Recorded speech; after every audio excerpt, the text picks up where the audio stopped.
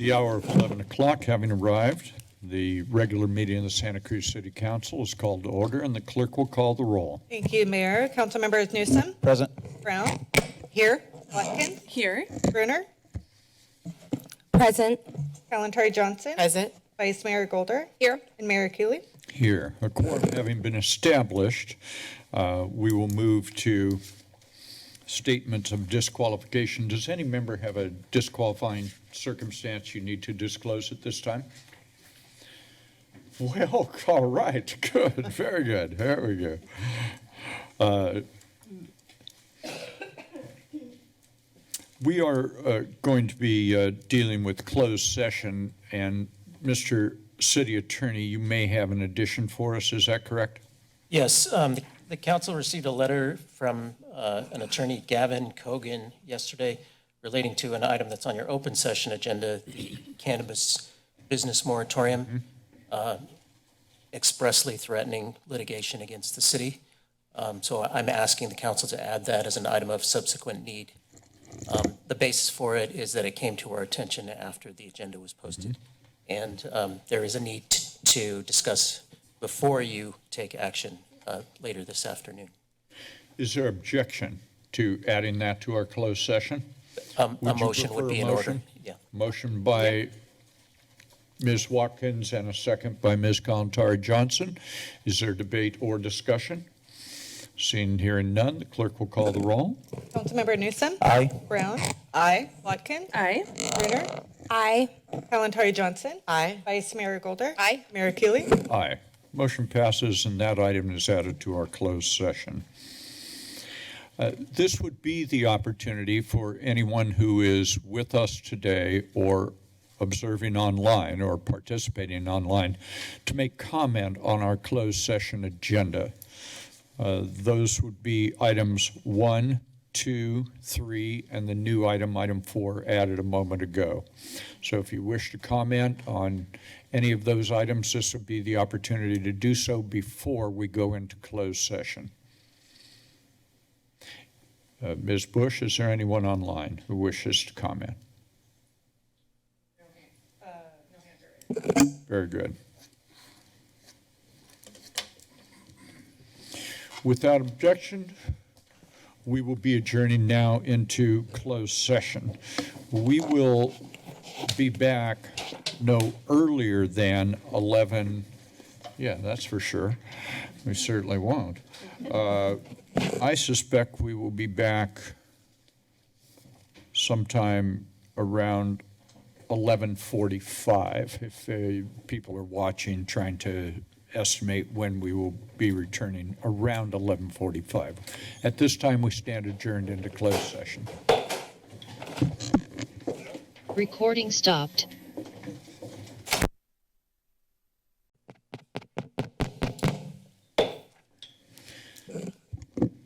The Santa Cruz City Council is back in session following our closed session. The clerk will call the roll. Thank you, Mayor. Councilmembers Newsom. Present. Brown. Here. Watkins. Here. Bruner. Present. Kalantari Johnson. Present. Vice Mayor Golder. Here. And Mayor Cooley. Here, a quorum having been established, we will move to oral communications. This is the opportunity for anyone to address the council on a matter under our jurisdiction, but not on today's city council agenda for a period of time up to 2 minutes. Are there going to be people online? So what we'll do is we'll alternate back and forth, someone here in the council chambers, someone online. Good afternoon, sir. Welcome. Yes, good afternoon. My name is James Ewing. Boy, this is a full house. That's amazing. I'll comment on 20 when I have an opportunity. You didn't mean to give me 3 minutes, did you? I'm sorry? You didn't mean to give me 3 minutes. No, I didn't, but please proceed. I won't use it. So 2024 is really quite a magical year. By some people's observations, this room should be flooded by the ocean in October. Boy, would that put a perspective on items like on number 20.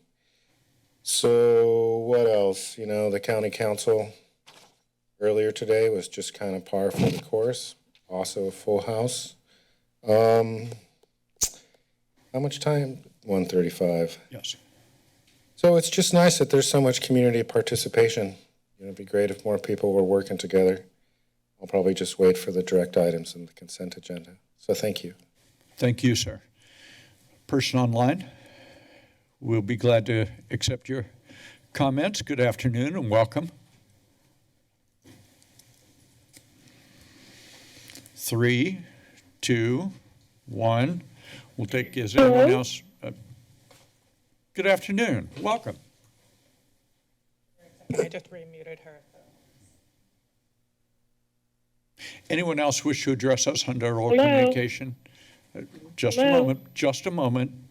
Anyone else wish to address us under oral communication? Okay, so what you should do is stand up and line up, right over there. Okay, very good. Okay, we'll take the next person, the person who is online. Welcome, good afternoon. Hello. Hi, good afternoon. This is Carol Polhamus. Thank you for taking my call. I was the Santa Cruz Little League treasurer for several years, and Little League still holds a very special place in my heart. I've spent a lot of quality time over the years at Harvey West. This year, my grandson is playing baseball there twice a week. There are over 400 Little League players using Harvey West Park this spring. Before opening day, letters were sent to parents cautioning them about the Shigella outbreak originating at the Friendship Garden. The Parks and Rec staff have done a good job increasing bathroom cleaning, but the county health department seems pretty much absent. There were 41 Shigella cases and growing as of March 27th, but no data has been reported since then.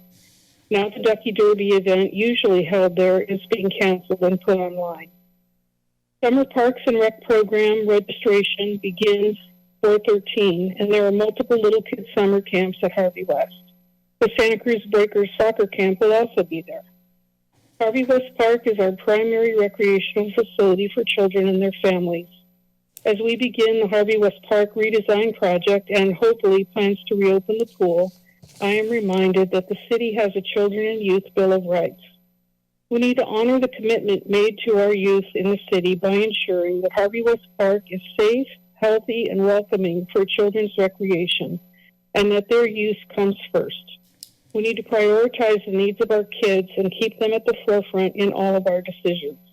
We made a commitment to the children. Let's please keep it. And let's insist that the county health department keep us updated regularly on what they are doing as well as the current data. Thank you. Thank you, Ms. Polhamus. Good afternoon, welcome. Hello. Hello. Hi. I had some questions. I don't know if they can actually be answered, but I'll just pose them anyways. All right. So I had some questions about the combination fire station / regional public safety training center that's being proposed. So we had some questions about where exactly the project is proposed to be built. We heard it was going to be on UCSC land, and we want to know where the funding will be coming from, what the law enforcement training will look like at the facility, what the timeline is for the project, and if there's going to be out-of-state or international groups training there. Those are my questions. Thank you. Good afternoon. Good afternoon. I also had some questions about this public training facility. I was just wondering, why had this project been proposed? How are UCSC educational resources going to be used? Are there ways that the community can weigh in on how this project is constructed? Thank you. Well, thank you. So that we're clear on how this works, we're not allowed by law to, in effect, respond to that. That's why it's called oral communication, not on the agenda today and so on. We were told before. We thought we Okay. would just do it So anyways. make sure you understood. My guess is that oftentimes after oral communication, a council member or whatnot might choose to reach out to you. You may choose to want to follow up with them. But thank you very much for being here, and thank you for your comments today. Thank you. Anyone else online? We'll take the next person online. Good afternoon and welcome to the council meeting. Hi there. Hey, I want to comment on two things real quick, which are very complicated, but I'll try to make it simple. Well, first is the nature of your online surveys. Like, for instance, I'm just going to use the current homeless response survey, which is actually one of the best ones I've seen, and it's well-meaning, I'm sure, but you know, your techniques here of, for instance, having multiple choice questions where all the choices are your choices and it's mandatory. You have to choose, say, 5 of 16 predetermined answers, or you can't take the survey, you're kicked out. That's not going to result in valid data. Or they don't have another box or whatever. And then there was one that was particularly laughable when all the many mandatory required responses were advocating for increased city spending. Whatever. Okay, well, you get the idea. So next, this is kind of hard to say, but going back to last meeting's cruise hotel agenda item, that item, had gone through multiple permit authorities and the developer had jumped through whatever hoops were necessary. And there were a lot of negotiations at water under the bridge. And it only came to you really with a half a dozen variances for final approval. And really the land sale had already been negotiated. And, the idea that in the 11th hour, really 12th hour, you can hold the permit authority over the developer's head and extort, I'd say, $100,000 out of them, which isn't really a legal obligation. And they, reluctantly, you could just tell reluctantly agreed to $5,000, and then you upped it to, $10,000 for 10 years with a kind of phony reason that, electric trolleys, will only last for 10 years. And I would point out that the trolley doesn't even run by Front Street in front of that hotel. And the people in the hotel already are paid up with TOT taxes. It's a horrible way to do business. Thanks. Thank you. Good afternoon. Welcome. Good afternoon, Mayor and Council. Judy Grunstra here. Some of you may know the building at Broadway and Seabright, formerly the Pacific Cultural Center, has been put up for sale by the organization that owns it, and the city schools district wants to purchase the site for drop-off parking for Galt Elementary across the street, and also for some classroom space, as I understand it. I don't live in that neighborhood, but I have used that building on occasion. It's been a community gathering space for many years, and it's really beautiful inside. It may even have historic designation. I'm not the only person who'd hate to see that building demolished. Now, if the schools wanted to build housing for teachers or a daycare center, that would be one thing. But to, build it and use it for parking, I thought the city could, if their sale doesn't go through, the city might make an offer on the property and keep it as a community hub. Maybe it's not too late.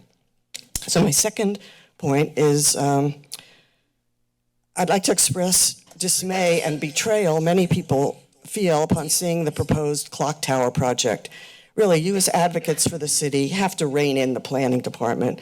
Do any of you honestly think this is an acceptable project for the heart of downtown? Don't act like you're helpless. Please nip this pre-application in the bud. Thank you. Thank you. Anyone else online, Ms. Bush? No one with their hand raised. No one? Anyone else who's with us wish to participate in oral communication?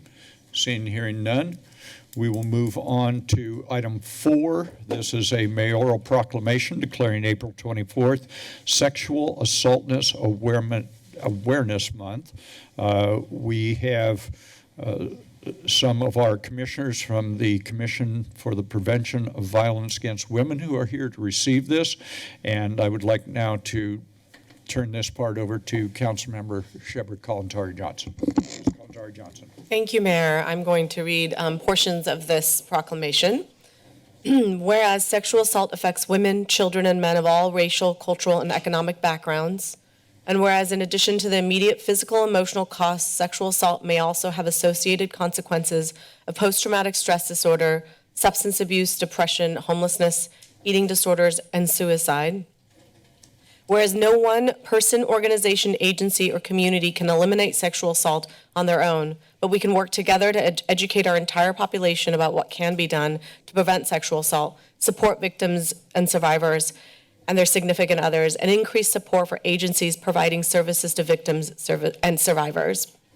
And whereas the Commission for the Prevention of Violence Against Women whereas the city of Santa Cruz set ending sexual assault as one of its highest priorities, and in July of 1981, established the Commission for the Prevention of Violence Against Women.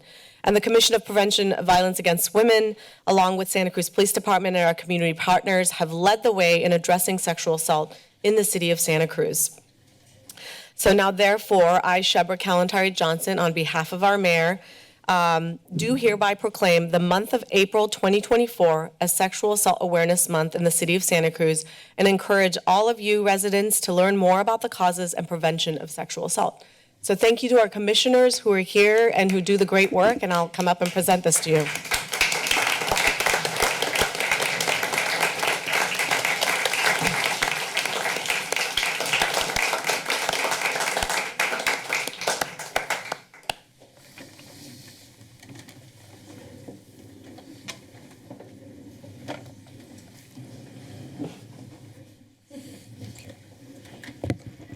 What's the over and under when we're there? One errant commissioner. Okay, she didn't use the opportunity to trash the commission. Okay, very good. I would bet she might be. There's a reason.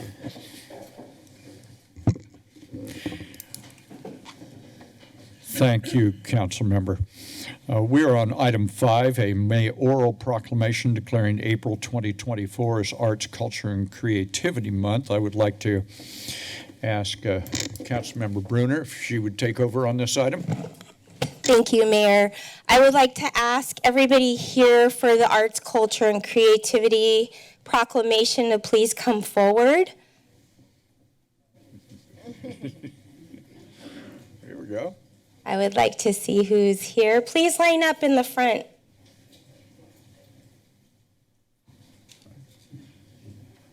Hello, welcome. Thank you.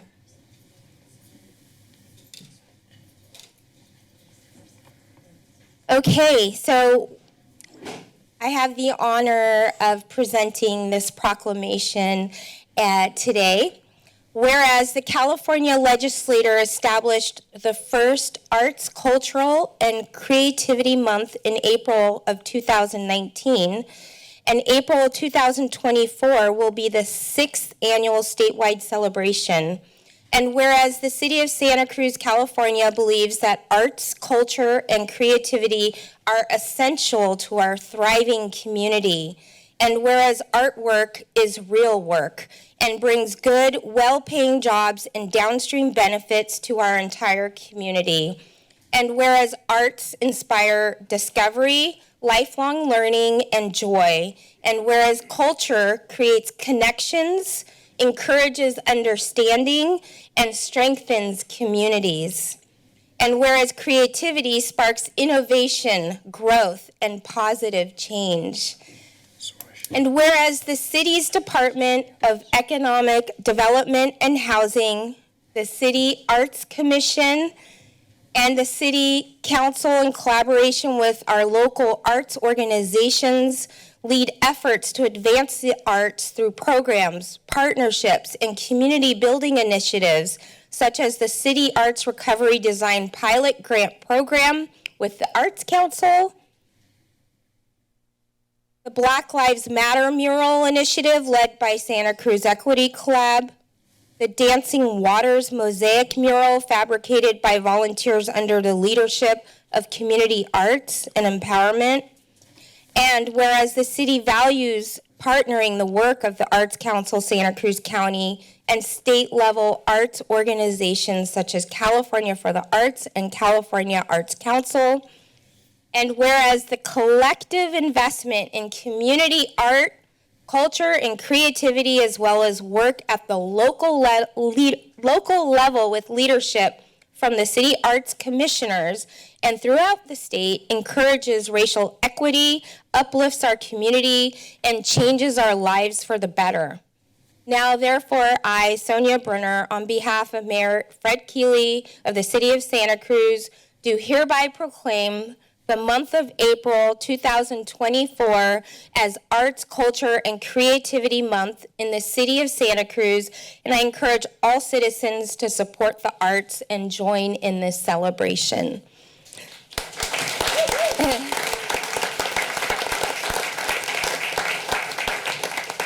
Before I hand it over, I just really wanted to quickly add, next week I will be attending the California Arts, Culture, and Creativity Summit in Sacramento. And this year's summit theme is Artwork is Real Work, and that's what ties into this proclamation that I wrote. And artists play an essential role in our economy and our health, with critical contributions across a variety of social impact areas. And the summit panel discussions will cover diverse topics from leading voices in the field, including arts and health, economic justice, climate change, artists on artist work, youth engagement, affordable housing and workspace, cultural equity, civil engagement, art, and more, with an emphasis on public policy and advocacy needed to support the creative industries and workforce. I will also be advocating at the Capitol on day 2 with our state legislators, along with one of our arts commissioners, Isabel Contreras. I'd like to welcome Val Miranda, who is here as our Arts Commissioner Chair, and Amy Davis, who will also be joining me at the Arts Summit in Sacramento from Santa Cruz County Arts Council. I see Senderos here, thank you. And I also want to acknowledge the work of Kathy Mintz from our Economic Development and Housing Department, Bonnie Lipscomb. Thank you. Thank you.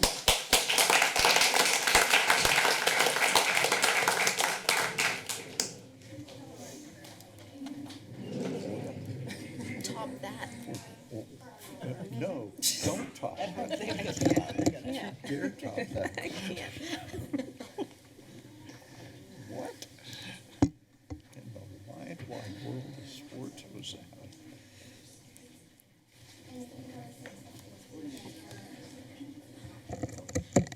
Wow.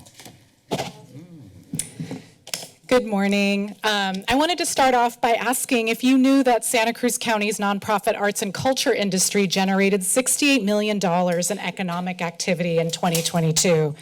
Arts, Culture, and Creativity Month is a statewide celebration honoring the intrinsic value of arts, culture, and creativity, not only as a public good, but also as a driver of prosperity for the California state economy.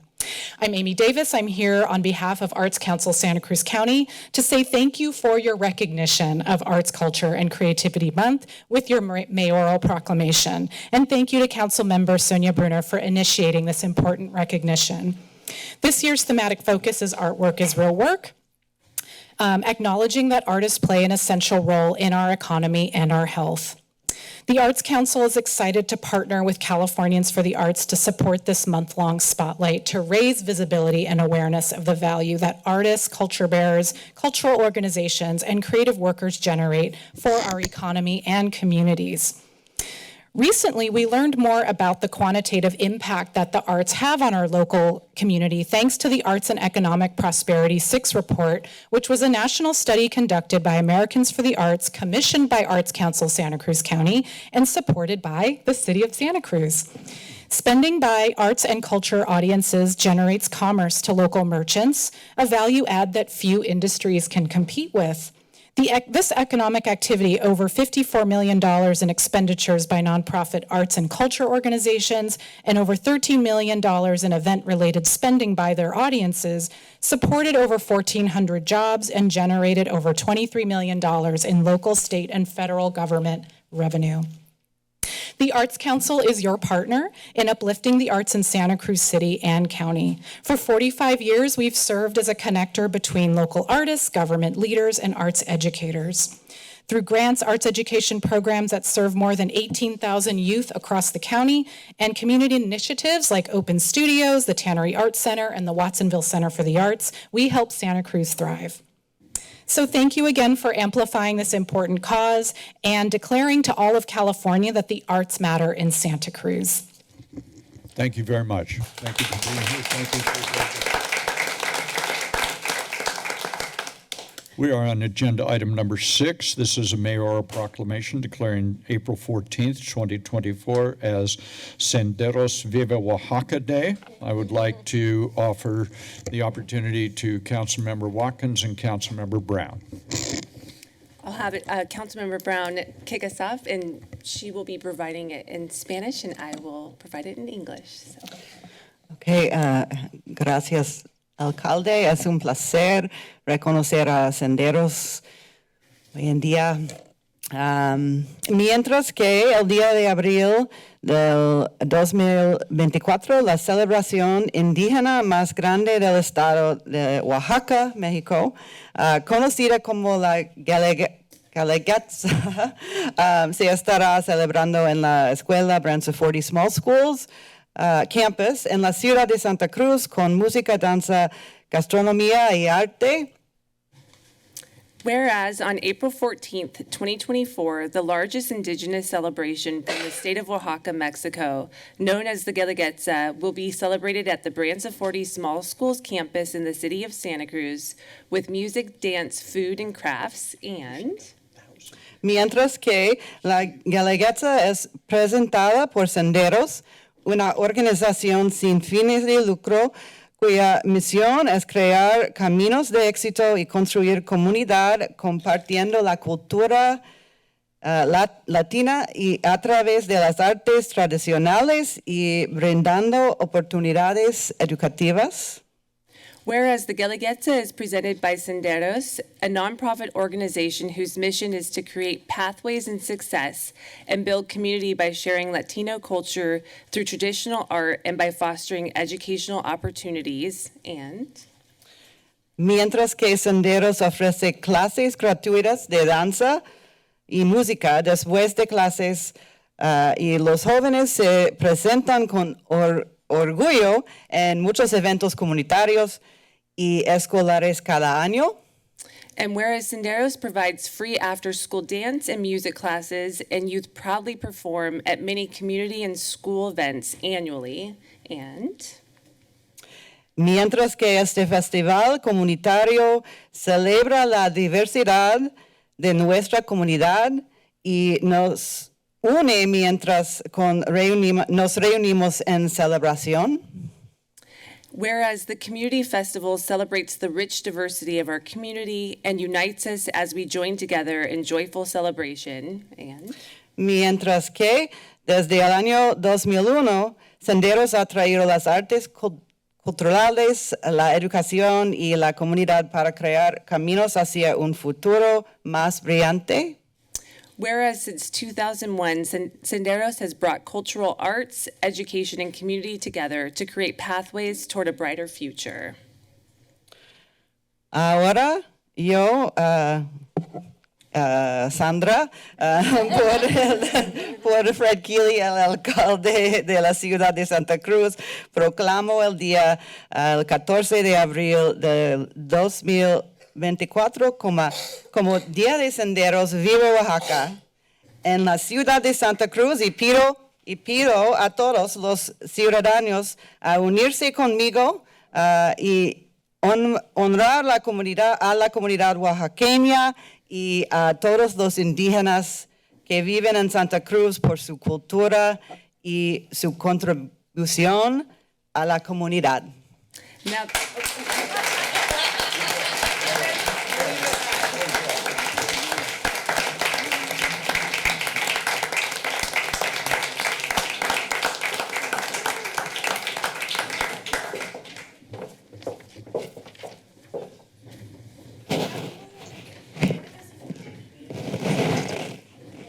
And then we get a little presentation. We're going to get a little musical presentation. Oh, yeah. Oh, yeah, we are. We're getting a little music. Free concert first. Free concert.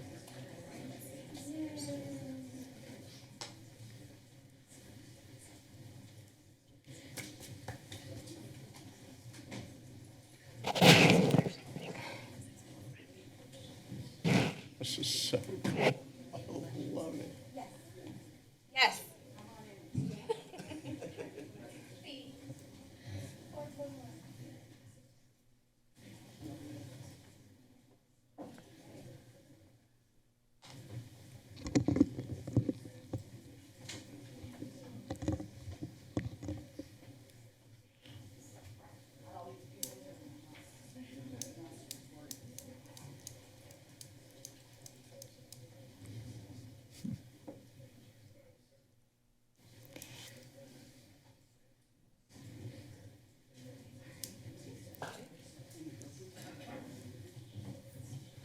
Welcome.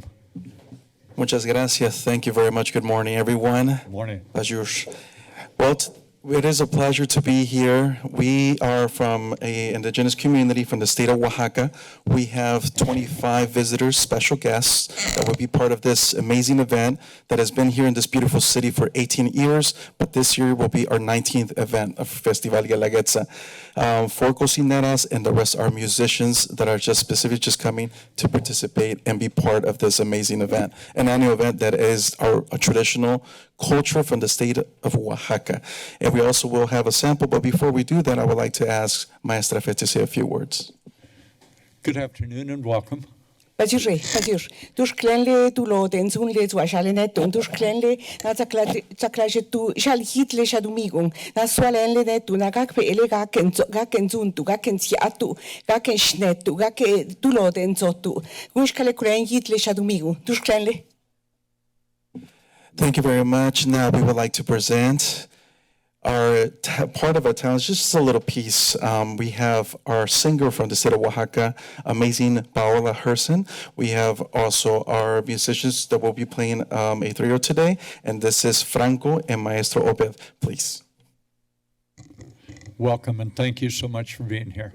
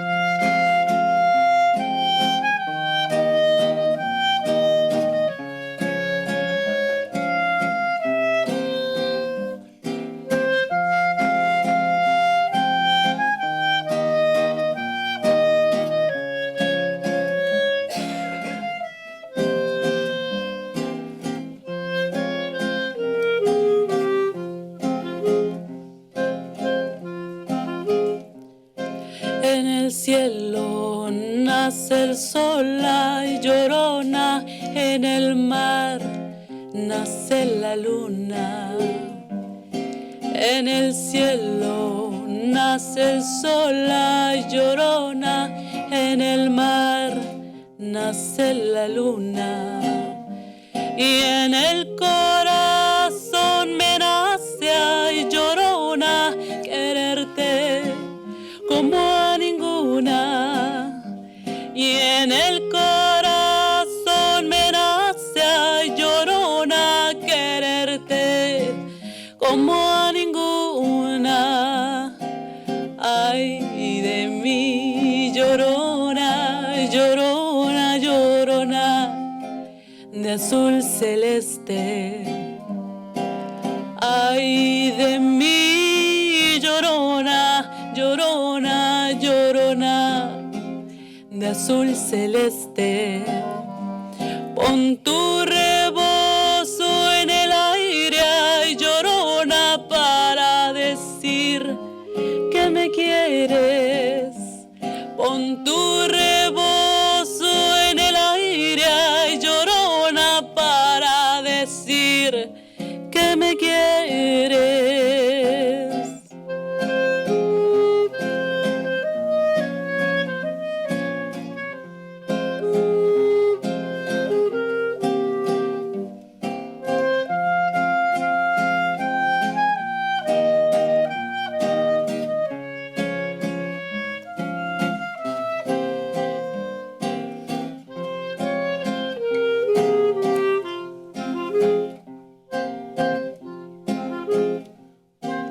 Ay de mí, llorona, llorona del sentimiento. Ay de mí, llorona, llorona del sentimiento. El que no sabe de amores, llorona, no sabe lo que yo siento. El que que no sabe de amores, llorona, no sabe lo que yo siento.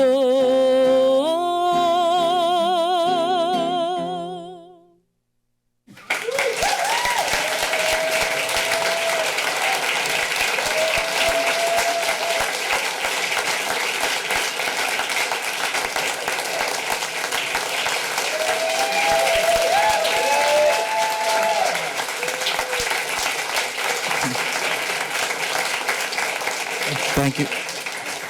Thank you very much for this space. We would like to also thank the city for helping and supporting Senderos, once again, a community organization, nonprofit organization that helps the community, especially in need. And we would like to invite everyone, if you would like to learn a little bit of how to cook Oaxacan food, tomorrow, Wednesday, after starting at 5 p.m. to 8 p.m., you can learn how to cook Oaxacan food at Brancy 40 Small Schools. So once again, tomorrow, we invite everyone. And again, this Sunday, April 14th, starting at 10 a.m., Brancy 40 Small Schools, we will have Guelaguetza. This is just a sample. Thank you, everyone. Thank you.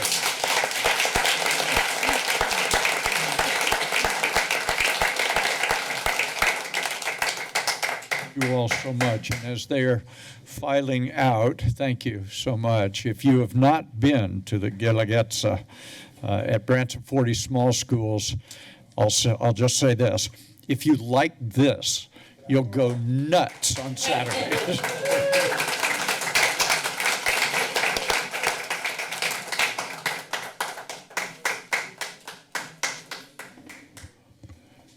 We are on presiding officer announcements. I have none. Statements of disqualification. This would be the opportunity for a council member who has a disqualifying circumstance to make your declaration at this point. Seeing and hearing none. Additions or deletions to the agenda. Ms. Bush, do we have any additions or deletions? No. Very good. Thank you. City Attorney, closed session report. Yes, thank you, Mayor Keeley and members of the City Council.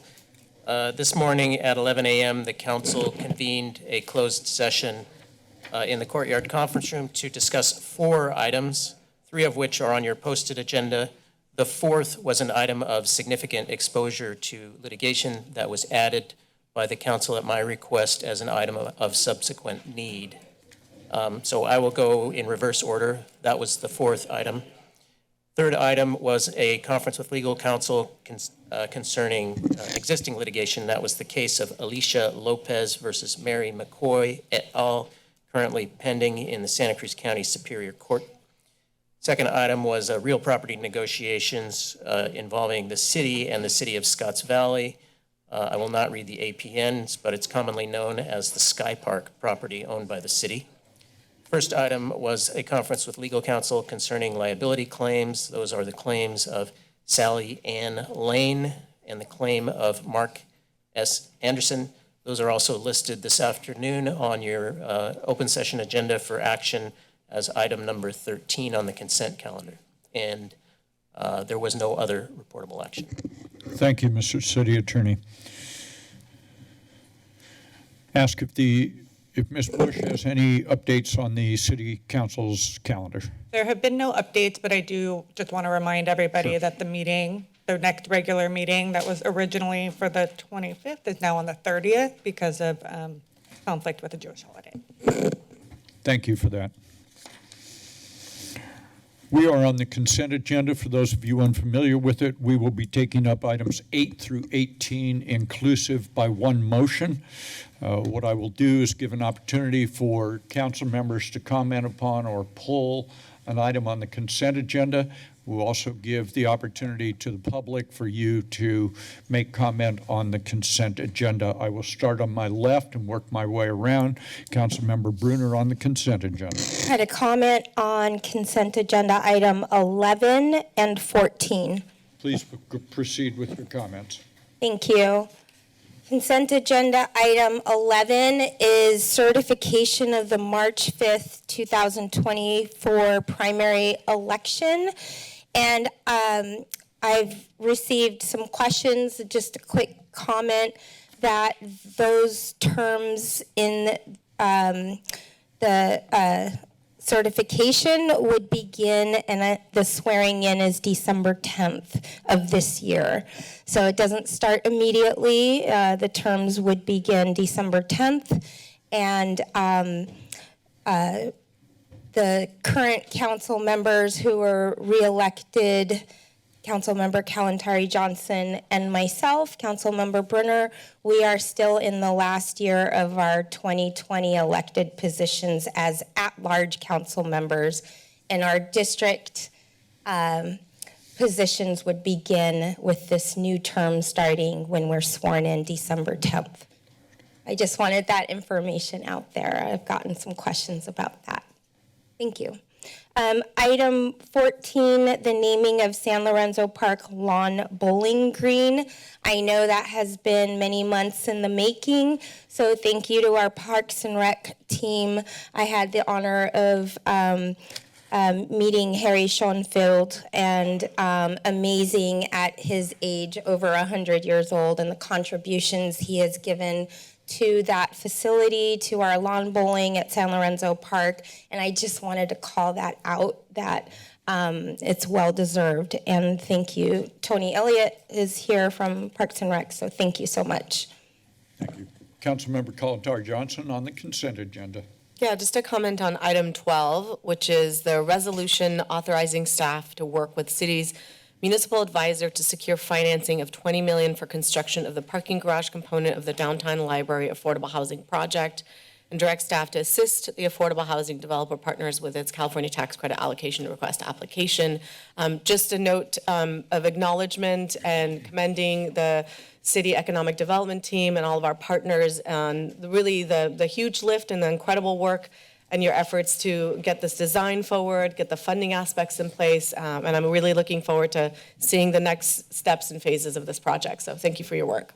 The Vice Mayor is recognized on the consent agenda. I just have a brief comment on 15 about the 733 River Street paving project, and I just would like it acknowledged that this is another financial contribution on behalf of the city to address homelessness, even though it looks like just a paving project. Thank you. Councilmember Watkins is recognized on the consent agenda. Thank you, Mayor. I appreciate the comments by my colleagues. The only additional comment I have is on item 10, which is the appointment of Courtney Barrett to the Commission for the Prevention of Violence Against Women. It's a partial term since I will be concluding my term on council and she will conclude her term, but it's nice to have a full commission. It was a commission I started on. It's a very important commission. We saw their work today and appreciate her service and all those who applied to serve on our commissions. Thank you, Councilmember. Councilmember Brown is recognized on the consent agenda. I want to add a comment on 14, and I also have been asked by members of the public to pull item 12. Okay. Please proceed with your comment on 14. Thank you. Yeah, I just wanted to really want to highlight this item. Henry Schoenfeld, I think, was, when I first got on the council, one of the first meetings we had about the Parks Master Plan, he came, and that his statements about his connection to the space, the Bowling Green, and the community that gathers there, and how it fits into our Parks Network really stayed with me, and I've been dreaming of a way to honor him, and I'm so glad that this is on our agenda today. Really well-deserved for someone at 101 years old who is out there making things happen, bringing people together. So just, I really wanted to make sure that he was honored in that way. Thank you. Councilmember Newsom is recognized on the consent agenda. Thank you, Mayor Keeley. I just want to quickly associate myself with the comments of Councilmember Kalantari Johnson on consent agenda on item number 12, and just happy to see this on our agenda item and keep pushing to make this project a reality and provide our community with 124 units of much-needed affordable housing and a state-of-the-art library. Thank you. We will take We'll take up item 12 separately at the request of Councilmember Brown. This is the opportunity for anyone who wishes to comment on one or more items on the consent agenda to do so. You will have a total of 2 minutes to make your presentation. Good afternoon.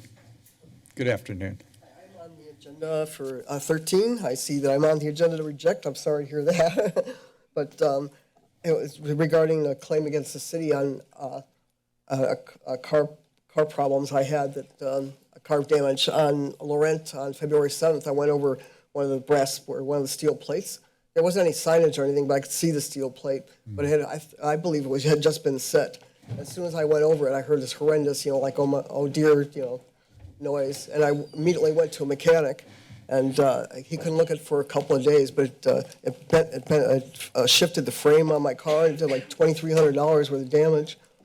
I'm on Social Security, and this is really like devastating to me. I'm kind of getting priced out of Santa Cruz as it is with PG&E. They're canceling my property insurance, and I would hope that maybe you would review it and possibly, see what the mechanic said. I didn't. It wasn't my responsibility at all of the damage that was done. I believe the plate wasn't. I went by a couple of days later, and they had the berms around it where it was set in. But I think that the plate came up and hit the bottom of my car. It's not low car. I don't scrape on bumpers or anything. So I really hope you might review and give me some relief on that. Thank you. Okay, thank you. Thank you very much. Anyone else on the consent agenda? Good afternoon again, sir. Yeah, hello, my name is still James Ewing Whitman. I wanted to comment on number 10, the Commission about the Violence Against Women, number 18 about the wastewater treatment, and then number 11, the primary election, so I get 2 minutes complete. Okay. Talk about the primary election. There's a gentleman named Samuel Clemens, otherwise is Mark Twain. Wrote some books like Tom Sawyer, some quotes of his. If voting really mattered, they wouldn't allow you to do it. Nobody said that over 100 years ago. So our mail-in ballots and all the fictitious stuff, we have extensive voter fraud. That's all I'll say on that. The commission, I don't know who Courtney Barrett is. I'm sure she has all the best of intentions. I hope that she has a lot of help. Something happened in this city on June 28th, 2019. I gave the city of Santa Cruz, the police department, the county sheriffs, all of you guys, and the county, remedies. So there's still at least one recording of 6 minutes and 41 seconds, which is an absolutely lousy example of peace officers. And there's up to 8 Santa Cruz police officers involved in that. So as far as the violence against women, I'm all for violence against everyone. No, non-violence against everyone. Excuse me, but there needs to be some accountability. Hey, I'm not perfect. There needs to be some accountability, and people need to be walking their talk. So that's enough. We used to get 3 minutes on each item, but I understand things change. Thank you. Anyone else on the consent agenda? Sir, are you? Guess not. Okay. Anyone online on the consent agenda? Motion to approve the consent agendas with the exception of item 12. Motion by Councilmember Watkins, second by the Vice Mayor. Debate or discussion, seeing and hearing none, the clerk will call the roll. Councilmembers Newsom. Aye. Brown. Aye. Watkins. Aye. Bruner. Aye. Kalantari Johnson. Aye. Vice Mayor Golder. Aye. Mayor Cooley. Aye. Motion passes and so ordered. We'll take up item 12. Councilmember Brown, you asked this item to be continued. Please open on your item. Thank you, Mayor. So I pulled this item at the request of members of the public. I can't tell if they're here to speak, but I wanted to try to get some clarification on the one portion of this item. This is about you've heard from other council members, the city seeking funding to fill out the various aspects of the library mixed-use affordable housing project. And one element of that is, and it's overall very good news, the city has done a great job of securing funding for that project. And the two pieces left are the parking garage and some of the affordable housing money. So just to set the stage for that. The question I have is related to, and this is a question that we received in written communication about the potential bonding. So the proposal is to bring back financial strategies. What I understand that to mean from the agenda report is bonding for the parking garage, and that the parking district would then be able to, with its parking revenues, pay off that debt service. And so, but there was a question about whether or not that is authorization today to commit the city to bond indebtedness, and how that fits with, what if the parking district can't pay off those bonds? Is the general fund on the hook? How just a little bit on how that works. That's my question, and then hopefully the folks who asked for this to be pulled will have comment. Thanks. Good afternoon. In response to the council member's question. Thank you, Mayor, and thanks for the question, council member. The authorization today is just so that we can go forward and secure the financing and work with our municipal advisor specifically to secure the financing. The timing for it is also important because we're in the process of submitting a TCAC application for tax credits for the project. So having those advanced to a certain point is really critical for our tax credit application. We will come back prior to any issuance and for the authority to move forward with any bond financing. And the revenue bonds are based on really looking closely at our revenue coming from the parking district over time. So anything that's financed with them is going to be vetted through our municipal advisor and prior to issuance. So that will be secured. Whether or not it is guaranteed by the general fund would be something that you could consider down the road. We're not at that point yet. Right now, we're really looking to work directly with our municipal advisor to move forward. Further questions, comments? All right. Matters back before the body. Is there anyone in the public who wishes to comment on item 12? Anyone online? We'll take the person online. Good afternoon. Welcome to the council meeting. Welcome. Person online? Good afternoon. Good afternoon. Good afternoon, Mayor Keeley and council members. My name's Matt Farrell, and I served as a downtown commissioner for 2 terms. And I want to encourage the council to direct staff to move forward with the library affordable housing project. I think it's a critical project on many levels for the city, including housing, the cultural and educational resources that are provided by the library, and of course the need for additional shared parking in the downtown. Thank you very much. Thank you for all you do in the community, Mr. Farrell. Anyone else wish to comment on item 12? Seeing and hearing none, the matter's back before the council. Councilmember Brown? I'll move the item. There's a motion, second by Ms. Bruner. Is there debate or discussion? Seeing and hearing none, the clerk will call the roll. Councilmembers Newsom. Aye. Brown. Aye. Watkins. Aye. Bruner. Aye. Kalantari Johnson. Aye. Vice Mayor Golder. Aye. And Mayor Cooley. Aye. Motion passes and so ordered.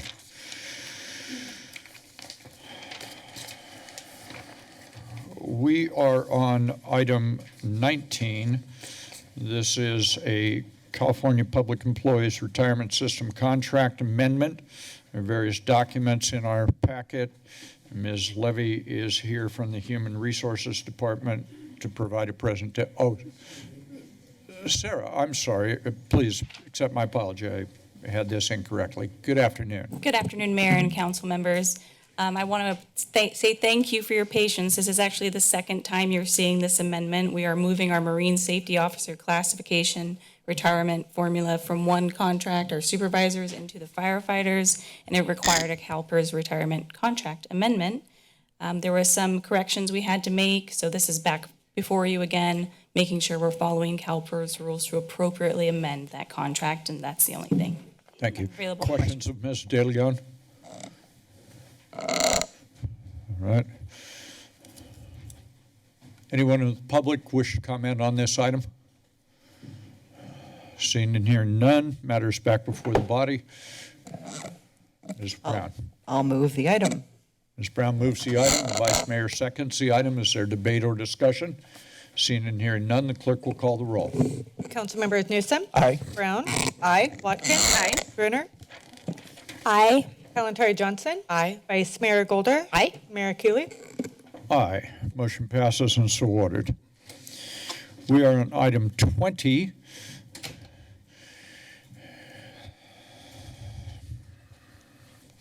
What we are going to do, and I imagine how many people here on item 20? Hands up. Okay, hands down. How many people are here on any other item? Okay, I'm imagining you're here on item 21 then.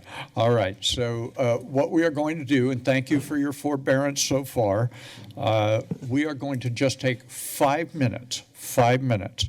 We'll be right back in here in session. We're going to take a quick 5-minute recess. We'll be right back in.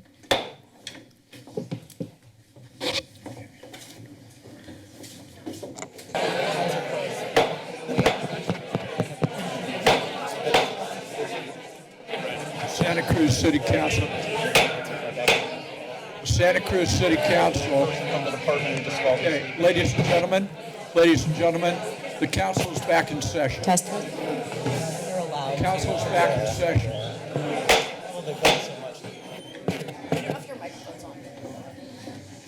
The council is back in session.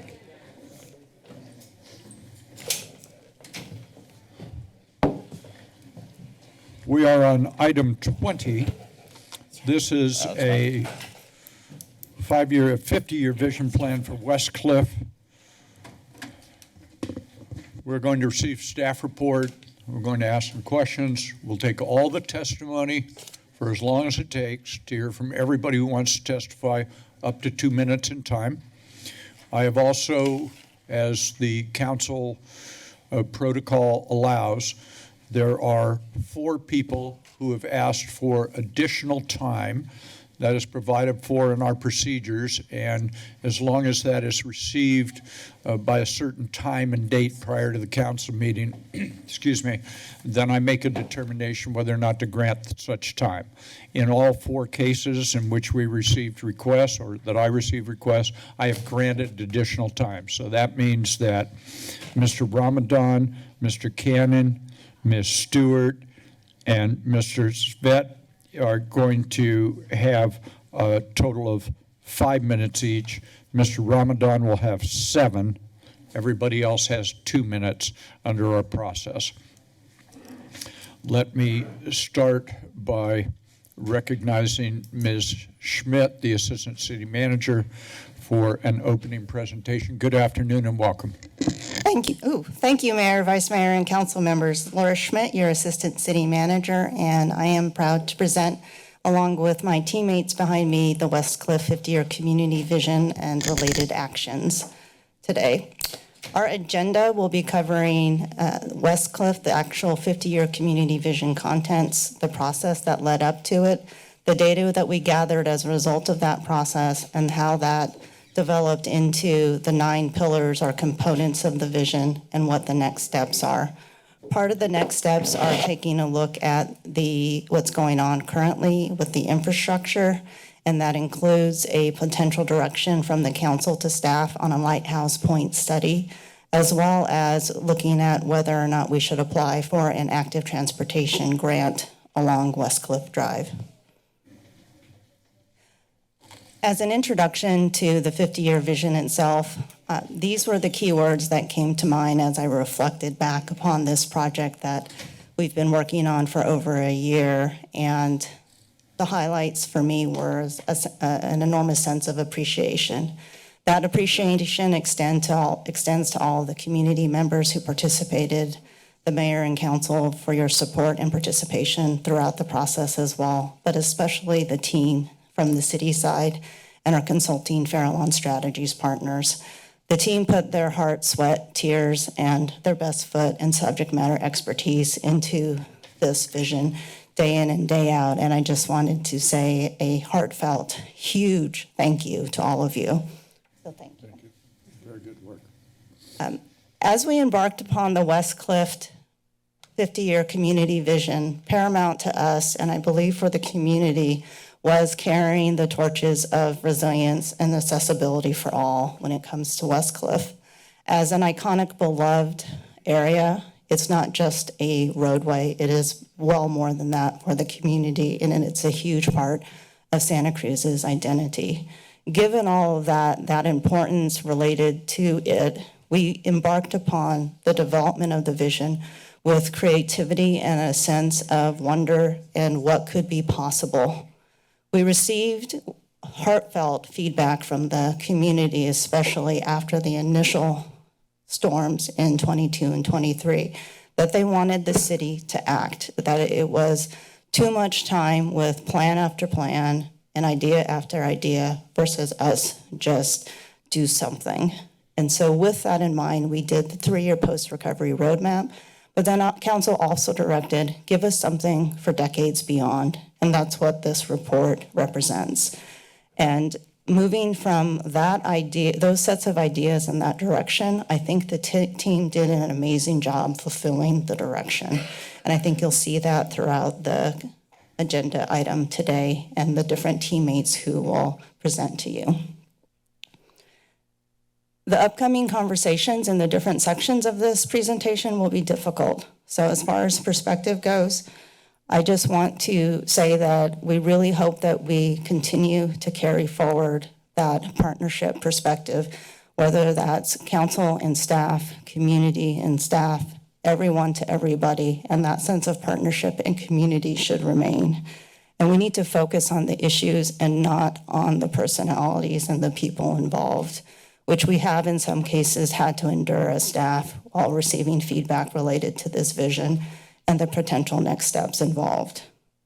We also need to really be proactive. One of the things that the vision embodies is our ability to leap forward and not continue to remain in a reactive space, and for us to be able to be strategic and proactive and also consider the entire city's perspective balanced by the neighborhood and the immediately adjacent set of community members. So with that, I'm going to embark on the actual contents of the vision, how we started, and then where we ended up. Our direction in May of 2023 is up there, and it's through a multi-agency approach, utilize the policy concepts named in the dynamic coast section of the draft roadmap. That is the 3-year post-recovery roadmap, including nature-based solutions to develop beyond the 3-year section to include a 50-year plan by the end of 2023. We are in April of 2024, so we missed out by a little bit, but in order to be able to truly involve the community, we did extensive amounts of community outreach and hosted conversations. So we felt the postponement was well in order for us to be able to put forward a quality product. Why did West Cliff need a vision? It was something that we believe the council demanded, but also the community, that we needed an articulation of the aspirations of the community, not just through standard master planning and other local coastal planning and regulatory planning that the city is obligated to, but to be able to actually capture the community's uses of West Cliff, their desires for future uses, and what they wanted West Cliff to be in the long term. And this will help us in our decision-making moving forward in the way that we allocate our limited resources. Limited resources could be staff, but it can also be financial. And all of that is building on the reality that we live in a dynamic coast. Things are ever changing. What we thought would take 30 years to happen for climate change took two sets of storms in 22 and 23. So we need to really embed disaster resilience, and we can't continue to be in that reactive mode. We needed to be proactive and figure out how do we possibly calibrate for 50 years from now. The process that we went into, I'm going to go through every single one of these boxes line by line, I kid you. We went through an extensive process to develop this West Cliff 50-year community vision. We went from our 3-year post-recovery roadmap and used that data to embed it into the next steps of the process. We developed an educational opportunity in a study session. We had conversations with the community to get their first set of ideas.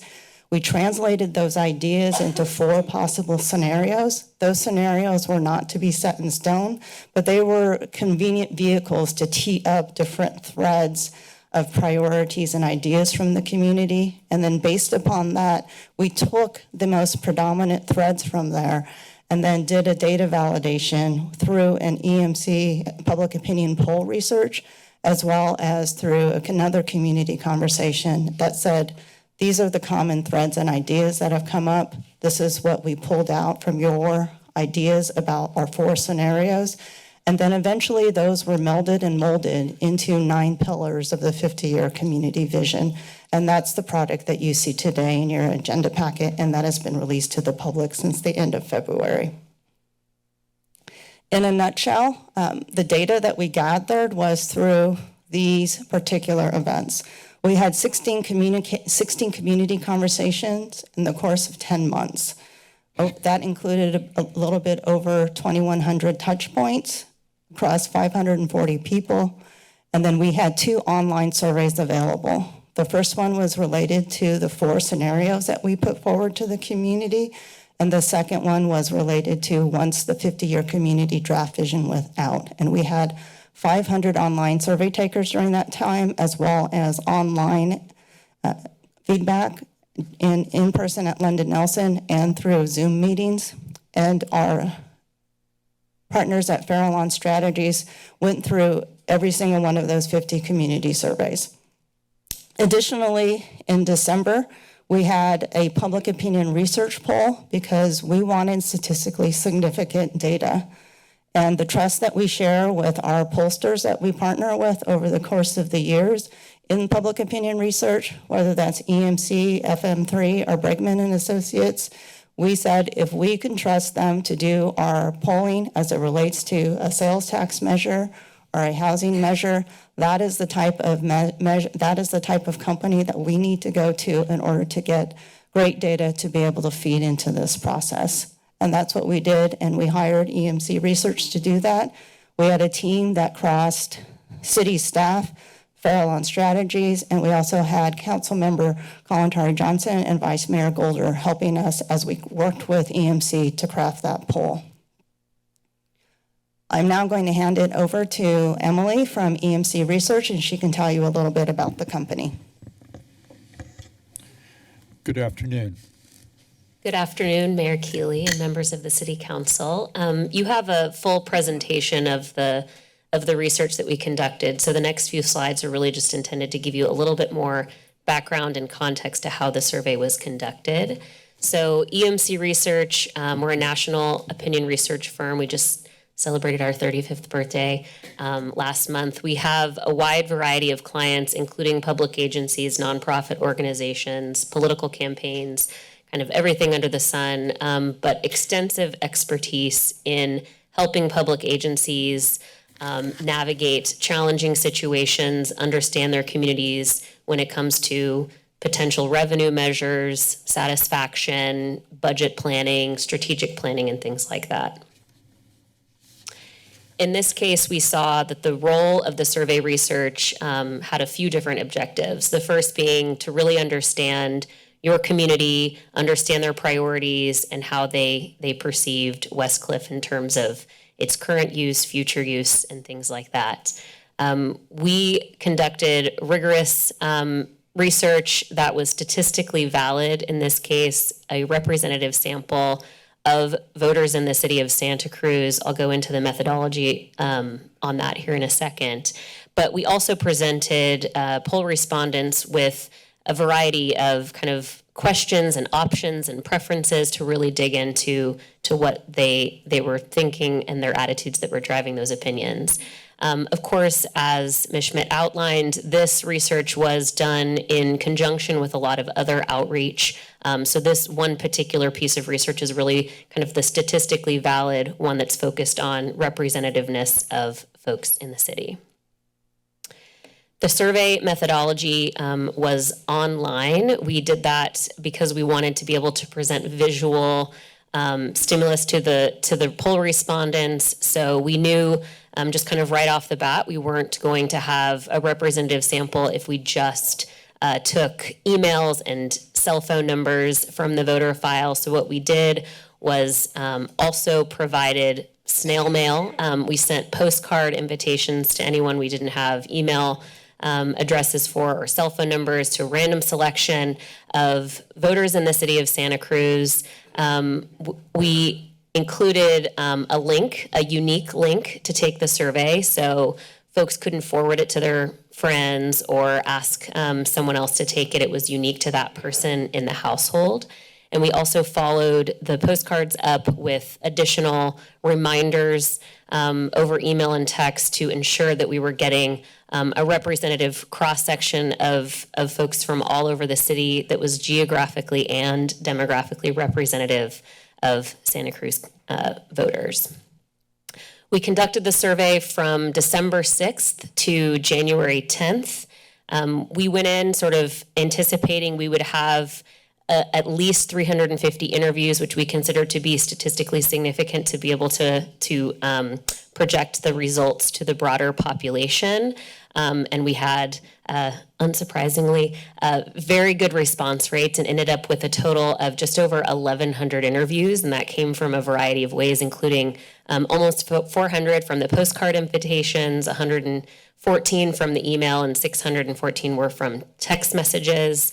We did have a subpopulation of the survey, 12%, that represented what we called the impacted neighbors, and those were the folks that live in close proximity to Westcliff Drive.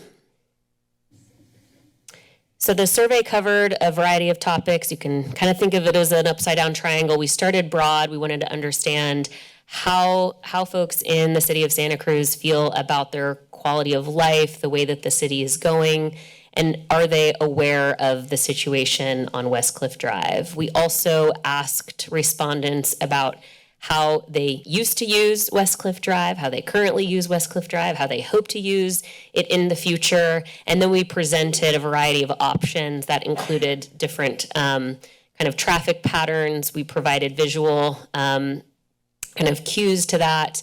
We presented kind of pros and cons of those potential traffic patterns, and then we had some demographic questions at the end. Oops, I'm sorry, I accidentally skipped a slide. But you can see that there. So we had some demographic questions at the end. This again was to look at for crosstab purposes, but to ensure a representative sample of voters in Santa Cruz. And that concludes the EMC portion, and I'm going to pass it to Michael from Farallon Strategies. Thank you. Good afternoon. Welcome. Thank you so much, Mayor, council members. It's a pleasure to be here after a long journey over the past year. As you all may remember, Farallon Strategies, our team has been supporting post-disaster recovery efforts, the road mapping process through the 0 to 3 years, and now supporting the long-term 50-year vision for Westcliff. It's been an exciting journey. I'll echo the Assistant City Manager's comments, Laura Schmidt's, that this has been such an amazing team to work with between the council members, the collaboration of the staff itself, the deep community engagement across many, many engagement opportunities. It's been a real pleasure working through this process and to be here today to present this 50-year vision. So when we think about where we're headed in the next steps and in the next 50 years, right, there's the short and then there's the long term. What we've heard consistently through this whole process is that Westcliff is integral to the quality of life in Santa Cruz. It's a cherished, just iconic resource that the community loves, visitors love, and it's a place where you go to find yourself, to be yourself, and to kind of see the world around you in Santa Cruz. So equitable, safe access, pedestrians, bicycles, and vehicles. These words were key words throughout this entire process. So making sure that folks continue to have access to the beaches was such a critical part of our feedback, access to Westcliff itself, and then also the ongoing separation discussion between bicycles, pedestrians, and vehicles. Further resilience, sustainability, the prioritization of habitat and future decisions, balancing other priorities with the discussions around critical infrastructure, because we see access and infrastructure is so important. And that's what we see when failures occur on Westcliff, when there are disasters and storms. But there's a number of other considerations that should be fed into this process that we heard from the community for that long-term vision to truly reflect the interests of the community. So I'm going to walk you through a little bit of this. Obviously, the 16-page vision plus attachments you've had access to, the public's had access to. It's changed, it's morphed since the initial draft to this draft now, and really excited to have a deeper discussion with all of you and the community on this. So as Laura mentioned a little bit earlier, we've brought the discussions from the past year into the 50-year community vision into 9 specific pillars. One is balancing change and collective future, beauty, resilience, and continued use, making sure there's continued access, prioritizing pedestrian and bicycle access, one-way vehicle access and additional traffic controls to help manage those changes, limited hard armoring, so limiting the amount of seawalls, et cetera, that are out there in balance with other priorities, exploring nature-based solutions and engineered natural feature restoration, so looking at the past to inspire future actions moving forward. Park space is recreation area and buffer, partnerships with those folks that maintain other properties, for example, state parks. Planned relocation, another connection point, which we'll talk about in a moment. And then ongoing collaboration. Collaboration has been really key to get to the point we are now. There's been so many organizations, actors, whether it's in the public realm, nonprofits in the area, public agencies at the local, regional, state, and even federal scale, helping to support these discussions over the past year. That recommitment to collaboration and moving forward in the next 50 years is really key. So on the first pillar, beauty, resilience, and continued use, we really wanted to bring forward the highlight that people see Westcliff as a beautiful amenity for the community, for themselves, and for the visitors that come. So celebrating that beauty and also recognizing the awe that comes from being on a beautiful coastline such as this, on a beautiful day like this, which is, unfortunately, we all have to be here instead of out there.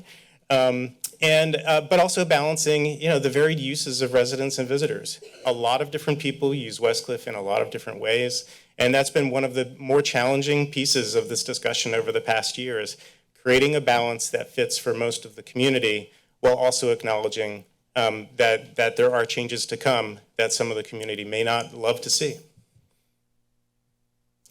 Balancing change in a collective future. Change is a constant along Westcliff, recognizing that change has been happening time immemorial, understanding that the disaster response mode that the city has been in has been challenging for the city's finances, for the state and federal partners that are helping to support those post-disaster recovery efforts, and then also thinking about how that change is affecting access to Westcliff, the beaches, the pocket beaches, and the usability of the coast for all the wonderful uses that are out there. And really that recommitment to making sure the community can come together to solve problems and build that collective future together. So this vision is not just about what are we going to do, it's also about how we work together to do it, and how that may change over time to reflect the interests and priorities of the community. Another is prioritizing pedestrian and bicycle access, plus one-way vehicle access and additional traffic controls, recognizing that Westcliff has been closed for a long time now, and it's impacting access across the entire corridor, understanding how we may be able to retain access longer term in post-disaster dynamics by flexibly managing that right-of-way, and then supporting the exploration of a conversion of one-lane traffic to separated pedestrian and bicycle lanes. And then also looking at additional traffic control measures, acknowledging any change in alignment along that roadway can create issues in neighboring communities and neighboring blocks. And in order to prioritize bicycle and pedestrian usage, which is what we've heard throughout our engagement over the past year, the only real way to do that is to either pull back the right-of-way for vehicular traffic or to go out over into the ocean and build out through hard armoring and restoration of cliffs. The latter is a lot less feasible, particularly in the short term. And in the long term, that continued exploration of options is really important as we think about the future of this kind of a dynamic. To that end, limited hard armoring, this was one of the scenarios we put forward to the public to discuss in December, and it was found to be the least palatable option. You know, understanding that if you hard armor the cliffs and the bluffs along West Cliff, you're inherently changing the dynamic out there, reducing that natural feel of the West Cliff area, and changing how access points occur along the coast. So this prior community engagement does suggest that other interventions should go first. Hard armoring is one of those things that we're further down on the list of where folks want to go. Also acknowledging it's one of the most expensive routes to take. It is one of the hardest from a regulatory standpoint, and it incurs significant management costs over time. So the vision highlights the need to limit hard armoring, but also acknowledging it's going to be needed in some areas where there's critical infrastructure and where access needs to be maintained. The next pillar was exploring nature-based solutions and engineered natural feature restoration. And this is leaning into both where West Cliff has been previously and where it could be in the future. So this is a little bit of a retrospective in addition to a prospective exploration. Acknowledging nature-based solutions are oftentimes hard to do in a high-energy environment like West Cliff. There's a study that'll be starting very soon to look at nature-based solutions along the coast of Santa Cruz. This is acknowledging that there's more research needed, but that data can really help inform some specific decisions in the near future, so giving a nod to that. The natural feature restoration, understanding that there's hard armoring, and there's also the ability to help natural features restore themselves. For example, retaining sand to allow for beaches that have better sand retention to protect the bluffs and the cliffs more effectively during peak energy storm events. And so exploring those further, because we do not have a lot of great data on how that works. And again, you'll hear a little bit more about some options for exploring that, particularly around Lighthouse Point moving forward. And then lastly, really thinking about changes to unintended consequences of these actions around both nature-based natural feature restoration, but also hard armoring, making sure that we're going in with eyes wide open on changes that may occur to surf breaks, to erosion patterns, sand movement, but also potential erosion shifts in other areas along the coast, not just in Santa Cruz, but also downstream as our sediment in here along this part of the coast does tend to flow down the Monterey Crescent. So park space is a recreation area and buffer as well. This came up numerous times. Folks that use West Cliff love it as a park, as an access point. Numerous active uses are on the ocean and on the coast. And so maintaining cliff top space to accommodate those changes over time also requires us to balance what other uses are on that bluff top, like transportation, pedestrian, and bicycle access. Planned relocation is another top pillar. So really looking at how we can partner with state parks, for example, to accommodate some movement on the coast, while acknowledging in some areas with the estimated erosion of 5 to 25 feet along most of West Cliff, there will be areas that we'll have to have hard discussions about, whether it's private property owners that want to allow the city to purchase their property, or whether they would be willing to transfer property for public use, or leaseback programs that allow for private property owners to allow a purchase of their property and lease back that property to use it while it's still viable.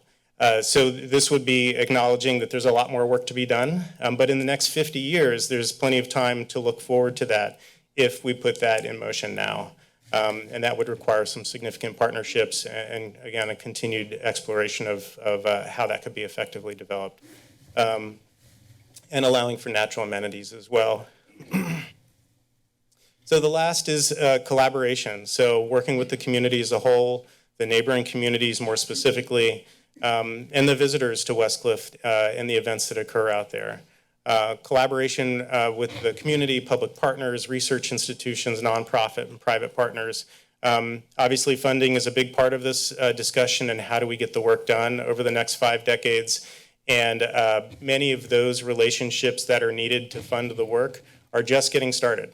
And many of them have been a part of the conversation over the past 6 to 8 months and are excited to see where this goes in the future. So next steps, so we're following council meeting today.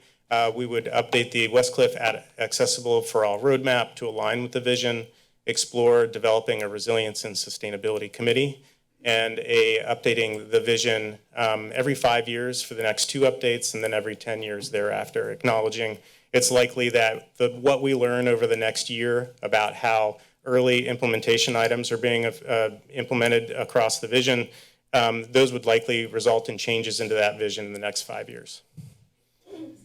So with that, I'll hand it over to Nathan Nguyen.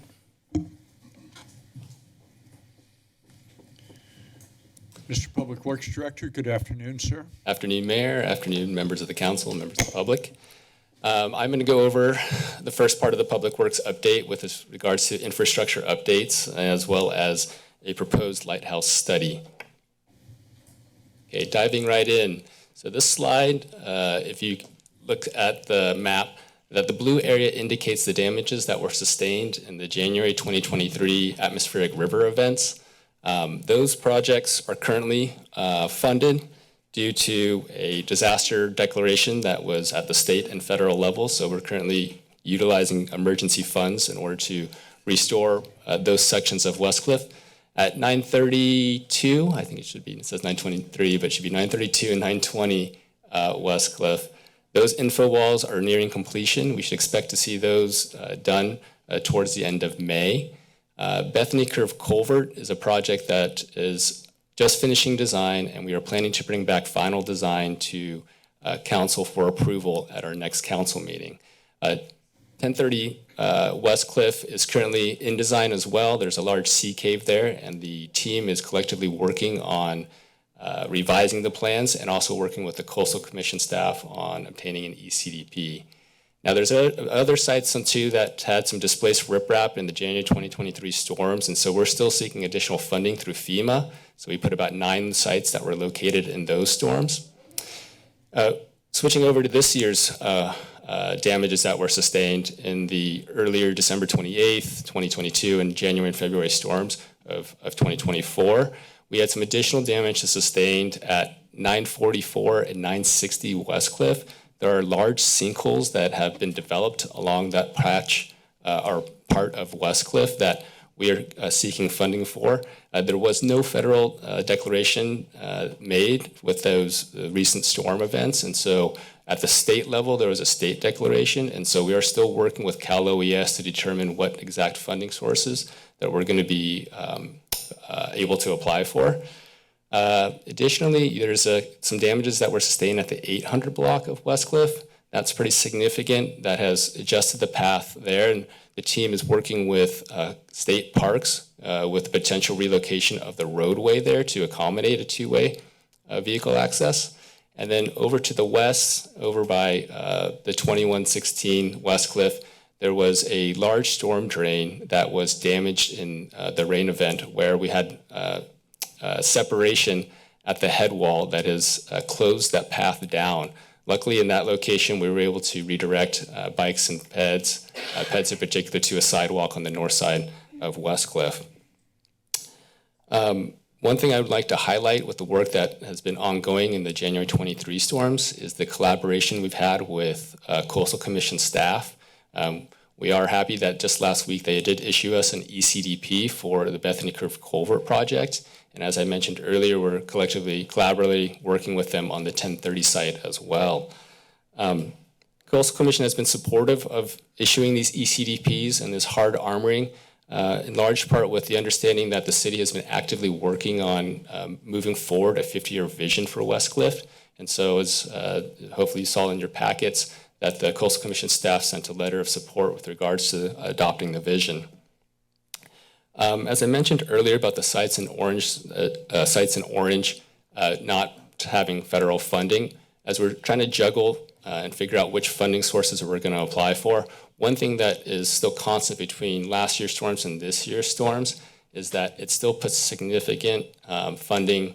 The city has to still put significant funding as a part of our local match to any one of these grant funding sources. So while we're roughly estimating the 23 storms to be around $20 million, that still puts the city on the hook for about $2 to $3 million of that for our local match. And that is having a significant impact with regards to us, the city, being able to deliver on other CIP projects, including paving projects, because we are therefore utilizing gas tax and other funds.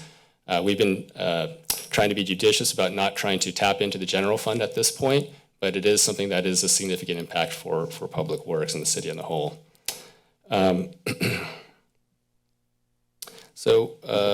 thing too that I'll kind of leave on here on this slide is that adopting the vision allows us to be proactive in this manner. And so while we received one-time emergency funding for last year's storms and potentially this year's storms, getting a vision in place allows us to then search for additional funding sources to be proactive on rather than waiting for the emergency response efforts that were underway.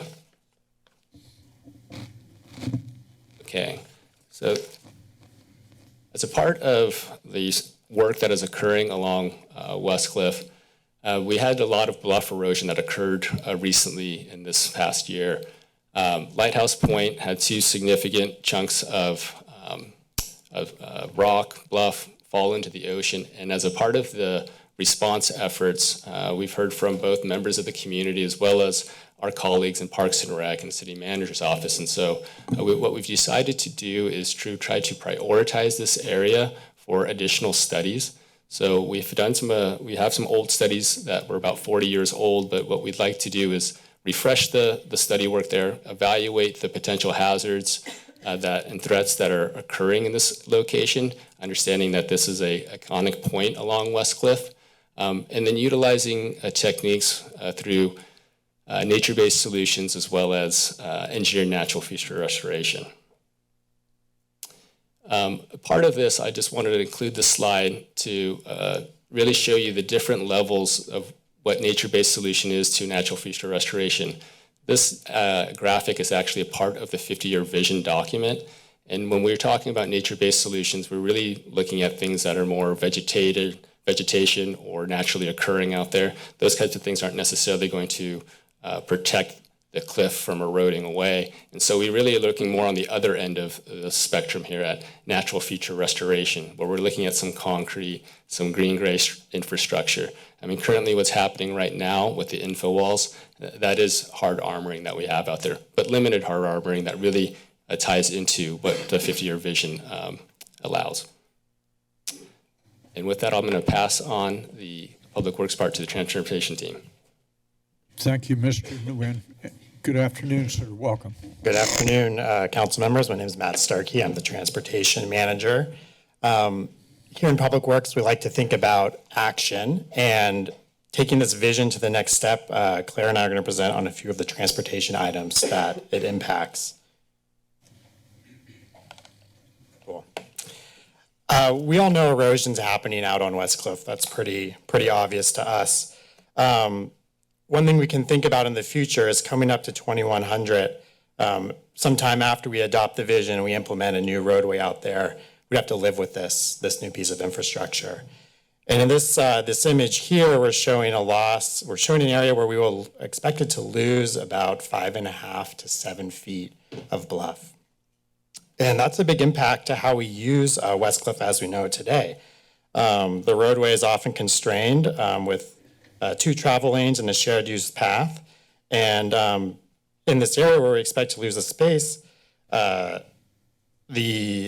the shared use path would actually go away without intervention with like hard armoring here. So when you think about the transportation options, we want to translate that vision into a roadway cross section. And the vision has 4 elements that influence how a roadway would look: prioritizing pedestrians and cyclists, prioritizing one-way access, limiting hard armoring, or in other words, allowing some erosion, and planned relocation. The width shown here in the 2 cross-section images there on the screen add in a separated bike lane, which is not currently out on West Cliff. Currently, we just have a shared use path. But we've heard through this process over and over again that there's a lot of conflicts between people biking and walking on the path. And so that separation for people biking would improve that experience for everyone out there. The one-way and two-way roadway debate has been pretty heated, but its implications are more than our perceptions about increased traffic. It's about the amount of space that we need to plan for on the top of the bluff in the future. And so what we're going to do is we're actually going to do a little bit of exploration on what these different widths look like on top of the bluff in the future. And the real difference we'll see is what that extra 12 feet is that we need for the additional travel lane. So in this image here, we're showing 2 renderings that sort of help articulate what the difference is in the future between a 2-way roadway and a 1-way roadway. Don't forget that the bluff is going to move inland, and maintaining a 2-way roadway and adding the separated bike path means that we push the roadway into the front yards at the very least of adjacent properties. And in some areas, we actually would impact the actual homes that are on these properties. And you can also tell that it really changes the sort of character of West Cliff. There's that less buffer between the homes and the roadway in the future. With these sort of images in mind, we're going to go on a little journey down West Cliff to see what this looks like. We'll just go over the legend really quick here. In blue, what we're showing on screen is the public right-of-way, or in other words, property that the city owns to make these changes. Red is private property acquisition. So that's an area where the 1-way or 2-way roadway would extend onto private property. You can see the houses or buildings there shown in tan. And then in orange is homes that are actually impacted by that right-of-way. So where this 1-way or 2-way roadway would extend into a current building. And then on the bottom kind of faint line there, that's the estimated top of bluff there in 2100. And of course, this is sort of a sketch level exercise. We know that erosion doesn't happen perfectly as we might plan for it to, and we know roadways have much smoother curves. So this would be different in reality, but this gives us sort of a quick look at what we might expect. Okay, so exploring these differences, I'll get you set up on the screen here. So we're gonna start at Bay and we're gonna move down towards Natural Bridges. The left video shows what a 1-way roadway would look like, and the right shows what a 2-way roadway would look like. So go ahead and buckle your seatbelt, strap on your helmets, tie up your roller skates, and away we go. Okay, so before we're moving down Bay here, and you can see, oh, I just missed it. We'll get 2 chances, but before we get to Lighthouse Field, the slight difference is we lose some front yards, but in the 2-way, we actually start to impact some of the houses.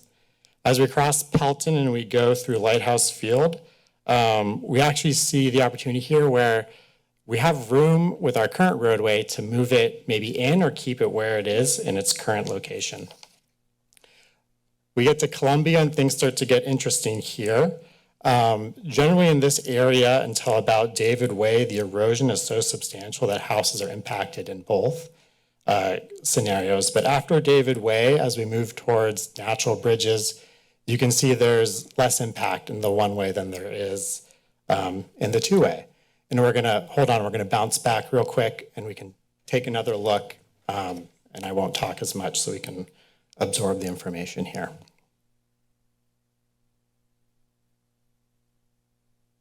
And there we go. So again, with the two-way option there, more of the homes impacted through this area compared to the one-way traffic scenario.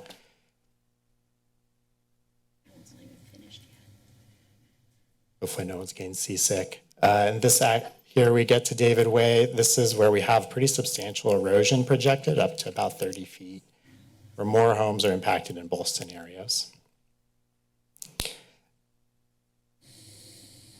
And then coming back through Lighthouse Field, this is where we can see we actually have room to play around with where our roadway goes, working in collaboration with our partners at State Parks.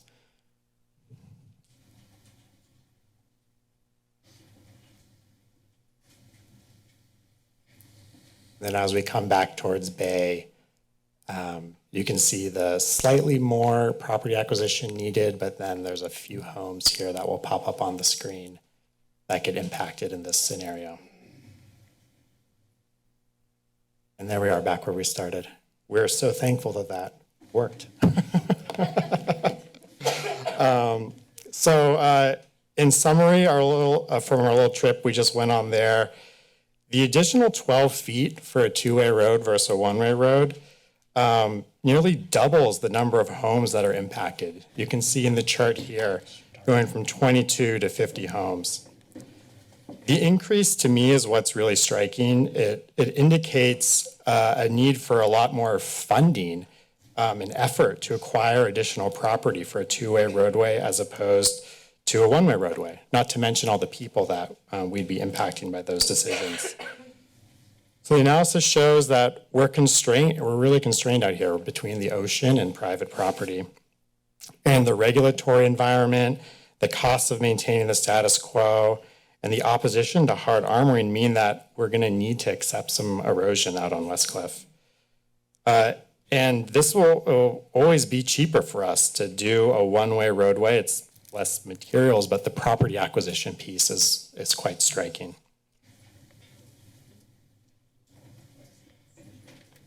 So the time to act on this is now. Erosion continues to happen on Westcliff. As Nathan mentioned, we're still rebuilding from 2023 and looking for funding to just fix what happened in 2024. Continuing to replace what we have today is only feasible because of the federal funds, and expecting those to continue to come in is unrealistic, which means that more local money, our money, city's money, will be needed to accomplish these more substantial goals out here.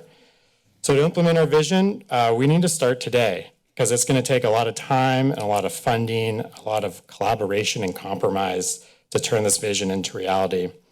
And part of that vision is adapting and creating the roadway and our bluff to create access for everyone to the coast.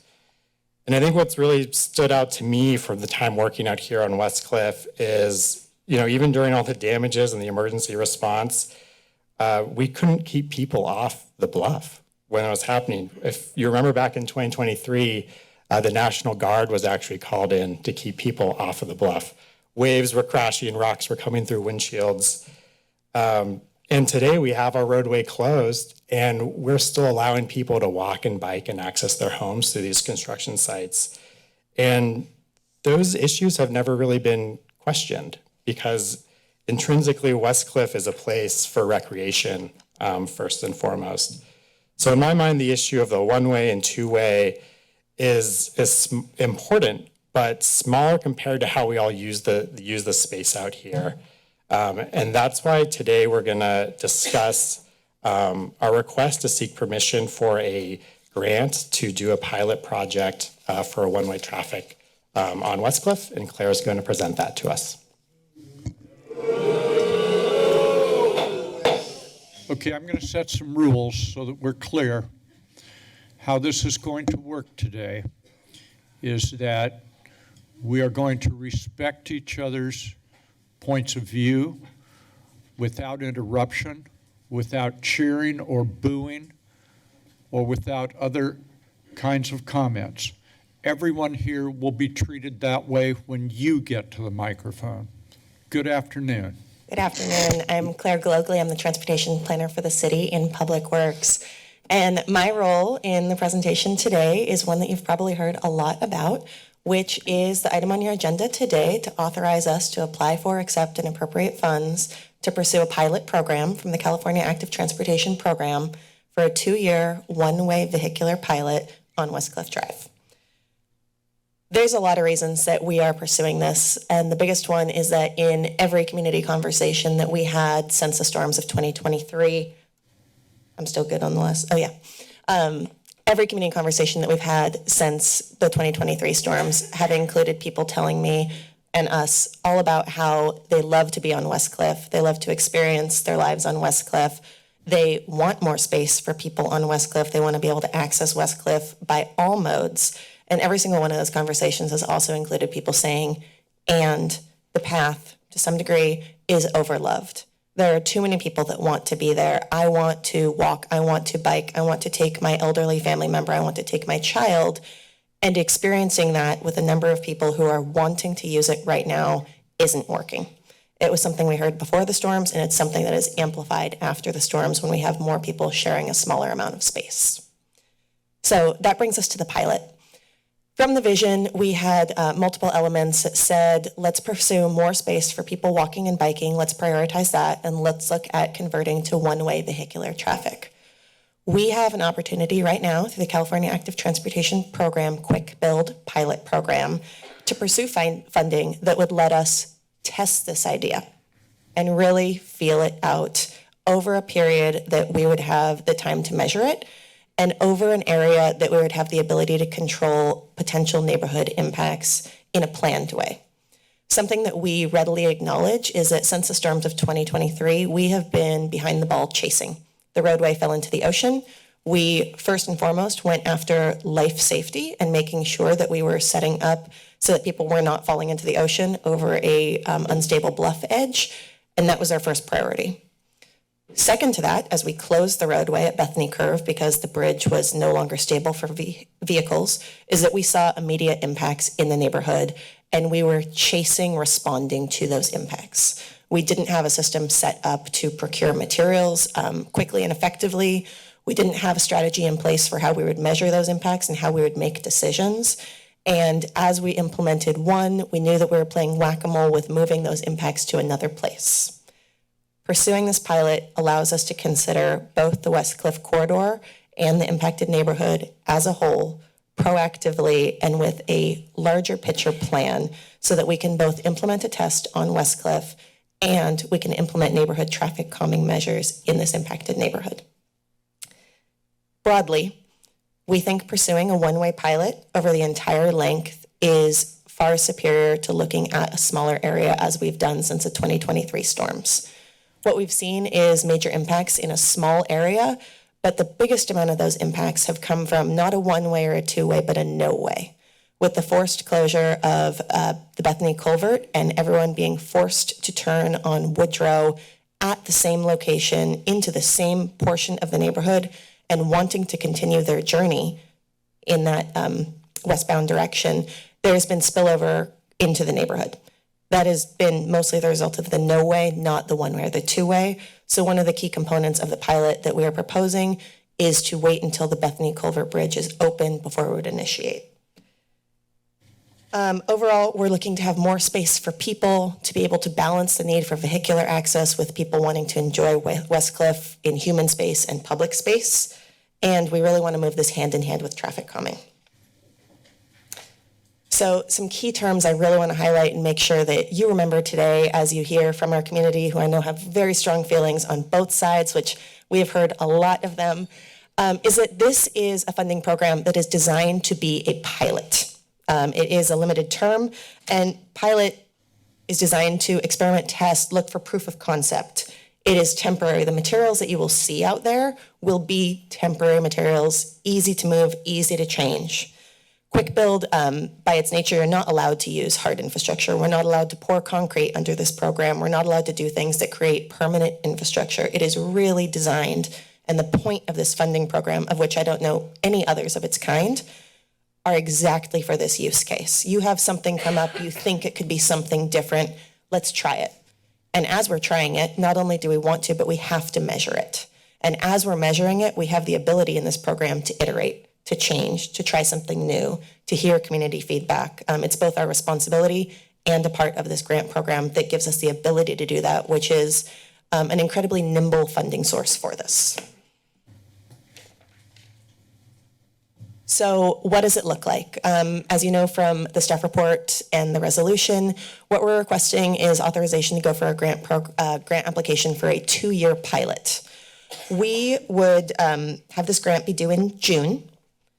The anticipated awards would come in October, with project programming coming in December. At that time of project programming, we would be required to have environmental clearance. After that programming occurs in December is when we would enter into the pilot design, which would include community outreach, and we would return to council for authorization to move forward with that design that we had laid out. We would then immediately go forward with deployment after the Bethany Culvert is open. That's a big contingent piece of this plan. So we would have no situation where we had a no-way, but we'd have continuous one-way. And at the same time as deploying the West Cliff one-way, we would be deploying the neighborhood traffic calming, of which we have a slide coming up on that. During the time that we had the pilot in operation, we would commit to returning to council every 6 months with an update. We would bring data back on the measurements of number of people biking, number of people walking, number of people using vehicles, any feedback we got. In advance of those council meetings, we also commit to having regular community touch points, which you see in the triangles on the top, and ongoing community conversations. At the end of that 2-year period, something unique and special about this grant is that we would return to council for your direction on what to do. This is a program that we could pull out in its entirety, we could pull out partially, or we could leave.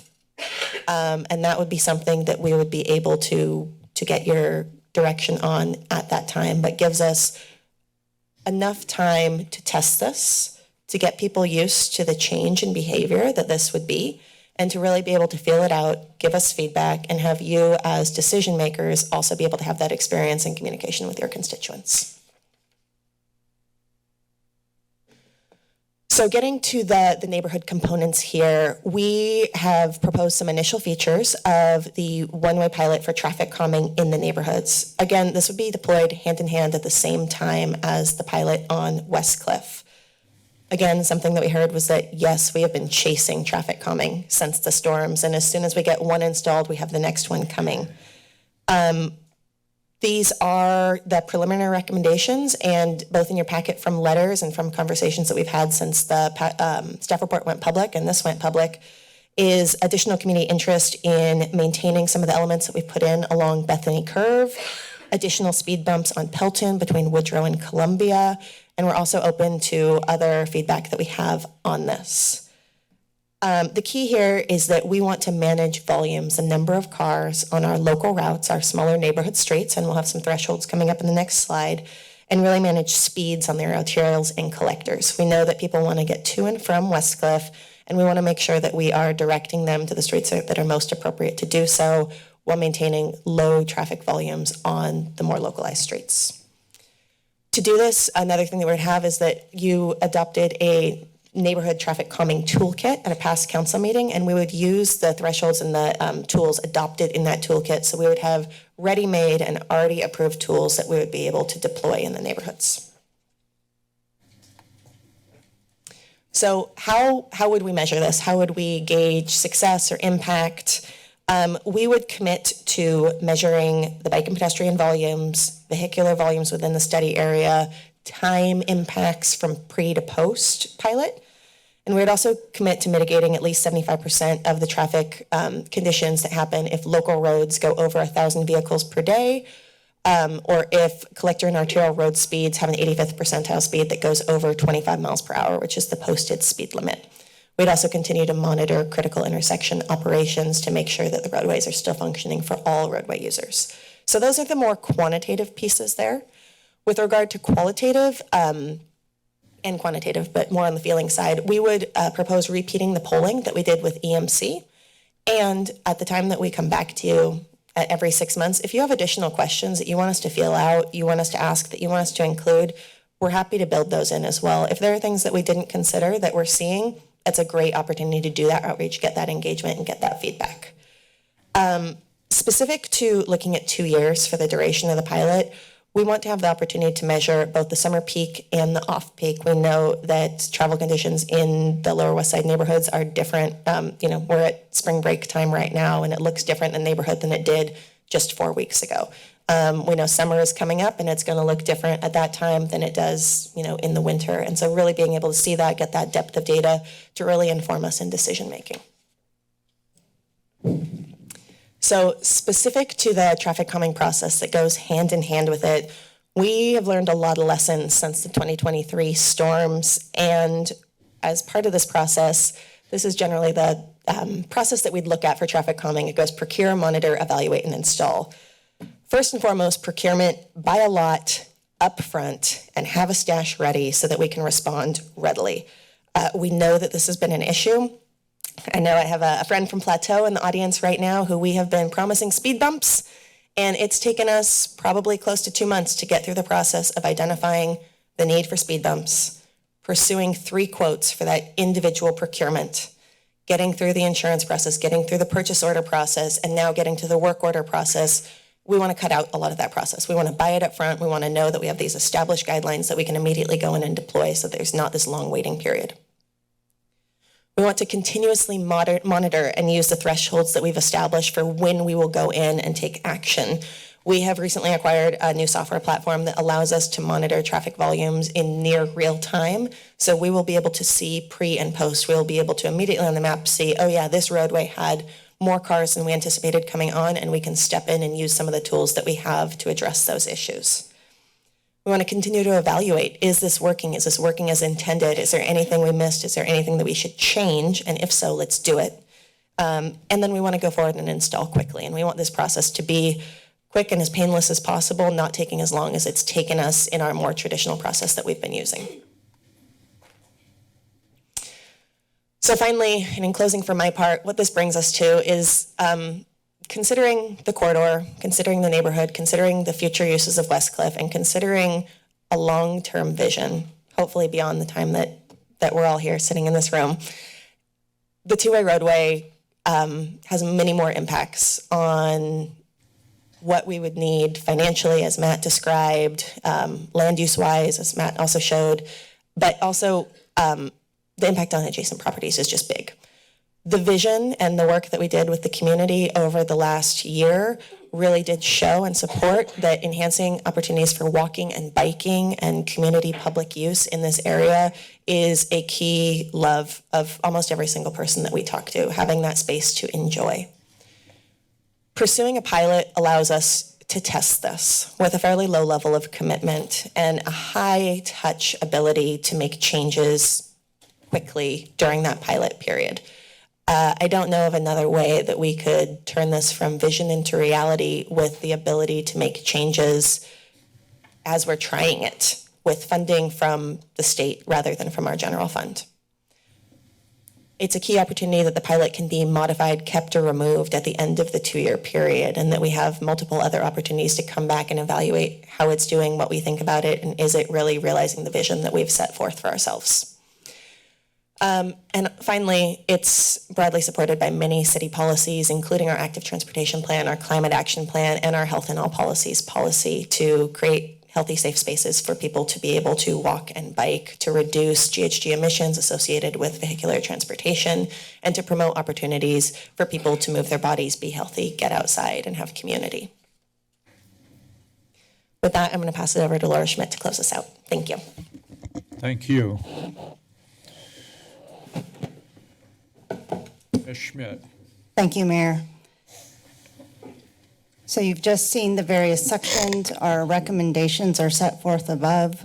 The first one relates to commenting on and adopting the Westcliff 50-year community vision.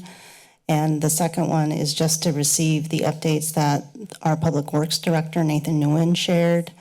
And items number 3 and 4 are related to approving the staff to apply for the active transportation grant to do a pilot of a dedicated bike pedestrian lanes with a one-way vehicle lane.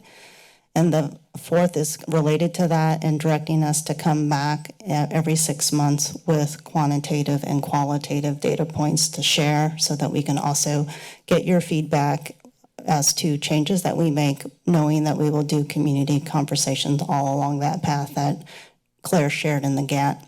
And then finally directing us to complete the geologic hazard analysis and preliminary engineering study for Lighthouse Point. And with that, it's what questions do you have? Thank you.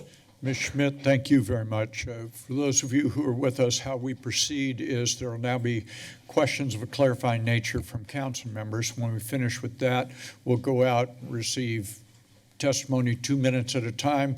We may end up with people who are calling in, and when that happens, what we do is we simply alternate back and forth between someone in person, someone online. Everyone will have 2 minutes to make comments. Let me start and ask if council members have questions. I'll start with Ms. Bruner. We're going to move from my left around to my right. Thank you, Mayor. Thank you, city staff, for presenting this item and information. I know these two council members, since they live closer to Westcliff, have been more involved than I have, but since this agenda packet came out on Thursday, I had the opportunity to read through all the documents, and I have also received a lot of questions and input. And I might only ask a couple questions right now for clarification. I might have some more questions after public comment. But one of the questions that I'm wondering about is around parking. Would any of that change in this proposed pilot? Our goal would be to maintain as much parking as possible as part of the pilot. We'll likely reorient where the parking is so that the vehicles pulling into the lots don't have to cross the bike lane, so wrap the bike lane behind, but that's something that we'll work on in our pilot design that will be brought back to you. But goal is to maintain as much as possible. And maybe Claire can stay here at this next question. And so in this proposed application for this grant, I think a lot of the input that I received, many community members have been involved in various levels with Westcliff over either the last few years since the storms or over decades. And I think this application for a grant caught a lot of people off guard that, there was discussion about 50 years vision and maybe one way, maybe two way, but the fact that there's now Thursday, the agenda came out for Tuesday, council will be voting on a potential pilot for one way. I think it came really unexpectedly for some folks. And so I guess, what is the timeline? You mentioned June for this application for this grant, but what is the deadline to apply? Is it June? June 15th. And working backwards, what is the latest point if there needed to be just more time to present this slide to people to understand what this potential grant would include and what it involves? I think for those who are asking, I think it's really important to understand that. Ideally today, putting together any grant application is a pretty heavy lift. This includes many components that we have to get ready for that June 15th deadline. Ideally today. If it would be something that would have to come back to council, I think that puts us at a time that's really getting too close to incorporate a lot of those pieces of feedback. That said, to your question about timeline, this likely wouldn't be launching until September 2025 is what we're thinking. And so between now and then, there is opportunity, and we do have commitments in that Gantt chart to doing that ongoing outreach, that includes touch points during the design phase to look at what that is and to bring that back to council for review prior to going to installation.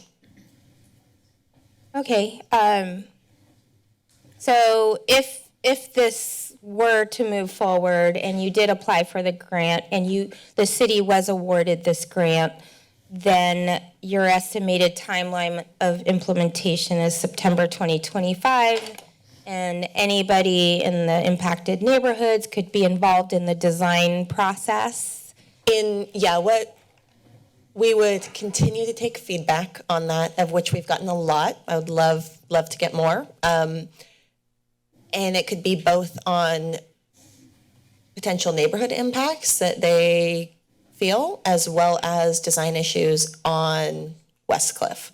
What it would give us is direction to pursue one way from Bay to Swanton, which we have in there right now.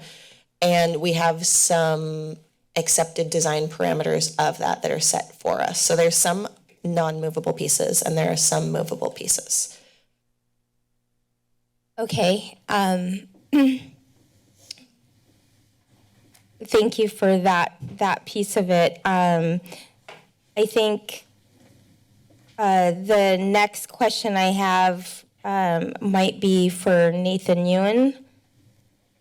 And it's relating to item 5 on the motion, direct staff to complete a geologic hazard analysis and preliminary engineering study for Lighthouse Point.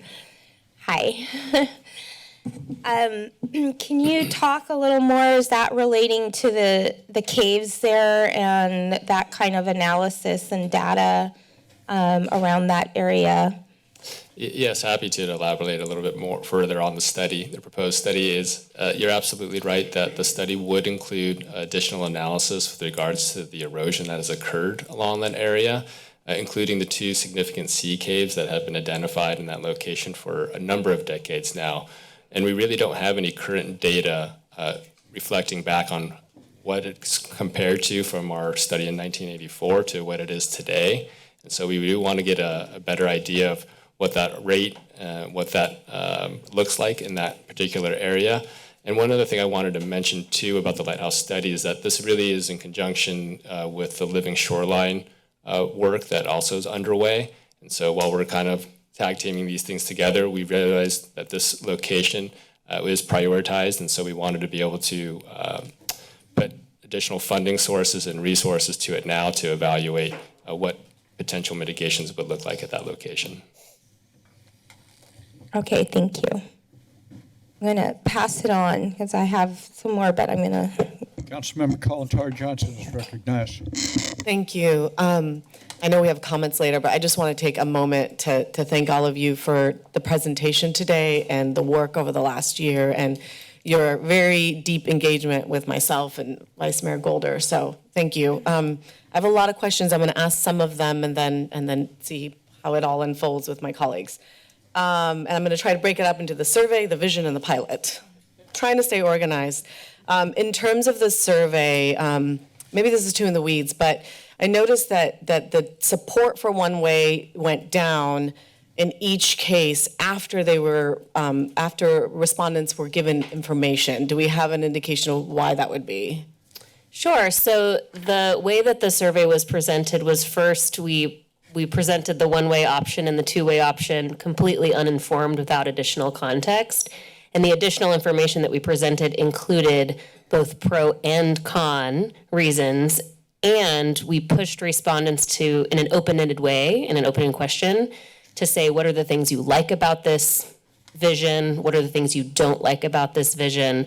So theorizing that some of it is they hadn't really thought about it that much. And then when we present it, including information that could be considered, not great, they thought more about it. So, and I would say you have the full report, but the drop in support was not super significant in terms of like how it all shook out. Yeah. Still some minor decreases in each case, right? Correct. Okay, and this is probably connected to my next question is that when people were asked in the poll about prioritizing a separate bike and pedestrian lanes, was it clear that because there's the prioritization of separate bike and pedestrian lanes, and then there's the prioritization of one-way, right? Those are two separate pillars in the vision.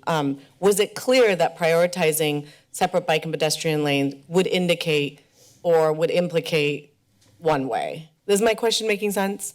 Yes, and the short answer is yes. I have the exact wording was West Cliff Drive be open to one-way vehicle traffic only with the other lane dedicated to two-way bicycle access and separate pedestrian path.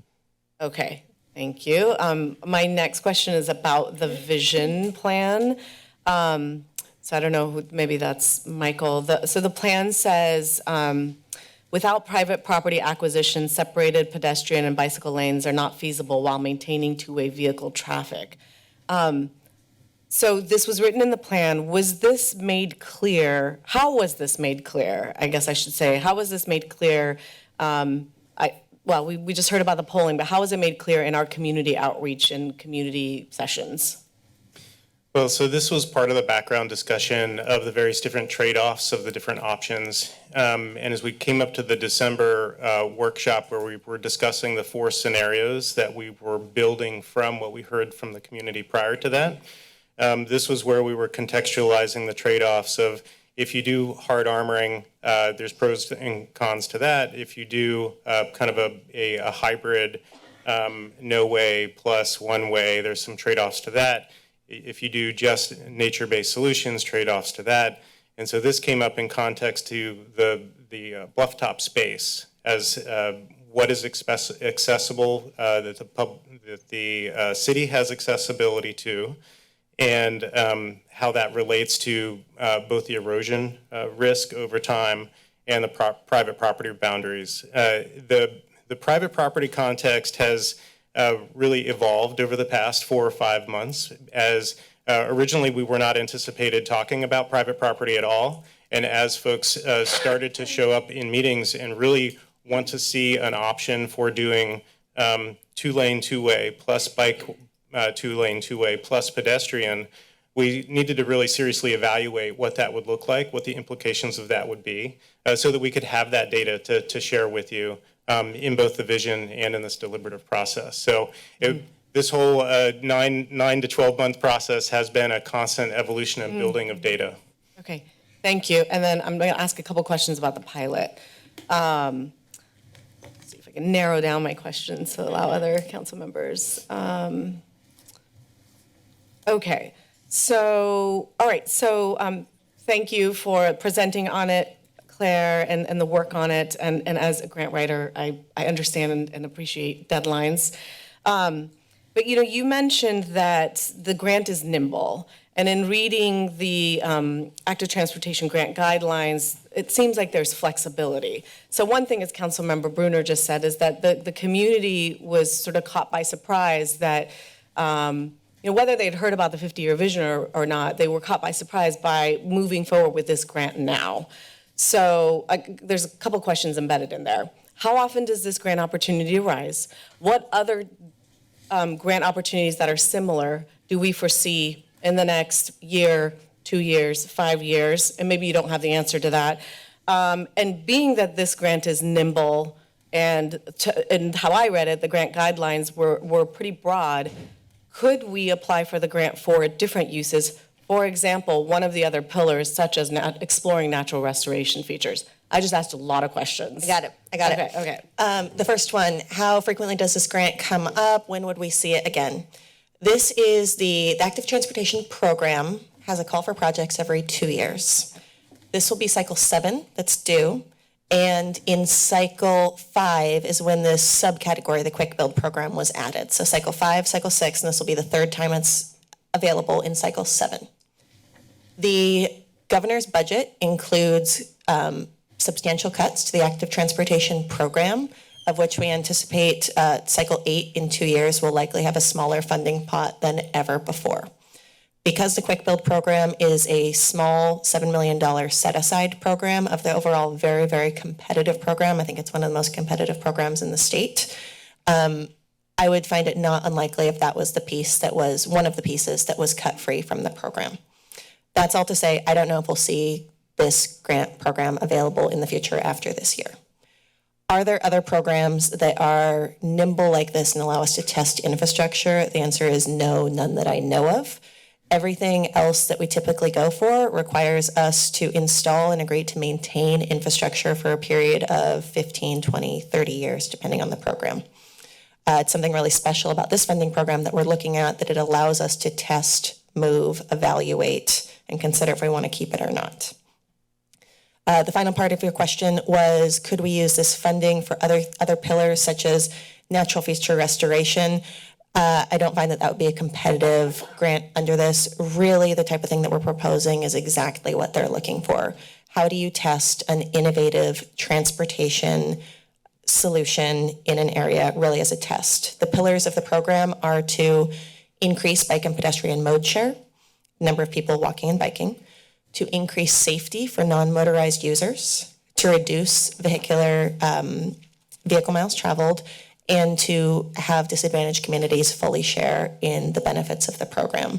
Something that's really special about Westcliff is that it is a completely free opportunity for everyone in our community to use the coast as a community space, as a front yard, and really the program that we're presenting and the grant application that we're recommending, I think is highly fundable. I don't see anything else that's in our vision that I think would get funded under this subcategory of the program. Okay, I'm gonna ask two more questions, I promise. In terms of the thresholds and the indicators of whether this is successful or not, one of the things that I thought was missing was neighborhood safety and incidents or accidents with vehicles or pedestrians. Could that be considered as a threshold should this piece move forward? Love it, absolutely. Okay, and then this is a question, I don't know for who, and I'll keep it as my last question for now. There was a slide around erosion estimates by 2100. Are those aligned with the newly released California Sea Level Rise OCP? Do we know, because I know there have been some changes with that plan. I don't know exactly what it is. I was trying to pull it up. And do we know how aligned they are with the recently proposed OCP? The Ocean Protection Council released their sea level rise guidance, and it is a higher level statewide set of assessments. The data for the vision and in the assumptions for the transportation analysis came from the erosion estimates from the Westcliff Adaptation Management Plan, where there's actually site-specific engineering assessments that promoted erosion rates into the future based on erosion rates from the past, and then layered on considerations for sea level rise at the mid-range scenario. Thank you. That's it for now. The Vice Mayor is recognized. I do appreciate staff being available to answer most of my questions. A couple did pop up, but there's one you didn't address that I know a lot of members in the community have asked me, and it's in terms of rescues. What would this look like on a summer day when it's crowded and we need to do a water rescue? How could we? So some of the early coordination on this idea has been working with the fire department about what emergency vehicle access would look like out there. Some of the issues they raised was specifically cliff rescues and the need to bring larger apparatus out there. The key part in the pilot would be how we actually do the separation treatment there.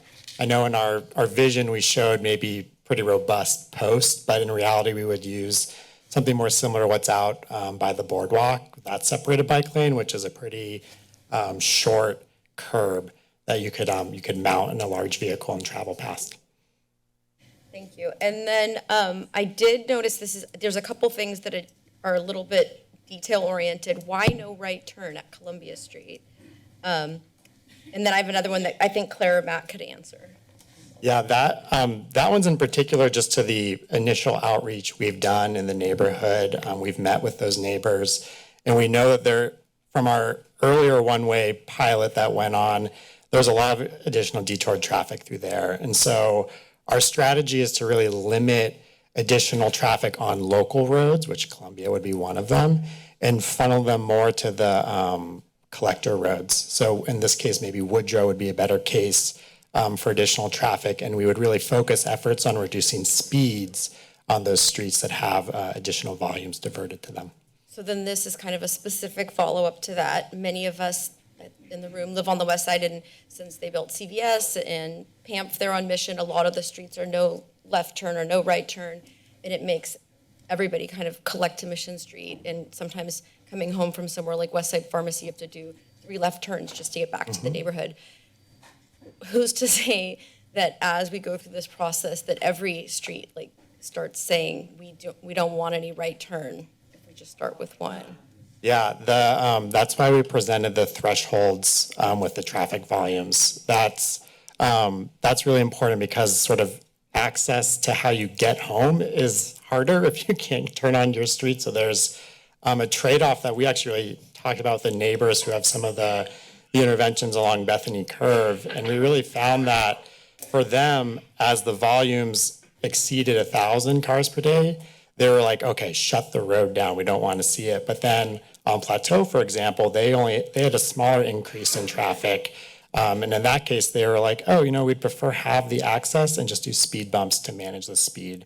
And so our choices on these thresholds are actually real directly involved by the people we've already been talking to on these issues. Thank you. And then following up on that 1,000 vehicles per day, can you give us an example of a street or a block that has that so we can kind of visualize that? Because I'm not a traffic engineer. Yeah. So 1,000 cars per day would be a little bit less than what's on Pelton right now. I think that street is around 1,200 cars per day. And then if we applied for this grant, approved it today, but didn't receive the grant, but we've already written in that we're going to approve this one way in this pilot, how would we fund it? What would you? Funding expert, Claire? Yeah. Hi, I do most of the grant writing for our transportation division. And what I would say is that the program that we brought to you today for the application is specific to a grant that does a pilot, so a temporary project with temporary materials. If we did not get that award, likely what we'd be looking at is coming back to you with a recommendation for another funding program that would be a permanent installation, or utilizing local city funds to do a pilot with local city funds rather than grant funds. But any of those decisions would be coming back to you if we did not get this grant award. Okay, sorry that I have so many questions. Columbia Street, at the end of Columbia Street, you can see some old road there. Can anyone speak to when that was the road? Kim, is Kim in the room? Kim would know if he were here. Okay, a while back. But yeah, Okay. similar, I think on the theme that West Cliff has been changing. That's an example of how West Cliff has changed and we've adapted. Okay. And then I've got a couple, just 2 or 3 other ones. Is there a reason, this is a question that's come to me from a lot of people, that we don't just try adding a bike lane? And I know I talked to you about it already on either side. Easy answer, not enough space. Okay. And then the cost of doing the research for the nature-based solutions.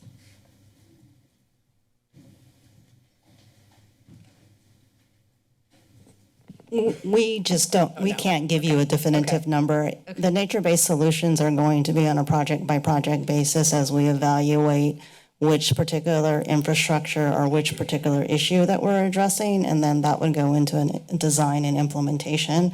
So there's no be-all, end-all estimate number that we can give you. And then this last question, Matt, you did already answer for me, but I'm going to ask because nobody presented it. So let's say we move to the one-way, storms come down the road, the walkway or the bike path collapses. What are we going to pay? What are we going to use to fund repairing that? Or are we just going to move to just vehicles only?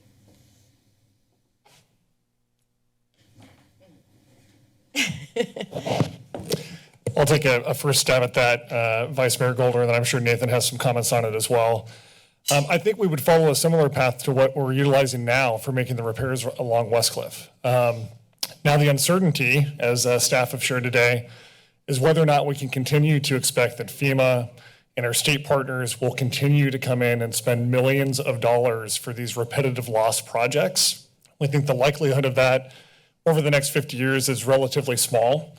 So in each case where we potentially have additional storm damage or erosion, we need to make a calculated decision as to whether or not that area is an area that we need to continue building back and prioritizing and looking for funding sources to do so. thank you, everybody, for your questions. And I do appreciate staff's time, and I think you did a great job presenting the information, and I look forward to hearing the community's comments. Thanks. Councilmember Watkins is recognized. Yes, thank you for the presentation. Thank you for the work and for the community involvement on this issue. Certainly appreciation and thanks to my colleagues here who did a lot of the heavy lifting. I think a lot of the questions I had have been asked. I guess I just have two additional ones. The first is, I think, similar to what Councilmember Bruner mentioned, is that this kind of caught folks off guard. It was this vision and then now it's a pilot. I'm wondering if it was ever contemplated to pursue just a portion or nothing kind of fully complete, but a more For the project limits? for the project limits or just for the pilot in general. Yeah, exactly. Yeah, great question. We truly believe that having a one-way pilot on the entirety of Westcliff from Bay to Swanton will allow both for the best project and for the least amount of neighborhood impact. From the experience that we've had since the 2023 storms, we limited the one-way component from Columbia to Woodrow, and we had a no-way at Bethany. And that concentrated issues in a very, very small neighborhood and also forced turning movements into the neighborhood at Woodrow. By extending the pilot to the entirety of Westcliff, not only do people know what to expect, so I can only go westbound on Westcliff in a car, there are also many, many more places for people to access and leave Westcliff, primarily through the collectors is how we're going to encourage people to move through infrastructure. Having a smaller pilot does create a smaller area of neighborhood impact and likely will have a larger downside. Okay, I appreciate that. My only other question, and I don't think I saw it in the agenda report, but I know it's a quick build, and so certainly requires being able to move quickly. And we have this incredible resource with a lot of environmental considerations. And I'm wondering if it was ever kind of what the environmental considerations or what has been contemplated in that area, even if it's a quick build type grant. Do you Or mean for concerns like for, environmental? triggering some environmental review in some way. Yes, so at the time of programming in December, we will have to have an environmental determination. It's something we're continuing to look into and determine what that would be. So that would come after the grant. We would need to have it complete by December 5th, 2024. If you receive the grant. Yeah, no, that is when we would get the grant award. It's a weird part of the program. I talked to the funders today to confirm that that was indeed the date that they meant. And it's likely something that we would work on in advance of knowing that we had the grant award, because we'll find out about the grant award in October for programming from the California Transportation Commission in December. And so we would really have to have that up and running and ready to go. So environmental review would have to occur prior to any kind of grant? Any level of required environmental review, yes. Okay, thank you. Those are the only two questions I have this time. Councilmember Brown is recognized. I'm going to reserve, some of my questions have been answered. I'm going to reserve other questions. I think people are ready to get talking, sharing with us, so I'll hold off. Thanks. Councilmember Newsom is recognized. Thank you, Mayor Keeley. I will do the same as Councilmember Brown. Most of my questions have been answered, so I will hold off. Thank you. We've now gotten to the point where we are going to hear from the public. We will start with the first person in line here, and then we will go to the first person online. So welcome. Good afternoon. Good afternoon. Thank you, Mayor Keeley, council members, and thank you, Claire. In my 2 minutes, I want to specifically address motion number 3, the pilot program. I'm not going to take this out of your time. Let me just say, you are not required to say your name, but it's helpful to us for the record, but you are not required to. No, thank you for the reminder. My name is Glenn Seiler. I live on Pelton. I am an impacted neighbor. So just 7 months ago, we were all here as the council unanimously approved the city's recommendation to open Westcliff Drive to two-way traffic after construction. Changing this recommendation to suddenly chase dollars and a grant deadline seems haphazard and severely impacts the quality of life for thousands of West Side residents. This should be a 50-year vision implemented carefully and holistically, not treated as a 5-year action plan. There will be more grants and funding available. Under the one-way proposal, half of Westcliff Drive traffic is now going to be diverted into the neighborhoods, having a detrimental effect on the quality of life for those residents. Many of those residents have not even recovered from the current detour route. Hundreds of residents are not even aware or are just becoming aware of this pilot proposal. I'm requesting that the city pause on their implementation of one-way traffic pilot. A much more prudent and systematic next step would be to wait until the next grant cycle, reopen Westcliff to two-way traffic as voted on, and perform a multi-year study on two-way traffic. This will enable the city to monitor and collect fresh data on new traffic flow and pedestrian and bike usage.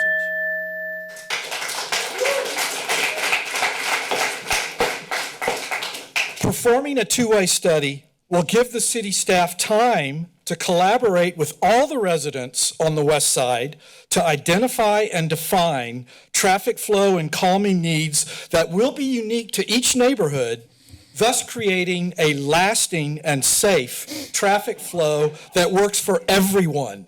That is a win-win situation. Thank you for allowing me to speak. Thank you.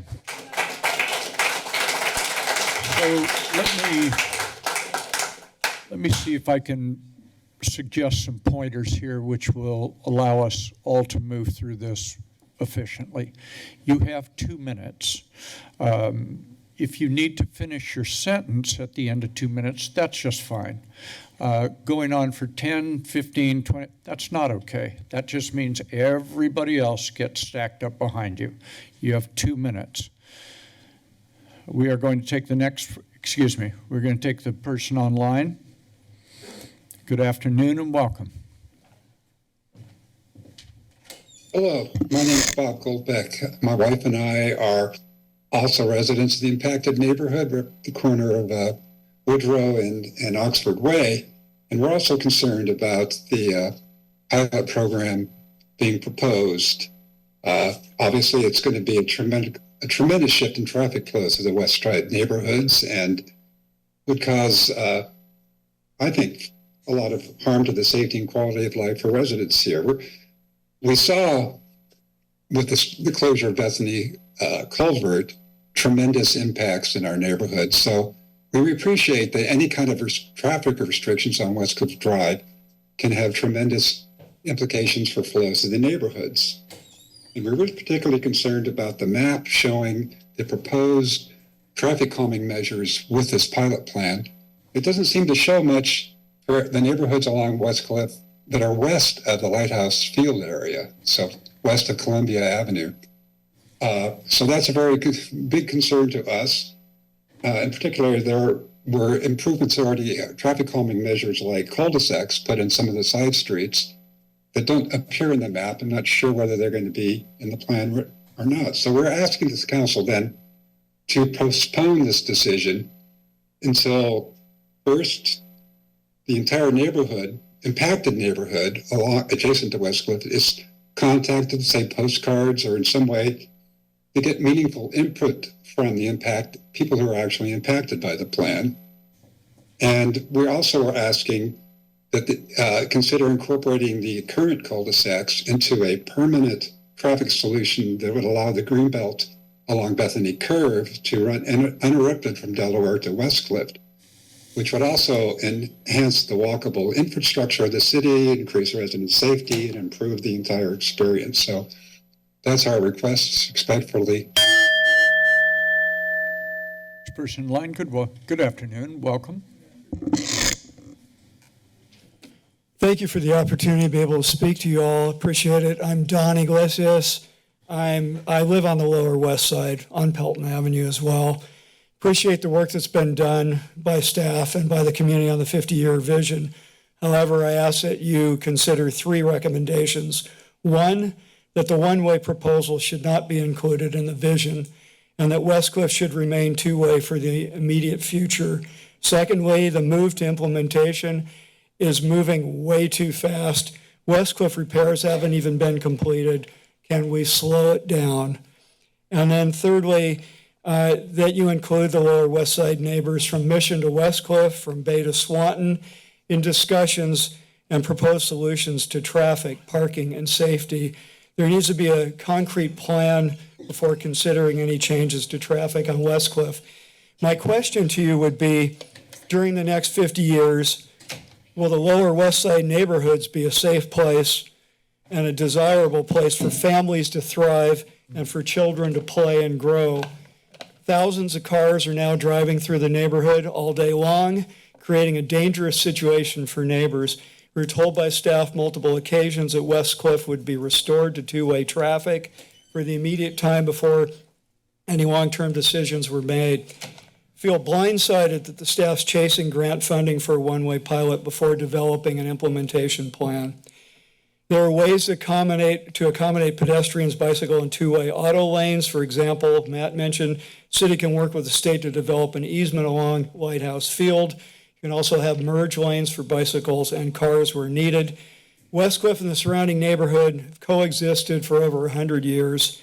It's going to take a collaborative effort among city staff and neighbors to develop solutions to traffic and parking. Lower West Side may be 12% of the population that was surveyed, but we represent 100% of the impact zone. So just closing, ask that you restore Westcliff to two-way, remove one-way from the vision, and do not approve the one-way grant proposal. Thank you for your consideration.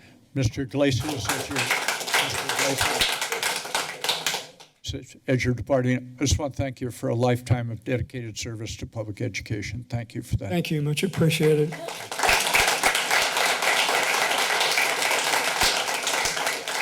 Next person online. Person online, good afternoon. Yes, thank you. From the very first month after the 2023 storm damage, the city manager's office unexpectedly sprang on everyone their pilot one-way study vision. They have always stated recreation, pedestrians, and bikes are the priority consideration. Read from that, screw the cars. Not a balance, a denial. Some people, I would say selfish pedestrians who don't want to share the trail with bikes, selfish bikers who don't want to share a path with anyone, and staff just don't care if they deprive any citizens of their freedom to travel east on Westcliff. Everything that has followed is a masterful con, like the expensive 50-year vision mass persuasion workshops attended by special interests who were led by the nose by a very expensive professional persuasion consultant, to the very private closed-door meetings of hand-picked special interest government eco-fanatic panelists posing as a focus group, to the highly paid consultant-rigged EMC survey. They were all designed to persuade one way. Did you really just dare to proffer an expensive video comparing two scenarios where neither is the current configuration? More rig job. This is not respecting every citizen's mobility right to equally travel in two ways. In the workshop, the city talks. The public must silently listen to then get bum rushed through the city posed questions, separated into groups, which eliminates minority opinion, and then pose that data as consensus when real consensus is 100%. This is far too controversial. Thousands of people have signed a one-way opposition petition.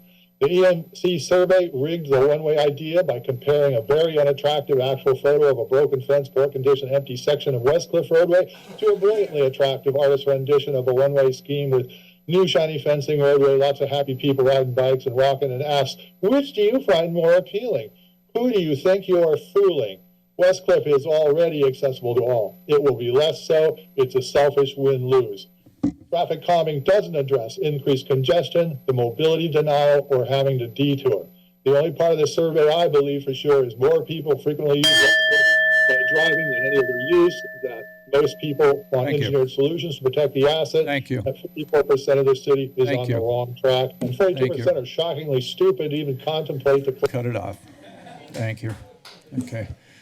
Good afternoon and welcome. Let me remind folks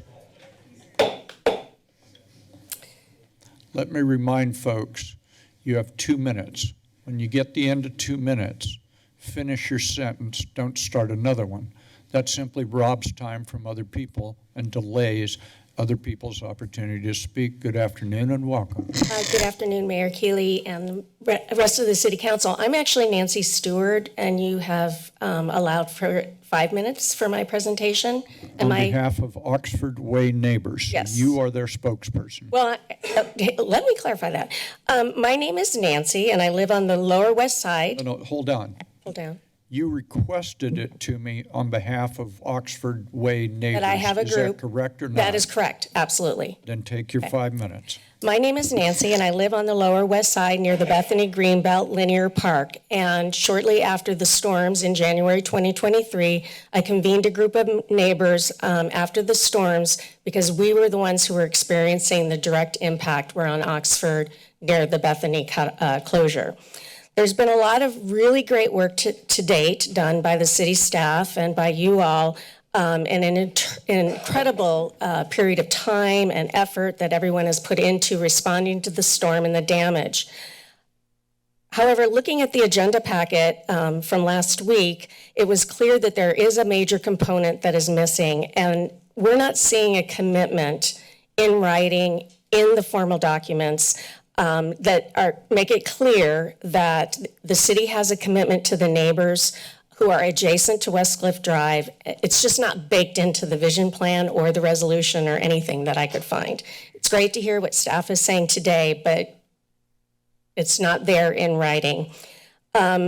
All of the neighbors in my group network have different opinions and perspectives about one-way and two-way. But what we absolutely agree on in 100% is that there's been since the introduction of traffic and noise, we've had a significant negative impact on the quality of life in our neighborhood and our safety. Additionally, we were blindsided by the timing of this proposal. It's been said that a picture is worth 1,000 words, and I'm going to ask the city clerk to play a very short, it's 90 seconds, I may cut it off sooner, but I'll make my point. Thank you. Certainly.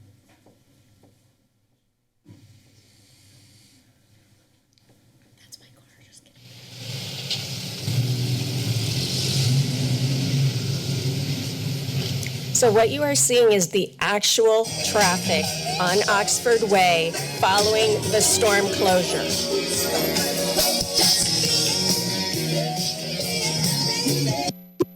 This was not intermittent, particularly given during the summertime. These were daily occurrences, non-stop traffic, constant noise, blaring stereos. There were a number of car parades that happened on a regular basis, both westbound and then back eastbound at the end of the day. You'll see here. And I could have titled this video, Coming to a Neighborhood Near You. And particularly given the fact that there is nothing in writing that is stating this commitment to work with city residents, this is after the barriers were put in. So just so everybody knows, we still got a lot of traffic through the barriers, including cars and trucks, but and motorcycles.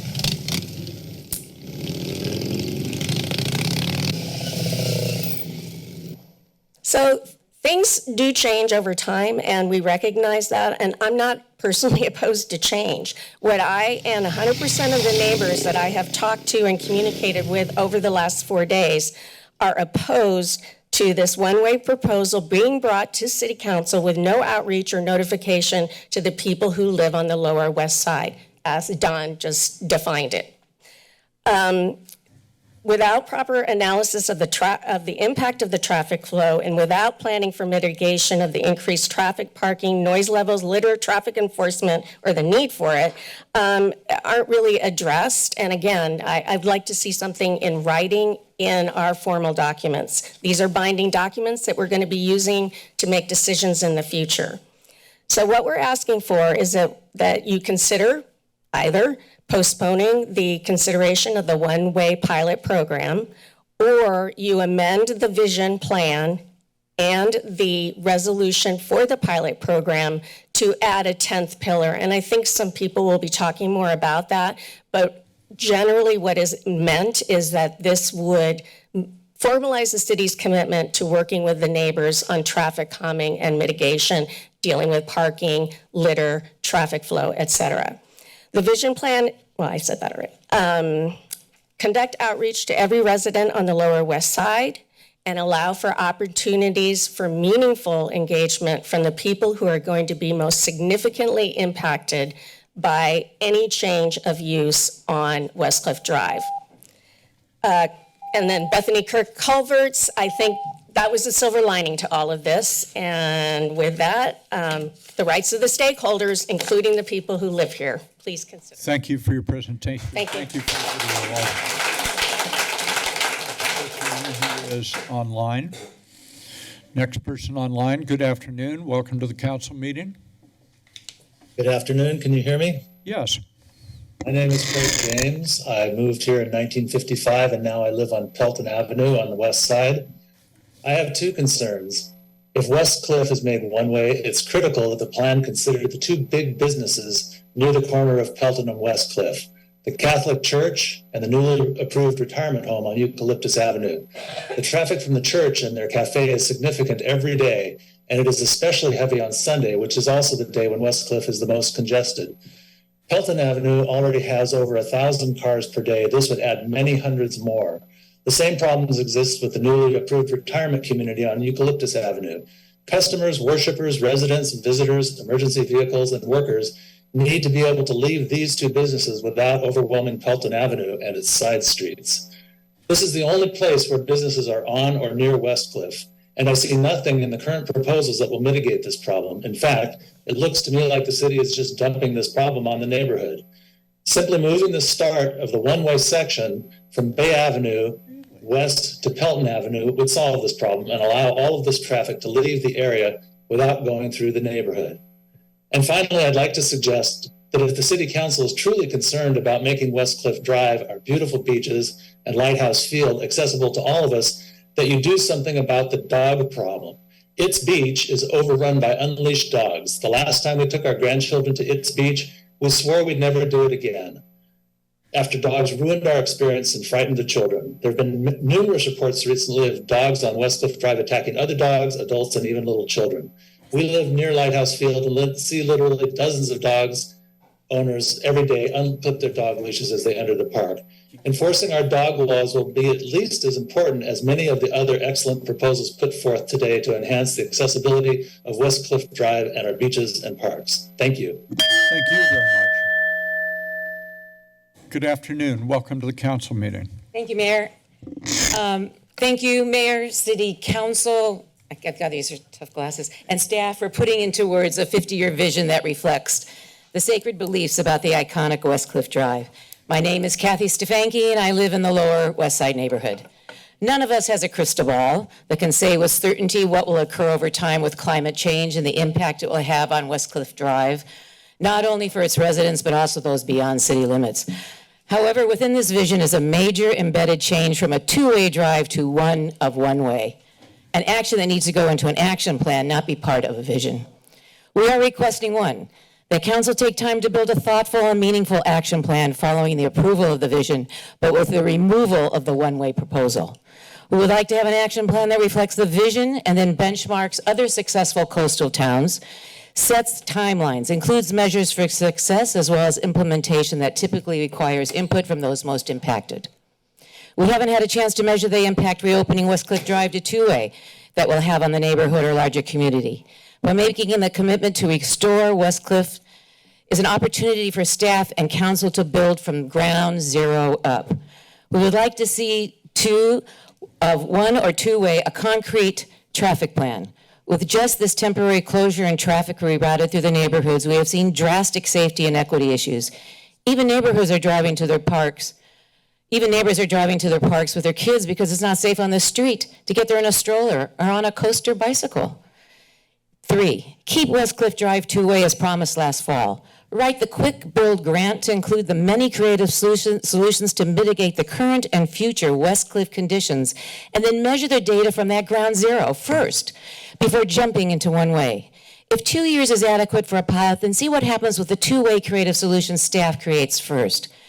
As I understand the mayor's direction from his last Sentinel article, active transportation along with the restoration of two-way would provide the perfect opportunity to use two-way with a quick build grant to create data assessment that is thoughtful and beneficial and can measure the impact it has on climate change. Thank you. Thank you. Mr. Banky, before you leave, I want to thank you for your lifetime of service and dedication to the children of the community. Thank you for your education service. Thanks, Jay.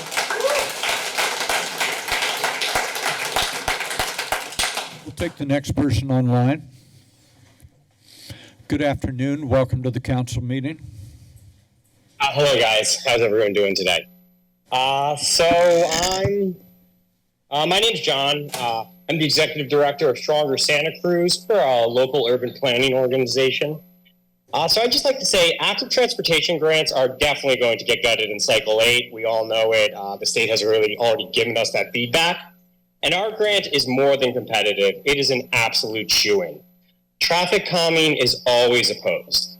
Engineers and researchers love the Lewistown study because 95% of the community opposed that traffic calming beforehand, and 95% of the community supported it afterwards. And this has been confirmed by so many studies before and since. It's a universal, which Claire and other staff can tell you. So I don't know if folks remember, East Cliff residents were vehemently opposed to the upgrades there.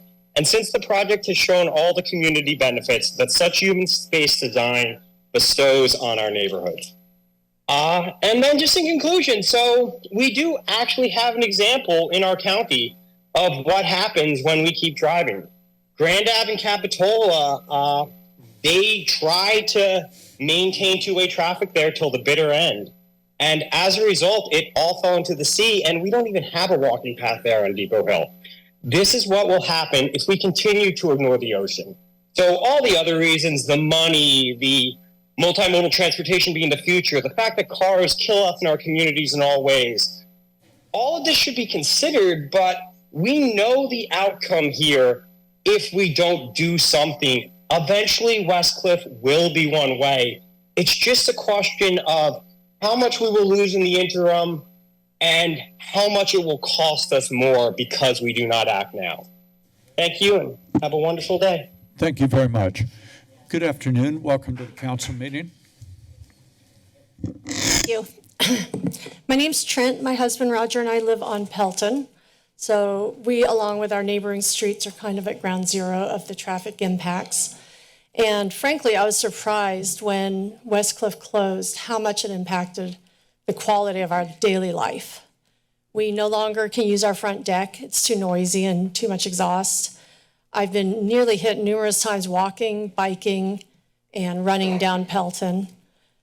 People park in front of our driveway. It's been a massive impact, and all along, we've been just holding on for this reopening of West Cliff and watching. We go down and check the construction every day, and so this took me by surprise.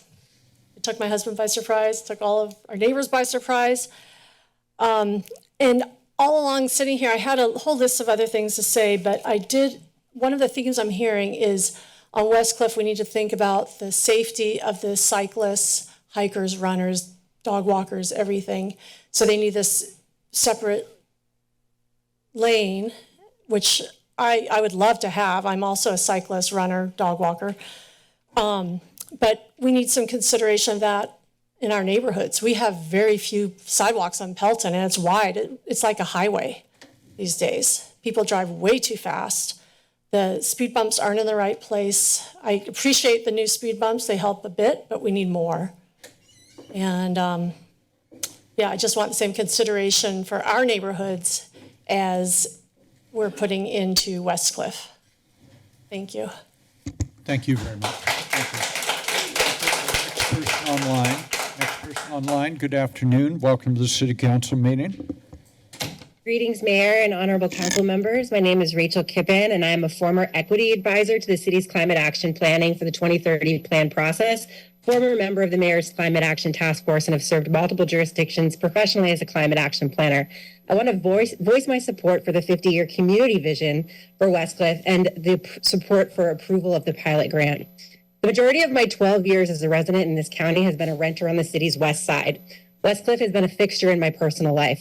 It has allowed me access to the activities I hold most dearly. The reason that I spend the majority of my income on rent, tide pooling, birding, stairs to access paddle boarding and kelp forests that hug the coast, exercise in the form of walking the pedestrian path and biking.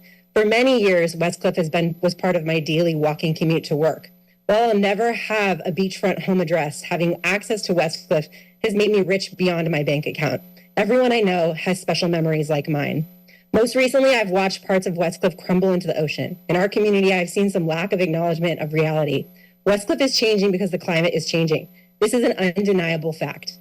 The proposed 50-year vision is a testament to city staff's thoughtful, strategic, and inclusive efforts to preserve Westcliff for the community's greatest good while adapting to a rising sea and increasing storms. The vision is wise in an economic sense. Business as usual with storm damage repair quickly tallies into the tens of millions. Changing Westcliff to one-way, separating bike and pedestrian lanes, and utilizing nature-based solutions to decrease issues caused by hard armoring ensures that our community can access the coast in an improved fashion while still providing homeowner access. It creates room to retreat and adapt, and rather than fighting nature, it works with it. Band-Aids can no longer be used in the place of surgery. Kudos to your city's city manager office, public works, transportation, and climate team. I encourage you to approve this 50-year vision and approve staff to apply for the active transportation grant and pilot program. Thank you. Thank you, Ms. Kippen. Good afternoon, sir. Welcome to the council meeting again. Thank you. You know, it's wonderful to see the audience participation in the call-in.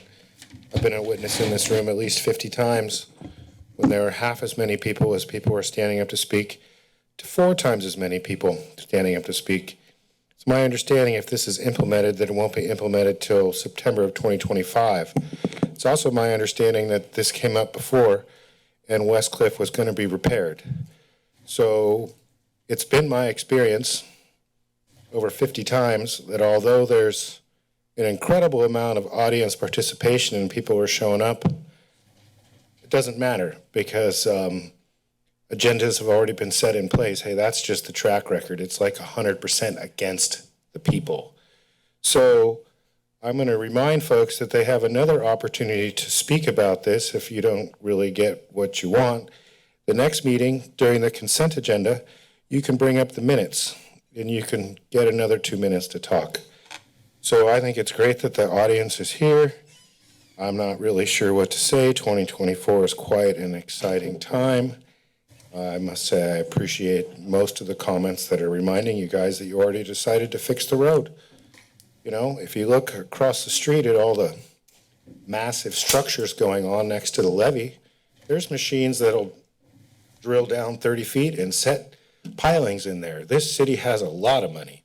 You guys just took a $122 million to $127 million loan from the Environmental Protection Agency Bank against a watershed that you guys value at over $1 billion, when at the same time you're suggesting pumping treated sewage, 5 million gallons into the water table. So, you know, I think citizens should really pay attention. Thank you. Thank you. We'll take the next person online. Good afternoon. Good afternoon, council members. My name is Theo Kell, and I live in District 4 near the coast. I walk and bike along Westcliff several times a week, and whenever I bring someone to visit here, I take them there. I'm talking to you today to urge the City Council to adopt the 50-year vision for Westcliff as it's written and start the pilot of one-way car traffic with expanded pedestrian and bike access, with a mind towards moving to this model permanently as the coastline and the ways that we use Westcliff evolve. More than anything, Westcliff is important to me because it's an amazing way to enjoy nature and get to the beaches along the coastline and just enjoy our beautiful area. And it would be a mistake to prioritize car traffic over those things, as well as prioritizing it over safety and access for everyone. And you don't have to look far for an example of a place that realizes these ideas and balances them with the necessities of living near a coastline. Just look at Eastcliff. I think the vision looks great, and I'm excited for it to become a reality. Thank you. Thank you very much. Good afternoon, sir. Welcome. Good afternoon, Mayor and council members. I'm here on behalf of the Santa Cruz Board Riders Club, NPO. At the January 30th public meeting, We were surprised as a club that there had been public opinion research without us knowing. We were even more astonished at the results. The first red flag was the sample size for such an important topic being small at only 1,100 people. The second red flag was the underrepresented 12% of the impacted neighbors. And the last was the misleading questions using framing trap tactics. For example, asking questions, asking if Westcliff Drive was more appealing as a one-way, showing a sunny day with people out and about, versus asking if it was appealing as a two-way, showing a gloomy day with no one on the road and a creepy van parked on the side. In response to these skewed results, we started a petition asking people to sign if they would like to see Westcliff Drive remain two ways. Here are the results. We received 2,279 unique signatures in favor of two-way, which is over double the city's survey sample size. 46% of these signatures, 1,048 people, were from the 95062-060 areas, which will be the most impacted by increased traffic the one-way will cause. So this petition proves with data that the EMC survey does not represent Santa Cruz. And in closing, I want to say that as a project manager by trade and with a master's degree in the subject, when creating a product that Westcliff is to the city, you focus and listen to your customers. The Santa Cruz residents who live in the impacted area by one way of Westcliff are your customers and the ones who should be listened to. The survey conducted by EMC did not represent the customer. Thank you. Okay.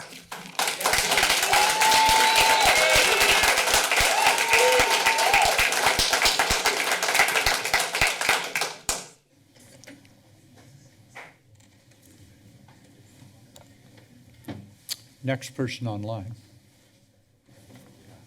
Good afternoon. No, excuse me. Hello. You're not Hi the there. next This person is. online. Hi. Can you hear me? The gentlelady online, you are recognized. Okay, great. Hi, my name's Maddie Ortenblad, and everyone, thank you so much for all the work that you've done to put this together. I know that's a big undertaking. I would like to start by voicing my support for making Westcliff one way. As a longtime Santa Cruz resident, I grew up in Midtown, commuting over to PCS while I was on Swift Street, and I currently work on Swift Street. I feel like there's not a safe way for me to currently get to my place of work. And while I was in high school, I felt similarly. And I think that having this space on Westcliff would open that up. Additionally, I think we need to recognize that climate change is real and is in fact happening. And this is a great opportunity for us to get ahead of the ball and open up more spaces for people to feel safe while commuting, which also is incredibly important while we think about climate change and greenhouse gas emissions. So I just want to voice my support for making Westcliff one way. Thank you so much. Thank you very much. Good afternoon, sir. Welcome to the council meeting. Yeah, hello, I'm Richard Schmidt, Lower West Side resident for life.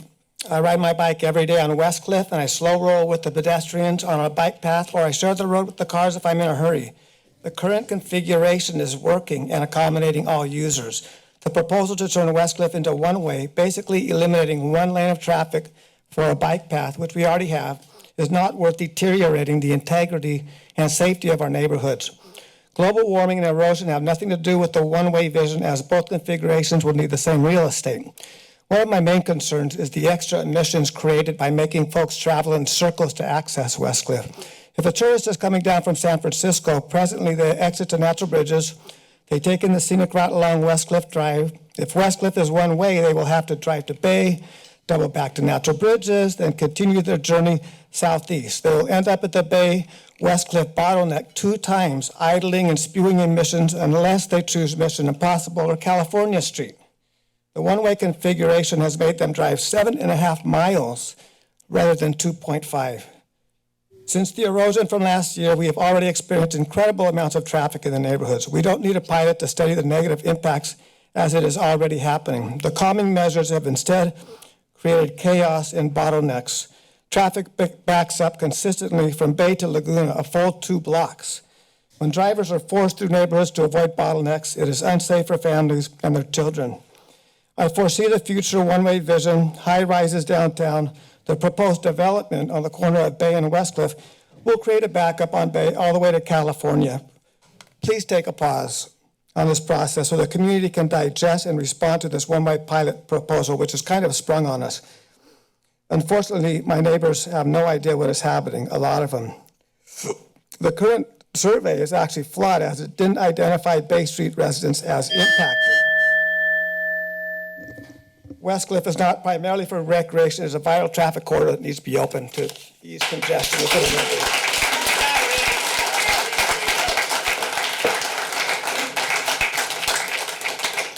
Next person online, good afternoon. Welcome to the council meeting. Thank you so much. My name is Nairi. I'm a Lower West Side resident, and I would like the City Council to approve the 50-year vision with the one-way proposal. This is a pivotal opportunity to reimagine how we move around our streets and enjoy one of the best gems that Santa Cruz has to offer. I know it seems unimaginable to not have 2 lanes of car traffic, but we haven't even seen a true one-way pilot. A lot of what we're seeing now and the effects are based on a 2-way closure. We must acknowledge that cars, which are private property that take a major amount of outdoor space, are taking up the majority of space on Westcliff, and it's not enough to have everybody else sharing a very narrow path alongside it. And we must seek to just strike a balance on a road that is not a major traffic artery. With the current 2-way closure, traffic in the neighborhoods have definitely increased. I've seen it. It's scary out there just walking around. And so have all these safety issues increased also. On both ends of this debate, and the increase in car traffic and safety risks that come with it are at the core of it. We need the opportunity to try the one-way pilot, and we need to prioritize safer spaces for people walking, biking, and rolling, and reimagine a Westcliff that serves us all, not cars versus bikes versus people, but serves us all, and implement traffic calming measures and to support all modes of transportation to reduce car traffic all around Santa Cruz, get more people trying biking, trying walking, whatever mode of active transportation they want to take, and all around reduce car traffic. Thank you. Thank you very much. Good afternoon. Welcome. Hello, my name is Nacho Lopez. I'm a resident from the west side, born and raised, grew up on Oxford Way, and I was born at Sisters Hospital. I love to just keep Westcliff two ways because of the traffic going through all the neighborhoods and stuff, and it's going to be a nightmare with all the residents that live in that neighborhood stuff. So if you could just keep it that way, appreciate it. Thank you, sir.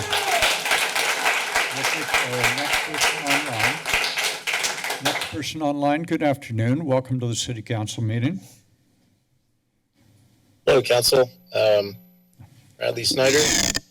I have some thoughts on it being one way. It certainly seems unwise to have it less than 2 ways up to Lighthouse Park to access the parking at its beach, to access, the parking past its beach. In fact, if you go further along, it's almost like you get to the outside of Mitchell Cove before it starts seeming kind of interesting to just have it be one way. That's from my perspective. Now, I look at the depictions of the artist renderings of what a one way with an entire lane dedicated to bicyclists, which seems a little bit like you're making a real elephant of a lane for those bicyclists. In some ways, I think, having it be more dedicated to both pedestrians and bicyclists would be preferable. Thomas Church, the famed landscape architect who designed UCSC and many other distinctive California classic landscapes, he defined the California style. I think if he saw your depiction of the gigantic bike lane, he'd probably roll over in his grave. In some ways, it's by committee. The bike lane on Beach Street is kind of ugly, but it does improve public safety for the cyclists. It actually gives emergency vehicles a little more access because they ride in the bike lane. In some ways, I think you should. I think you should improve things because erosion is taking its toll. I'm not willing to say that it's global warming. I think it's more the moon's action. Erosion. But Thank you. Thank you for sharing with us. Good afternoon. Welcome. Good afternoon, council members, Mayor Keeley. My name is Tom Powers, and I've been a Lower West Side resident for over 50 years, and we have lived on Delaware for over 30 of the 50 years. I attended 4 out of 5 of the 50-year vision meetings at the Lyndon Nelson Center and participated in all the focus groups. The one-way versus two-way traffic on West Cliff survey conducted by EMC, Fairlawn Strategies firm, was very suspect to me. I've asked dozens of my friends and neighbors that live in the impacted neighborhoods if they were given the opportunity to participate in the survey, and no one I've spoken to had. Where did this 1,100-person sample pool come from? I think it seems like it was buried within kind of a questionnaire, and it wasn't really presented as a direct survey of what do you prefer, one-way versus two-way. For the city to make a decision to convert West Cliff to one-way based on a flawed survey is very disturbing. By the final 50-year vision meeting, two-way traffic on West Cliff was taken off the table and was no longer even presented as one of the viable options. Aside from diminishing neighborhood integrity, eliminating two-way traffic on West Cliff and pushing cars many blocks into the West Side neighborhoods will greatly increase greenhouse gas emissions, which is clearly in conflict with the city's health and all policies and climate action. The huge increase in traffic through the residential neighborhoods will also adversely impact safety for walkers and bikers. Between people driving cars, walking, biking on West Cliff, bicyclists comprise the smallest percentage of use, so eliminating one whole lane of roadway traffic to create a dedicated bike lane just isn't equitable. I myself walk, ride my bike, and drive on West Cliff almost every single day. The multi-use walking and bike path works. These points are only the tip of the iceberg why I strongly support maintaining two-way traffic. Thank you. Thank you.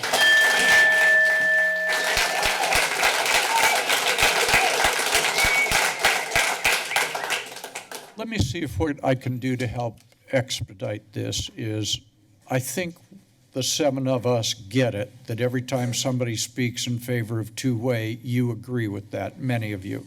I think we already got that. I don't think you need to take the 7 seconds, which means this person over here is going to be a half an hour behind time otherwise. So we already got that. Next person online. Welcome. Mayor Keeley, council members, my name is Ton Kennedy, and prior to my current position at Ecology Action, I ran youth programs at Bike Santa Cruz County for about 10 years. And as part of that, I got to help with the Open Streets events on West Cliff Drive. And they were and are, and will continue to be, hopefully, transformational. I talked with residents on West Cliff who otherwise had never felt safe riding their bike before. And as anyone who went to one of those events, we saw, the entire community come out. And so I think what this one-way vision for West Cliff represents is really actually making it accessible to more people. And, I've been listening to comment, and I hear people's concerns. I understand them, but I also think this is... Excuse me for a second. Excuse me for a second. Yeah. Hold on just a second. This won't be taken out of your time. Sure. If people want to have conversations, take them outside. You're back on, sir. Thank you. So West Cliff is a community good. I'm so grateful that it exists, and I'm grateful for the, elected leaders going deep into time for protecting it. And I think this project of making it one way offering a safer opportunity for folks using active transportation and walking to use it is a huge benefit and boon for the community, and obviously has many other co-benefits, including making us more resilient when it comes to coastal erosion and sea level rise and climate change. Thank you. Thank you very much. Good afternoon. Welcome. Hello, my name's Chris. I'm a 40-year resident of the West Side on Woodrow Avenue. And what's going on with the closure of West Cliff right now is affecting the quality of my life due to the cars in my neighborhood. Fortunately, our city has done a good job of installing retaining walls and repairing the road, and now it's ready to be repaved and put back better than it was. Unfortunately, there's some special interest groups that want to take half of the road for their own purposes and make it a one-way road, which will bring us back to traffic in our neighborhoods. These people want to make a two-way bike path out of half the road, yet they only represent a small portion of the total traffic of this road. There is already a bike and walking path in place for their purposes, and yes, that path can get crowded at times, but when it's crowded, the bikes go up on the road like they do on all the rest of the roads in the city. As our ex-mayor, Mike Rotkin, has stated so well, while the idea of creating a less car-impacted area with enhanced pedestrian and bicycle facilities sounds attractive to those of us with environmental values, it turns out to not be such a great idea if the cost is the destruction and the relative peace and quiet of a significant number of residential neighborhood streets by making West Cliff Drive one-way rather than two-way.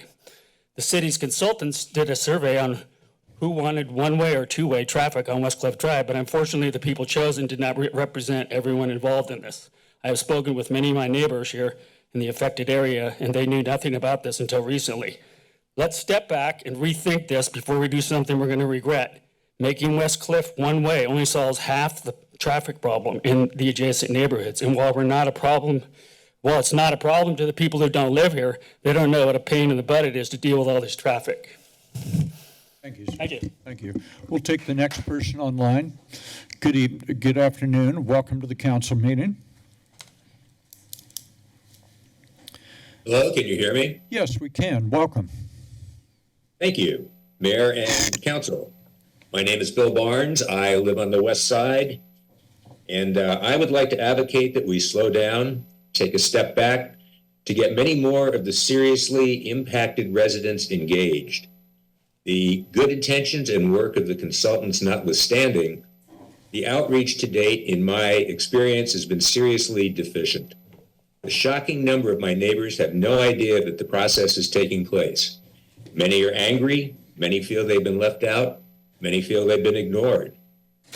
Additionally, the planning process has left out entire swaths of the West Side as impacted.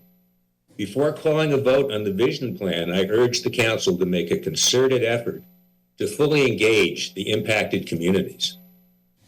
The second point I'd like to make is to slow down, take a step back to first study the baseline of two-way vehicle, bicycle, and pedestrian traffic once the repairs to West Cliff Drive are complete. Without this, launching a one-way traffic pilot study will be meaningless and premature. Before calling a vote on the pilot study, I urge the council to explore either delaying or modifying the grant application and pilot study and begin, once we've restored two-way traffic, study that on West Cliff, as we had voted to do 7 months ago. Finally, I would urge the council to modify the vision plan by adopting a 10th pillar of priorities as suggested by residents of the community. In the existing plan, prioritizing community participation is completely missing. A 10th pillar would remedy that deficiency. Thank you very much. Thank you. Good afternoon. Welcome.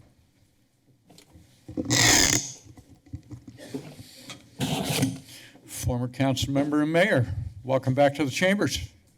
Happy to be here, kind of. Thank you, Mayor and council members. I want to thank everyone, city manager included, Matt. I have so much respect. There's so many people here in the room doing this hard work. I've been in that position. I'm very nervous about being here, partly because I have a lot of anger about this process. I am so happy to see neighbors showing up right now. Thank you for being in the room and learning about this at the last minute. I'm the kind of person that does a deep dive, and I'm going to just tell you right now in the vision statement, just where it says the community requested the city prioritize pedestrian and bicycle access by converting one lane of traffic along West Cliff. Just strike that right now until you really do hear from the community at large. I went to every one but one of the meetings now that we're doing, the robust meetings in the last year, but I also had learned about the previous, kind of on the heels of this. What this is standing on is on top of your Resilient Santa Cruz documents that also have what was called the West Cliff Drive. The word drive was existing then, adaptation management plan. And in there at least existed the bullet that said maintaining two-way traffic as one of the options. Clearly the other options too, including one-way maintaining recreational trail, or also redirect traffic, maintain recreational trail only, meaning no roadway. So the and that one was where there were very few neighbors involved, because honestly, the grant for that one was even make sure that you are reaching out to your underserved, which I love. I love the concept of what we're doing. What I hate about this process is who's being left out. You always need to look at who's not in the room. So I doubt there's very many members that know from April of 2020, you have a West Cliff adaptation plan that already is showing, well, still the possibility of two-way, but let's just fast forward. You now have a vision that takes drive out of it entirely. And I asked staff at the meetings why that happened. So I'm just so discouraged about the Madam process. Mayor, what I'm going to do is, out of respect for your previous service in this seat, 30 more seconds. All right, it's the process right now. We can talk about the iconicness of West Cliff another time and all those, and that will be a very good conversation to have, but I am just telling you, stop right now until you understand the process that has not allowed us to have the conversation, including two-way. I was a participant that was not allowed to have that conversation because after the first meeting, that option even kind of left the table. Eventually, your vision right now doesn't even have the word drive in it because it's not even referring to a two-way arterial, very active transportation mode. Thank you very much. Thank you, Madam Mayor.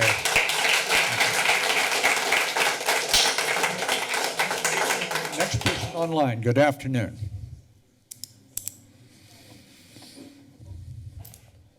Three, two. Hello, Mayor. This is Pete Kennedy, Planning Commissioner. Can you hear me? Yes, we can, Mr. Commissioner. Good afternoon.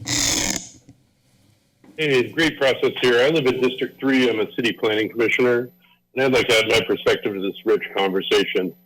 Roughly, 70% of our carbon footprint is transportation. We are all ground zero for climate change. Me, you, everybody.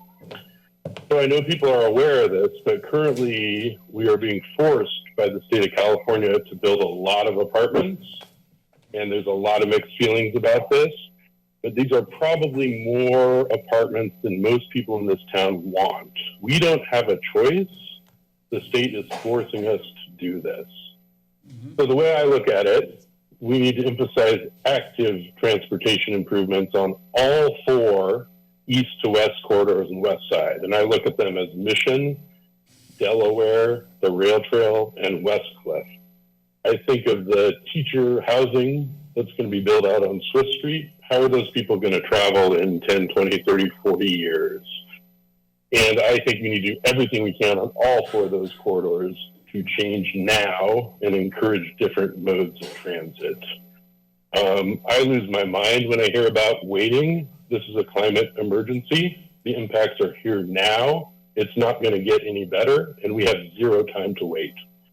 And to finish off, I personally have weighed these. I know a lot of people. I'm on West Cliff most days. I drive, I ride a bike, I walk with my kids. And personally, I've made the decision that I'm okay with more traffic and more impact, because I believe it's going to give my kids and their kids a better chance to live. So I suggest we study this as soon as possible and get our bus on the road to rethinking our transportation mentality. Thanks so much for your time. I appreciate it. Thank you, Commissioner. Good afternoon. Welcome to the council meeting, sir. Hi, my name's Anthony Rufo, and I lived here for a long time. Anyway, I just want to go attack the EMC report, or their findings and all that stuff, because I feel like it's flawed too, because I went on there and it definitely drives you in a direction that you can tell that it's towards, one way. They want to get these answers. And one of them, I brought an example, is, when they get to the visual part, they show, this is in their own words, how appealing is this concept of Westcliff Drive look like in the future? And it shows a picture that's really nobody on the cliff. It's dark, it's cloudy, there's one car, and there's the homeless van that Shane said. So you just go, wow, well, that doesn't look appealing at all. Actually, the fence looks broken. And then you flip the page, and the next thing says, how appealing is this concept of Westcliff Drive if it looked in the future? You got sunny, beautiful kids, families. The whole thing is cheery. It's like it's two different things here, and it shows you that this thing is not fair. And I just wanted to bring that to your attention. And there's a lot of stuff on that questionnaire that I feel like it's driving in a direction or an answer that they want. I'm stoked that the younger kids are here that surf and stuff, because it's about them as well and the future of Westcliff. Because at the same time, it's been a great. My life's been great. I've been able to go to the ocean and surf and go either way up and down the cliff. And then I just want the same thing to have for these guys as well. I don't think there's any reason why it can't be. I think we can coexist together, biking, walking, whatever it is, with the right planning. And if we have the right strategies, I think we can do it. They show pictures of the lane and Lighthouse Point all blocked off with the caves blocked off and all that. I'm sure they can attack the area that needs the most attention. Thank you. Please don't vote. Please don't accept the one-way vision. Thank you. Please don't accept it. Thank you. Thank you, Mr. Rufo. Next person online. And how many folks do we have remaining online? Right now, including this one. Okay, thank you. We'll take this person. Good afternoon. Welcome to the council meeting. Good afternoon. 3. Oh, I got it. Hello, can you hear me? Yeah. Yes, we can. Hello? Oh, thanks. Hi, my name's Aaron. I live 1 block off of Westcliff, and I'm hearing kind of a picture that, typical tension between the people who live right by Westcliff versus the interests of the people who don't live right there and want to come visit. It seems almost like an impasse. I just want to emphasize, because it seems like a zero-sum game if the traffic either goes on Westcliff or it goes in the neighborhood. So I'd just like to emphasize what I heard from a couple speakers ago is integrating a solution of alternative transportation into the visions. I don't know if it's already in there, but asking the question, are there ways to reduce overall vehicle use? One of the things I love about living on Lower West Side is it being very flat and in principle, good place to bike and walk. In practice, not all the areas are safe to bike in. Also, the bus only runs once an hour down Delaware in very limited hours. So I'd like to see more talk about ways, integrated scheme of just reducing overall traffic as much as possible. I know that's not going to solve everything, but that needs to be a part of the overall vision, I think, of finding ways to facilitate people getting around without needing their cars so much, especially the people who live there, maybe subsidizing bike sharing or enrolling more of the bike sharing program, something like that. Thank you for your time. Thank you so much. Good afternoon. Welcome to the council meeting. Thank you, Mayor and Council. My name is Lauren Wills, and I'm a resident at 212 Oxford Way. The agenda report includes no consideration of the environmental consequences of either the Westcliff 50-year community vision or the one-way pilot. SEQRA requires government agencies to consider the environmental consequences of their actions before approving plans or policies or committing to a course of action on a project. A project is defined as an action subject to a public agency's discretionary funding or approval that has the potential to, 1, cause a direct physical change in the environment, or 2, cause a reasonably foreseeable indirect physical change in the environment. If an agency determines that a proposed activity is a project under CEQA, it usually takes the following 3 steps. Determine whether the project falls under a categorical exemption. If the project is not exempt, prepare an initial study to determine whether the project might result in significant environmental effects, or prepare a negative declaration, mitigated negative declaration, or EIR, depending on the initial study. Significant effect on the environment under CEQA means a substantial or potentially substantial adverse change in any of the physical conditions within the area affected by the project, including land, air, water, ambient noise, and others. Residents today have shown that they have been affected by one-way traffic on West Cliff and have submitted evidence of substantial adverse changes to the physical conditions of the Lower West Side, including but not limited to an increase in ambient noise and GHG emissions resulting from automobile traffic on local residential streets. This project is not exempt from CEQA because... Thank you very much. We'll take the next person online. Good afternoon. Welcome to the council meeting. 3, 2, 1. We're going to take the person in line here. Welcome. Good afternoon. Certainly. Thanks a lot. I appreciate what you're doing, and this is a hard one. This is probably, I've been here my whole life in Santa Cruz, and this is tough. And I take my hats off to all the council members, mayor, and I just want to say to you personally, you're pretty cool. Giving Lynn that extra 30 seconds, she does deserve it. I had my notes. I'm just going to kind of change what my notes were and stuff and get a little more personal, a little more history, a little more local.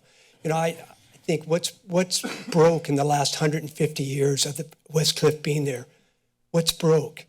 There's wagons going on at 150 years ago and everything. What is it now this year? It's just, this has got to happen, you know.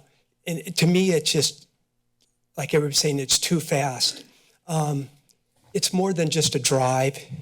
It's historic to Santa Cruz. This is a historic thing. I see houses with blue plaques on them, historic houses.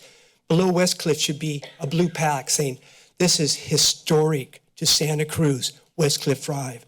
For 150 years, whatever, we've been driving it this way.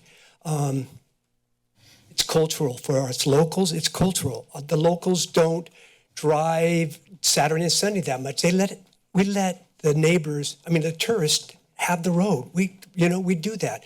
And if we see a biker, I drive more now because I'm not living real close to West Cliff.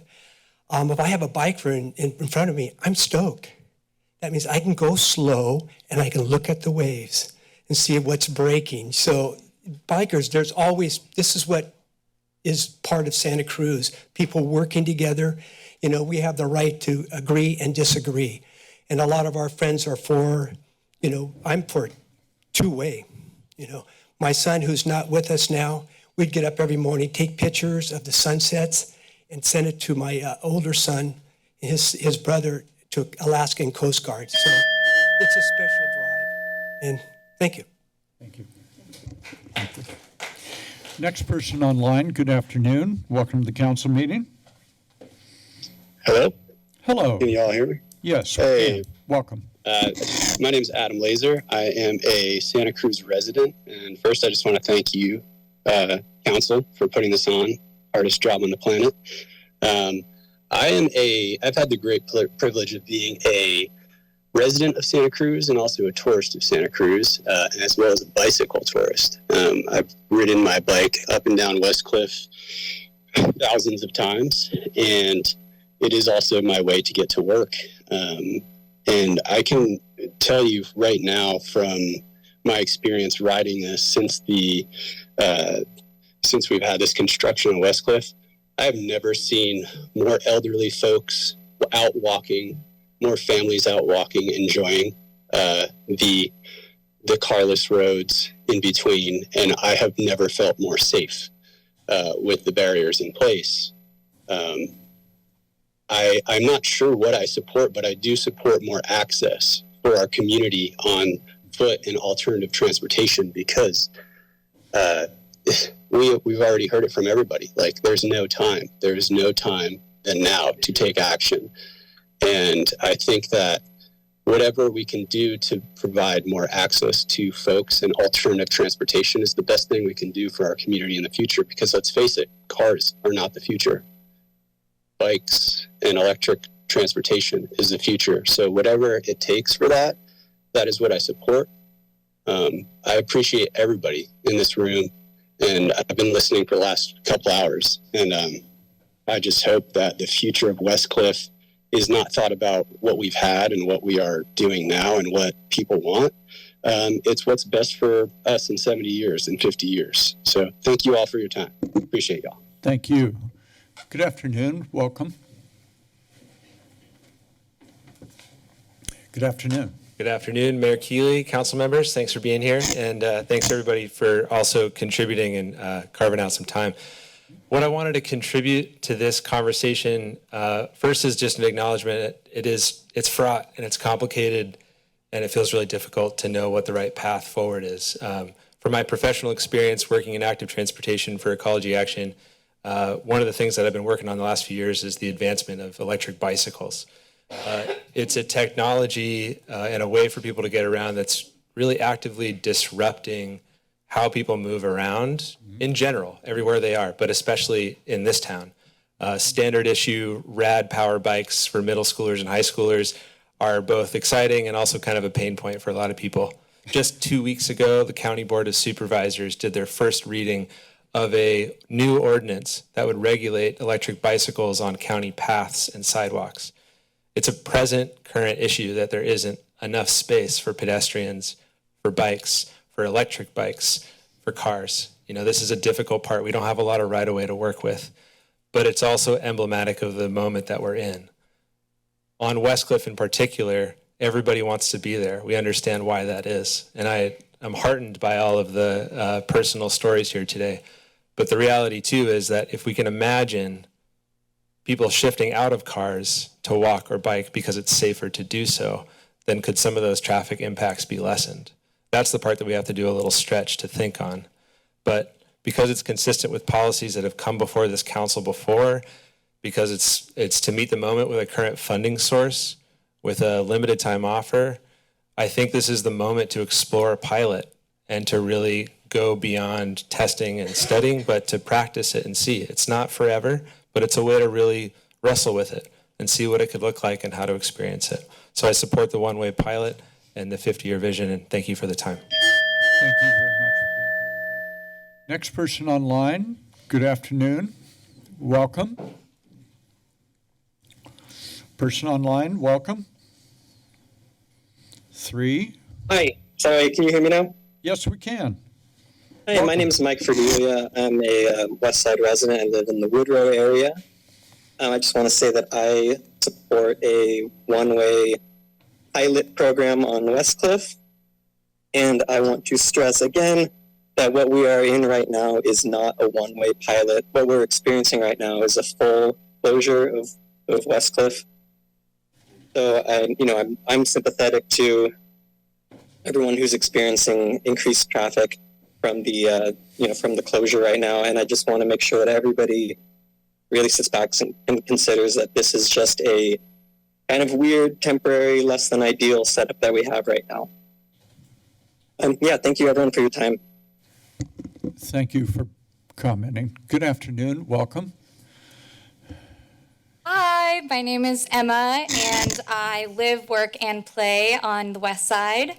And I use Westcliff every day, either to run, bike, or walk. And I would like to support the 50-year vision and the one-way pilot program.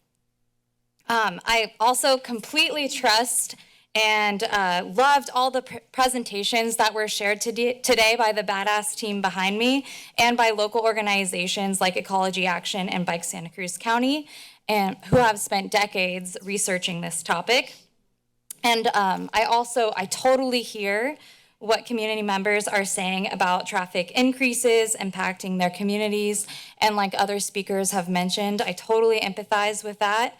And I also wanted to add and emphasize that this experience and these bottlenecks currently happening are based off of a small partial two-way closure, and it is not an accurate portrayal of the pilot program. And also, something I've been hearing a lot is that this is kind of a neighborhood park, or that it's a neighborhood resource, and it's just not. It's a community resource, and it's somewhere that almost everyone in the world wants to be. It's a beautiful place. So I think looking at the impact for the larger community and not just the neighborhoods is really important. So yeah, I don't really want to pause it anymore. I think it's been a really long time coming, and climate change is real. So the 50-year vision, including the one-way pilot, will be better for our community, for resiliency, and for the climate. Thank you so much. Thank you. The next person online. Good afternoon. Welcome.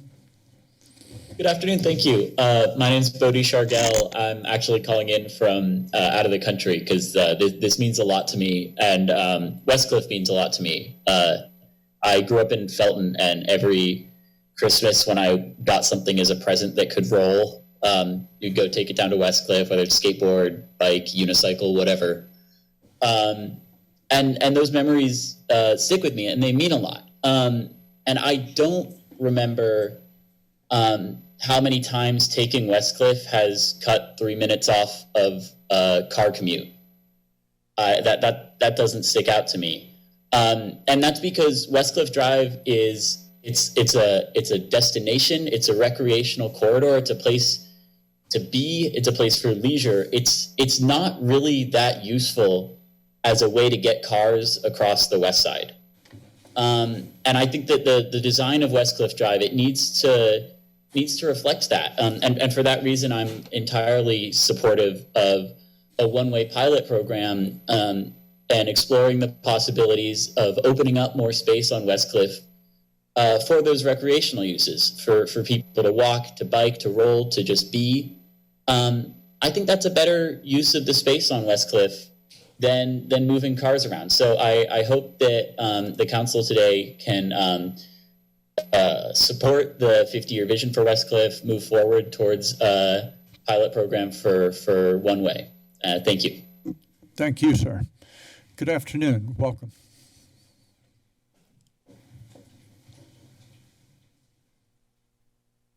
Hi, good afternoon. My name is Steve Johnson. I've lived in Santa Cruz here in Santa Cruz County for over 50 years. I happen to have been working in the cycling industry for over 30 years also. Twice a week, I've been meeting my buddy from Scotts Valley, and I now live in Watsonville, to ride along Westcliff as part of our mind and physical well-being. And remember why we pay so much money to live in this beautiful spot. Westcliff is a jewel to not just us, but also to the communities that come here to visit us, the tourism aspect of it. Certainly that includes the boardwalk and surfing. I would say it includes cycling also, as far as what's become a hub of the cycling industry within Santa Cruz, especially on the west side. Most of our rides begin and end on this side of town and include some sort of a portion of Westcliff to celebrate that portion of life. In order to support that idea, I recently joined up with Bicycle Santa Cruz County. I'm on the board of directors there. I'm also on the RTC for District 4 in Watsonville now, so I've dived into this a little bit more. I understand the passion behind this, but I think we have to really find a way to cohabitate and hit it from all angles, from the hardscaping to using the small space efficiently to respecting the neighborhoods. Getting more butts on bikes is certainly a priority in my life. And I think that now we have B-Cycle within the community, having bike lanes that help those people who are getting B-Cycles, tourism or whatever, get up and back safely on Westcliff, where they might not ride on the pathway or on the road, they would ride in the bike lane. I think that's something to be considered, and I support the 50-year plan and the proposition to do the test pilot. Thank you, sir. Ms. Bush, excuse me, Ms. Wood, next person online. Next Hello, person online, good afternoon. Hi, my name is Chloe Ortiz. I am an impacted neighbor. I've lived here my whole life, and I grew up riding my bike to soccer practice along West Cliff, riding to go surf along West Cliff. And it's something that I want for every kid who lives in Santa Cruz and on the west side to be able to go, before they have their license, use West Cliff to get around, carrying their surfboard or meeting their friends. And right now, when you see kids doing that, they're squished between these tourists and pedestrians on the sidewalk. And I just want more space for them to get around on their bike safely. And I also want to remind us that the separated bike path isn't only for bikes, it's also for people on roller skates and skateboards. Right now, roller skating, on the pedestrian area isn't really feasible because it's so crowded. So having more space for more types of wheels would make everybody less stressed out. And yeah, I think the fact that this is a pilot makes it so easy for everyone to get on board and try it. And if we all hate it, we can come back and decide to take it out. Thank you for your time. Thank you for your participation. Good afternoon, sir. Welcome to the council meeting. Hello, council. Thank you, everybody, for coming today. My name is Russ Smythe. I live on Pelton Avenue, and I have been in this home for 36 years. I fancy myself as a working-class, regular guy who came here at the age of 25 and was able to buy a house. Not lost upon me that younger people have it very difficult. And I want to share West Cliff Drive. Incidentally, I want two-way traffic. I'm going to share, many poignant things have been said. I'm not going to repeat them. So I'm going to just tell you a little bit about my last 15 months. I have a 15-month-old Australian Shepherd I dearly love. I'm on West Cliff every morning, 5:45 a.m. with my other early risers. It's a joy to watch the pre-dawn and the sun come up. It's special. But what I would say is I've had a rough 15 months. My dog has been attacked 3 times, 2 unleashed dogs, 1 dog leashed but escaping the owner, biting me 5 times. I received no support or from the police.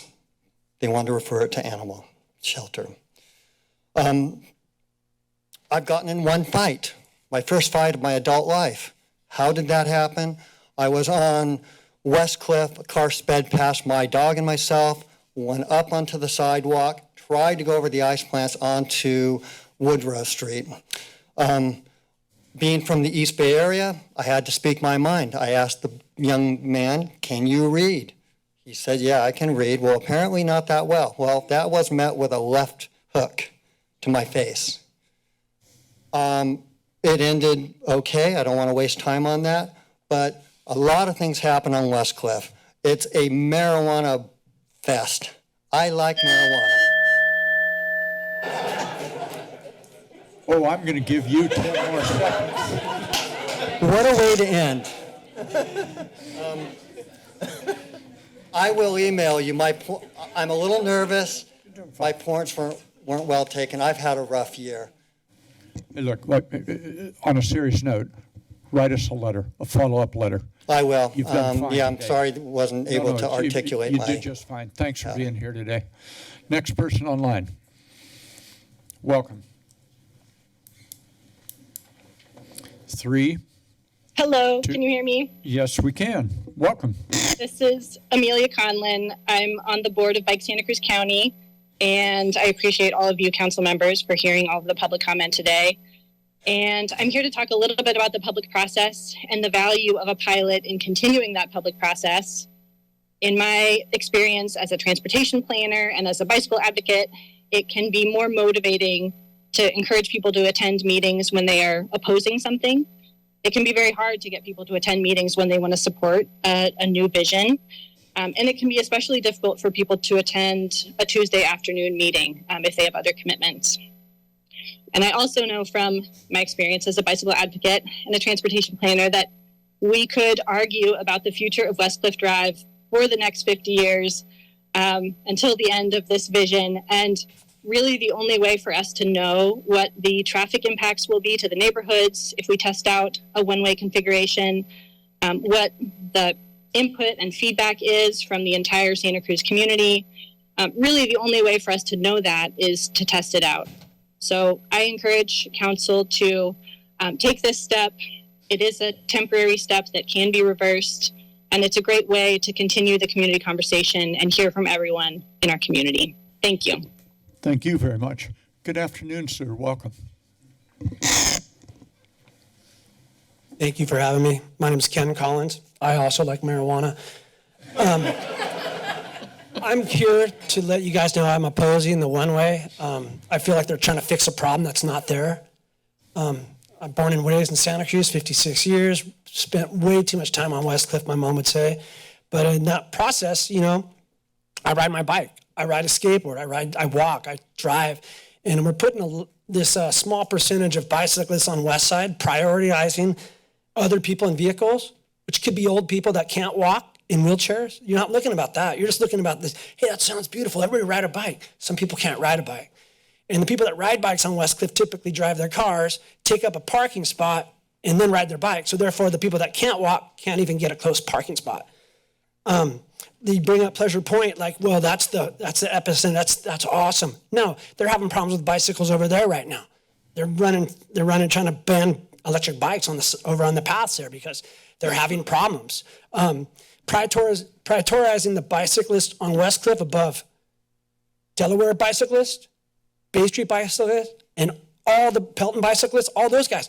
I wouldn't let my kid ride their bike to school. Like if you have a kid trying to ride their bike to Bayview, you know, Santa Cruz High, Mission Hill, it's dangerous coming out of the West Side. So that's something that no one's even considering the possibility of impacting people, you know. And the problem on Westcliff with bicycles and walkers, it's like 3 months, June, July, and August, it's crowded. The rest of the time, it's not so crowded. So therefore, this new pilot would impact the neighborhood 12 months a year to save a small priority of bicyclists for 3 months.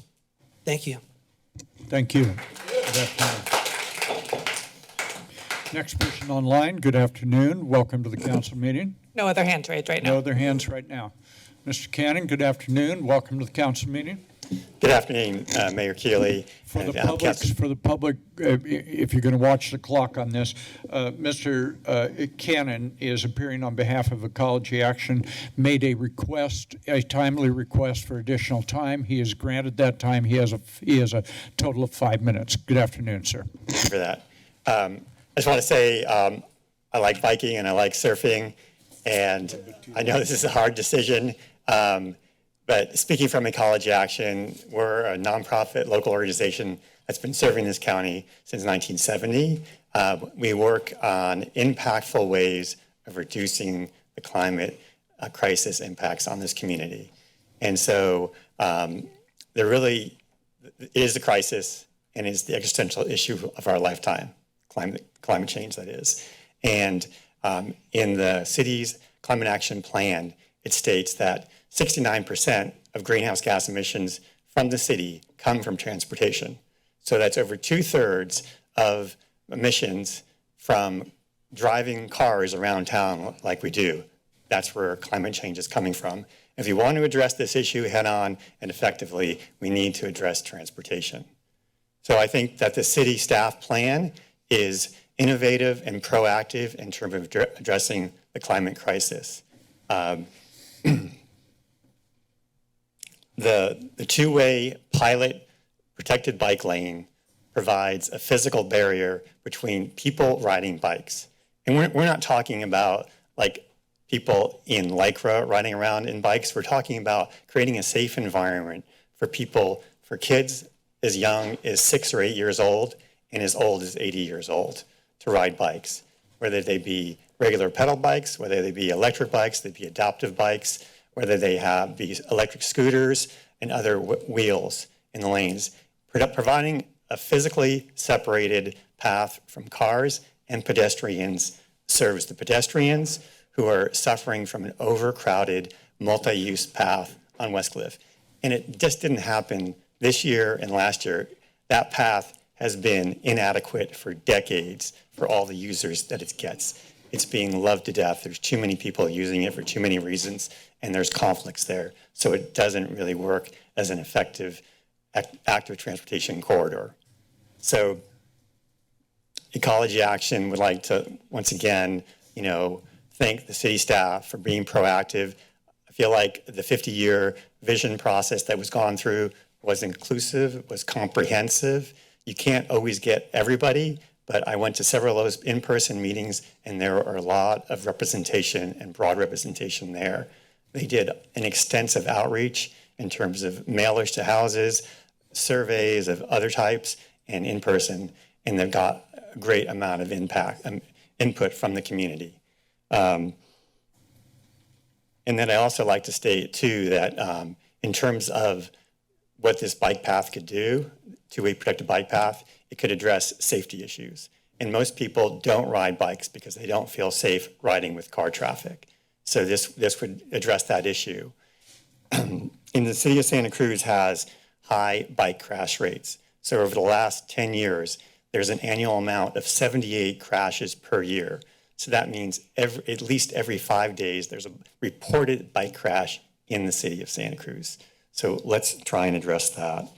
I just want to wrap up and say that this is a pilot project. It gives time to test out how a two-way bike path could work, its impact on the neighbors, and be able to evaluate that impact, be able to mitigate it, and be able to change it. So in terms of addressing climate change and community health, Ecology Action strongly supports the staff recommendation. Thank you very much. Thank you, Mr. Cannon. Good afternoon, sir. Welcome to the council meeting. Good afternoon. Mayor Keeley, City Council, City staff, greatly appreciate all that you're doing here in Santa Cruz. Thank you very much, especially on this very hard topic. My name is Sean. I'm a lifelong resident of Santa Cruz. I grew up learning about the ocean here at Boogie Board at Finger Bowl, a wave that no one knows about anymore because it no longer breaks. It's only home to a construction site. I began stand-up surfing at Mitchell's Cove during the summer, now a wave that barely breaks in the winter due to lack of sand. I also grew up after the time of no riprap along the coast, and now I get to say I surfed the lane before the cliff fell. My point is that our very dynamic coast is changing. West Cliff Drive has been changing for decades, but not to the extent it has in the last couple of winters from the effects of a rising seas and increased high-intensity large swell storm events. My hope is that the city doesn't overlook this gem of a coastline that they have in their backyard. I commend the city staff for making the time for the many community conversations. My optimism is that the city will become highly motivated to be the true surf city that it is, as a nationwide leader in demonstrating the proper management and communication it takes to look after its surfing resources. I encourage the city to continue building and exploring science-driven approaches, including nature-based solutions and natural feature restorations in the near and long term, to ensure that any engineering solutions take into account and mitigate any damage to the waves of West Cliff Drive and the coastal ecosystem. Although many of these community comments have come in the 11th hour, I think it's still the city's due diligence to incorporate all aspects into the living document that is the 50-year vision plan. When this implementation roadmap is rolled out, it needs to have community input, and a working coalition that includes surfers can help make this work. If there's ever been a time where the coastal community has wanted to work with a city, it is now. And my last point, roads can be built, paths can be made, and lanes can be marked, but unless you want to buy a wave pool, you can't build waves, you can only manage them. Thank you. Thank you very much. Thank you. Good afternoon. Welcome. Mayor Keeley, council members, my name is Deborah Elston. Please stop moving forward on one way. Ever since 11 neighborhoods got together and started Santa Cruz Neighbors 22 years ago, when working with the city staff, we have always asked, please, no surprises in the neighborhood. Well, I attended every meeting with the city, and their outreach was incredible to get people to come to them. I missed one meeting. Through the whole process, though, I have to say I have been surprised with skewed survey questions, removing drive from West Cliff Drive, being manipulated into answering questions a certain way, and not being given the option to even comment on two-way or vehicles. The city does have actual data for vehicles, pedestrians, and bikes for the past 5 years from electronic monitors that were up at Monterey and Pelton and shows objective numbers who actually uses Westcliff Drive. That actual 5-year data kind of contradicts some of the project data. Where is that data? Someone's drawer. The city has made a major decision that will affect neighbors' quality of life, given no personal notification by mail like you would for a large development. You have planned the whole one-way 2-year pilot, and I know it was a lot of work and extensiveness with no neighborhood input, and they live there. I would say, I've been saying over 50%, a lot of other neighbors say it's a lot higher percentage of neighbors who had no idea this decision of one-way was being voted on today. I'll just say I worked on the Public Works Commission, and there was a planned retreat 20 years ago, and the city is constantly putting Band-Aids instead of looking at the whole plan. So I appreciate having a whole extensive plan. I think that's really important, but you've left the most important people out of that decision. Thank you. Thank you, Ms. Helston. Good afternoon. Welcome. Good afternoon. Thank you very much. Thank you very much, City Council, for all the work and energy that you're putting into this. I really appreciate it. My name is Susan Kaufman. I am a retired city and county land use planner. I have lived in Santa Cruz for over 40 years. I am in favor of a one-lane Westcliff Drive. We need to prioritize the environmental impacts of all of our land use decisions, and we need to consider the ever-worsening climate crisis in all of our land use decisions. As mentioned just recently by Piet, 70% of the city's greenhouse gases are produced by cars and other motorized vehicles. We need to make alternative transportation methods easier and safer. Currently, it is not safe and has not been safe to ride a bike on Westcliff, and will not be safe until we have protected separate bike paths. It has been an obstacle course to try to ride a bike amongst pedestrians, strollers, those who are slower due to disabilities or being elderly. It's crazy to try to zigzag between with a shared path right now. We need to take into consideration that the ocean and storms are going to continue to reduce and erode the width and integrity of Westcliff. We can't stop nature. Please move forward with a one-lane pilot program and a one-lane Westcliff Drive. Thank you very much. Thank you for being here. Mr. Ramadan, welcome. Let me also advise folks, Mr. Ramadan is speaking on behalf of Save Westcliff, and he did make a timely application for additional time. He has been granted 7 minutes. Mr. Ramadan, welcome and good afternoon. Mayor Keeley, council members, city staff, and fellow neighbours, we are the first generation to feel the consequences of a warming planet, and the last generation that can steer a different course. Words from California Against the Sea, a book published a few months ago.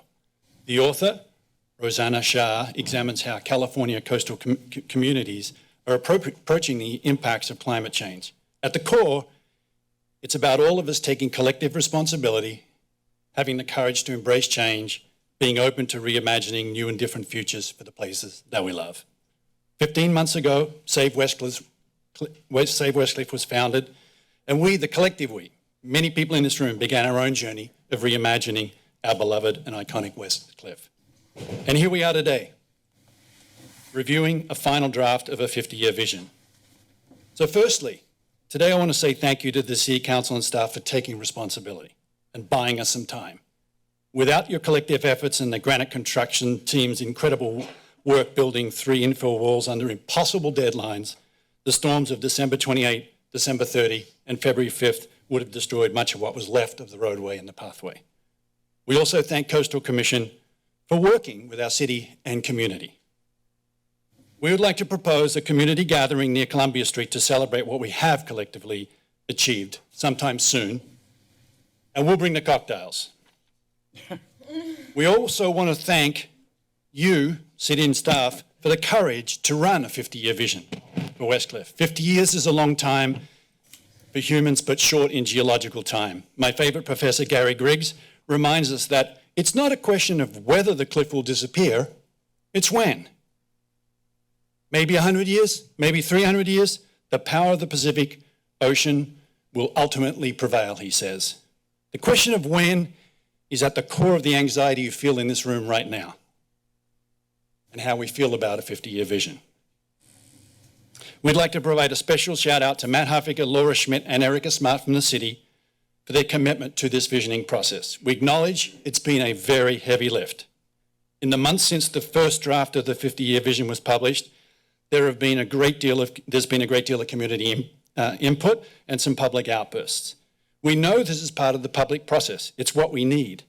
But we also know we have to keep moving. So while some people have arrived late to the visioning process, the wonderful thing is they're here and they're engaged now, which is perfect, because now the real work begins as we translate this 50-year vision into plans and action via what the city calls a roadmap. We believe there are 2 big strategic questions for us for this first decade roadmap, i.e. the next 10 years. Can we move the wave energy away from the cliffs and slow the erosion down, and how do we manage access and transportation? Let's start with the most challenging topic of access and transportation. While the 50-year vision focuses on 2074, there are many unanswered questions. You've heard a lot of them today. I'm not going to repeat it, but top line, how much cliff-top space do we actually have to work with? How much room do we need to meet our collective needs? What are the likely impacts on local and city streets? These questions need to be answered before meaningful change can be proposed. We believe maintaining 2-way traffic should be the starting point for the first decade roadmap. And we don't support the one-way trial as proposed. So today we're asking the City Council to move forward with approving the 50-year vision for Westcliff and to take the additional action to appoint an ad hoc City Council committee comprised of Council members Golder, Kalantari Johnson, and Mayor Keeley that will outline for the community the following. Number 1, implementation priorities for this first decade roadmap. 2, neighbourhood engagement commitments, informing the community and engaging them in all of these questions that you've heard from these speakers today. And 3, the development of a charter for the proposed Sustainability and Resilience Committee, along with a standalone Westcliff Implementation Committee focused on the needs identified in the 50-year vision and the development and implementation of the first 10-year roadmap. The charter should identify scope, goals, membership, terms of service. We believe it needs to include community representation from each of the key districts, including District 3 and District 6. We'd like these answers in the next 9 months. Turning to the other strategic question. The biggest threat to Westcliff comes from extreme west swells. Damage to these storms is the reason we have a one-way and no-way traffic today. Dr. Griggs has been warning us for decades. We believe we should dedicate more time, energy, and money to this topic than many others, including the one-way. We believe natural feature restoration should be the starting point for our first decade roadmap. It has the most potential to move the swell energy away from the cliffs, and we can always revert to hybrid at any time.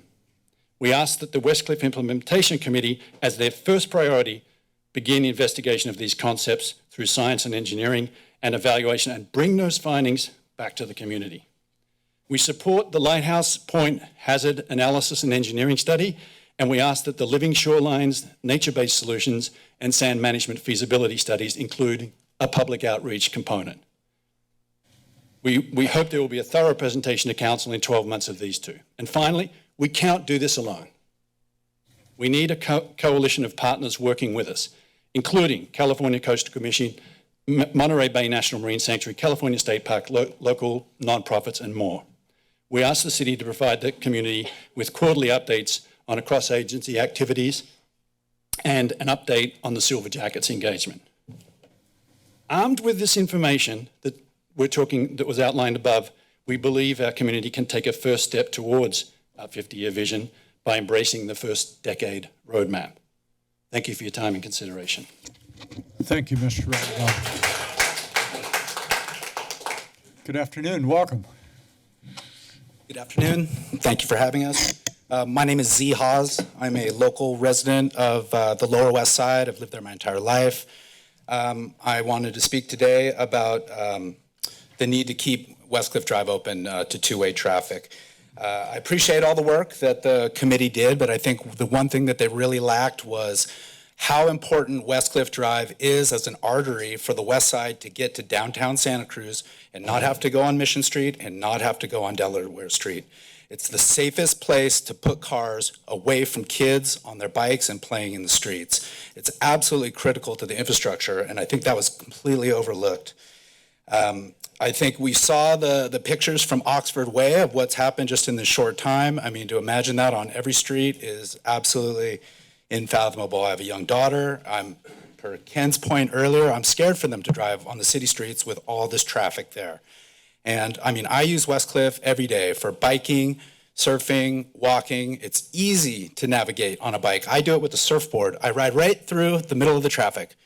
The cars are fully respectful. They go around us. I mean, it's easy to both manage.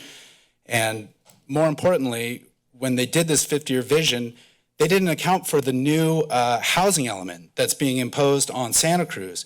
And we're talking about hundreds and hundreds of more cars on Almar at these new construction sites or these new building sites that are going to need to get somewhere. So what started as a plan to go one way to deal with erosion has now become a plan to go one way just to accommodate a separate biking path, which I don't think is needed at this time. So please vote no on the one way. Thank you for being here this afternoon. Good afternoon. Welcome to the City Council meeting. Hi, council members and Mayor Keeley. My name is Lola Quiroga. I live in D4, District 4. I'm a UCSC student and involved in Bike Santa Cruz County and serving on the Transportation and Public Works Commission for the city. I want to urge the council to approve the 50-year vision and give staff the green light to apply for the grant for the pilot now. I really want to thank staff for implementing what the statistically significant surveys showed us about what the residents of Santa Cruz really want for Westcliff.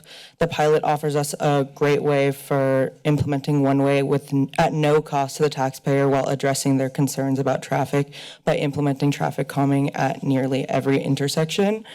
I also really want to recenter the conversation on the future of Westcliff and who we're planning for, not just traffic concerns by the small few that are privileged enough to live and right in the impacted neighborhoods, because we're all impacted regardless of if you moved here 50 years ago and could afford a home here.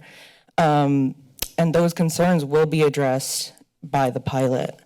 I do want to mention that if you're serious about planning for the future, please listen to what young people want, which is to move away from car-centric infrastructure and planning to have this bike network. Like the bike lanes on Westcliff will connect to the bike lanes on Bay Street and on Delaware and Swanton and connect to the rail trail, and creating this huge bike network will really help it so that you can feasibly commute, and not just recreationally, but to commute and live and functionally cycle on Westcliff.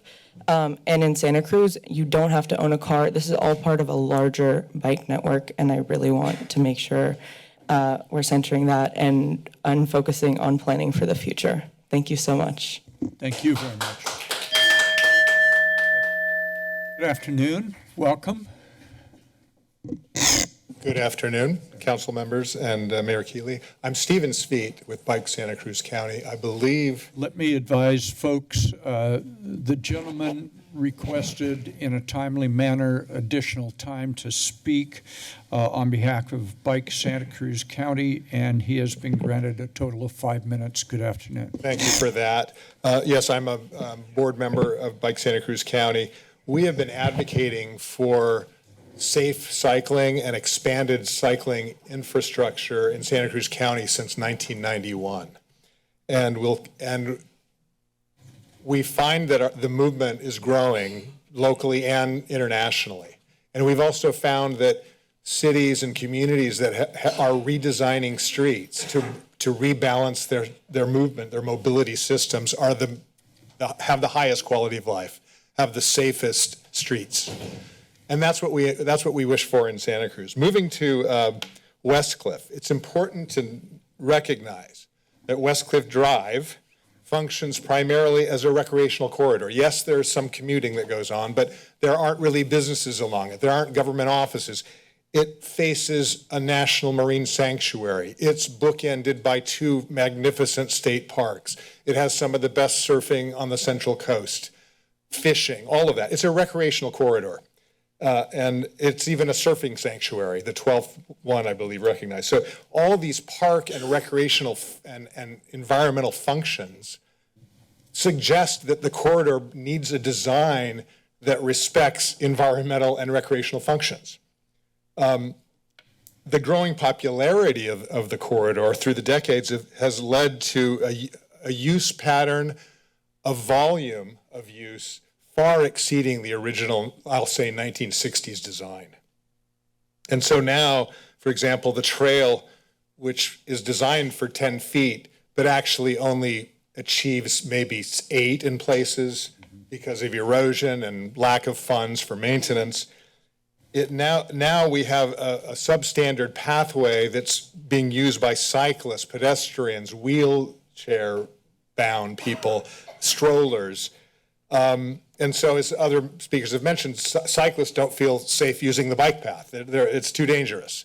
So they go to the street where, on occasion, they're yelled at by tourists driving through on a windy street that they're not familiar with while they're trying to look at the ocean. So we have an unsafe situation for everybody.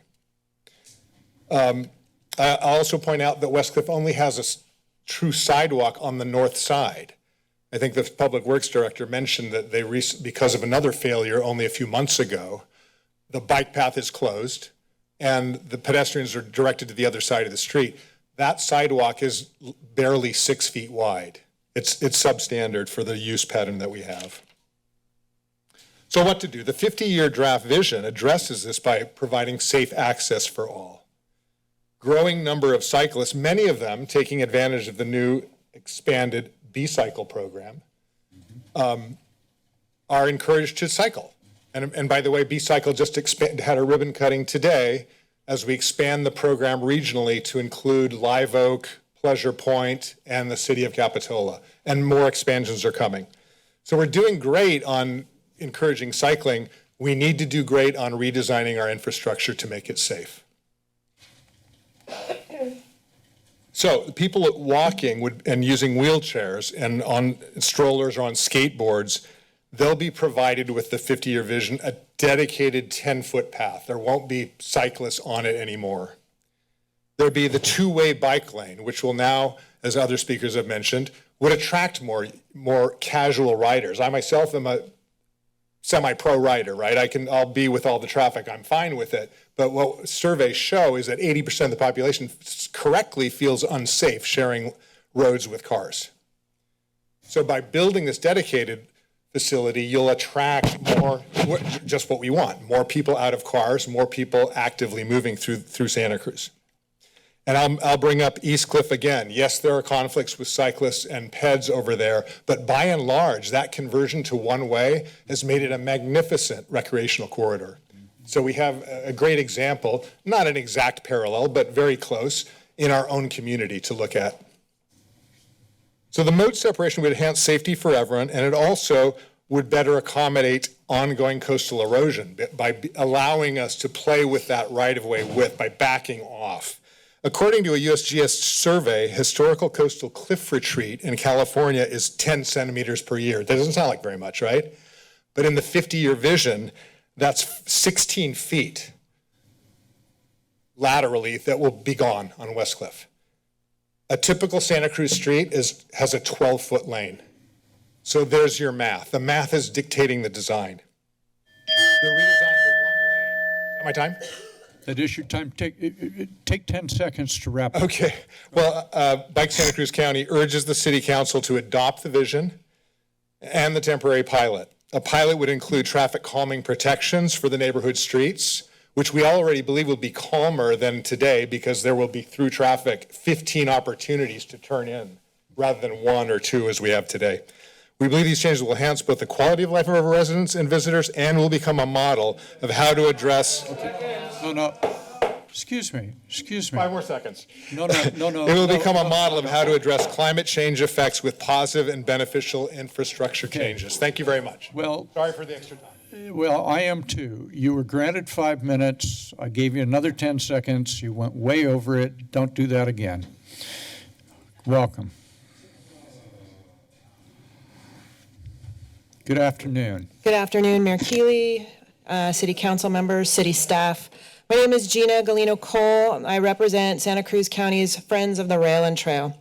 Friends of the Rail and Trail supports the West Cliff pilot program to study and to assess the expanding the Santa Cruz Trail network.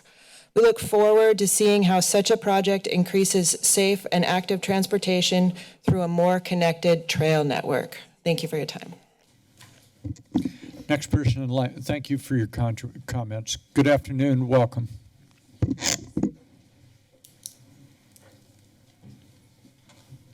Good afternoon, Mr. Mayor. Good afternoon. Members of the council, city staff, and my fellow citizens.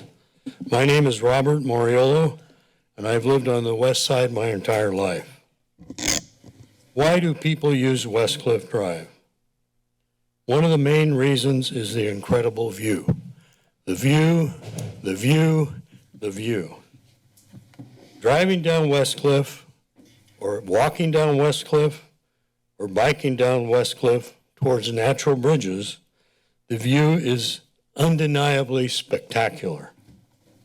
And the main reason people drive, at least local people, drive to the end of West Cliff so they can turn around and drive back.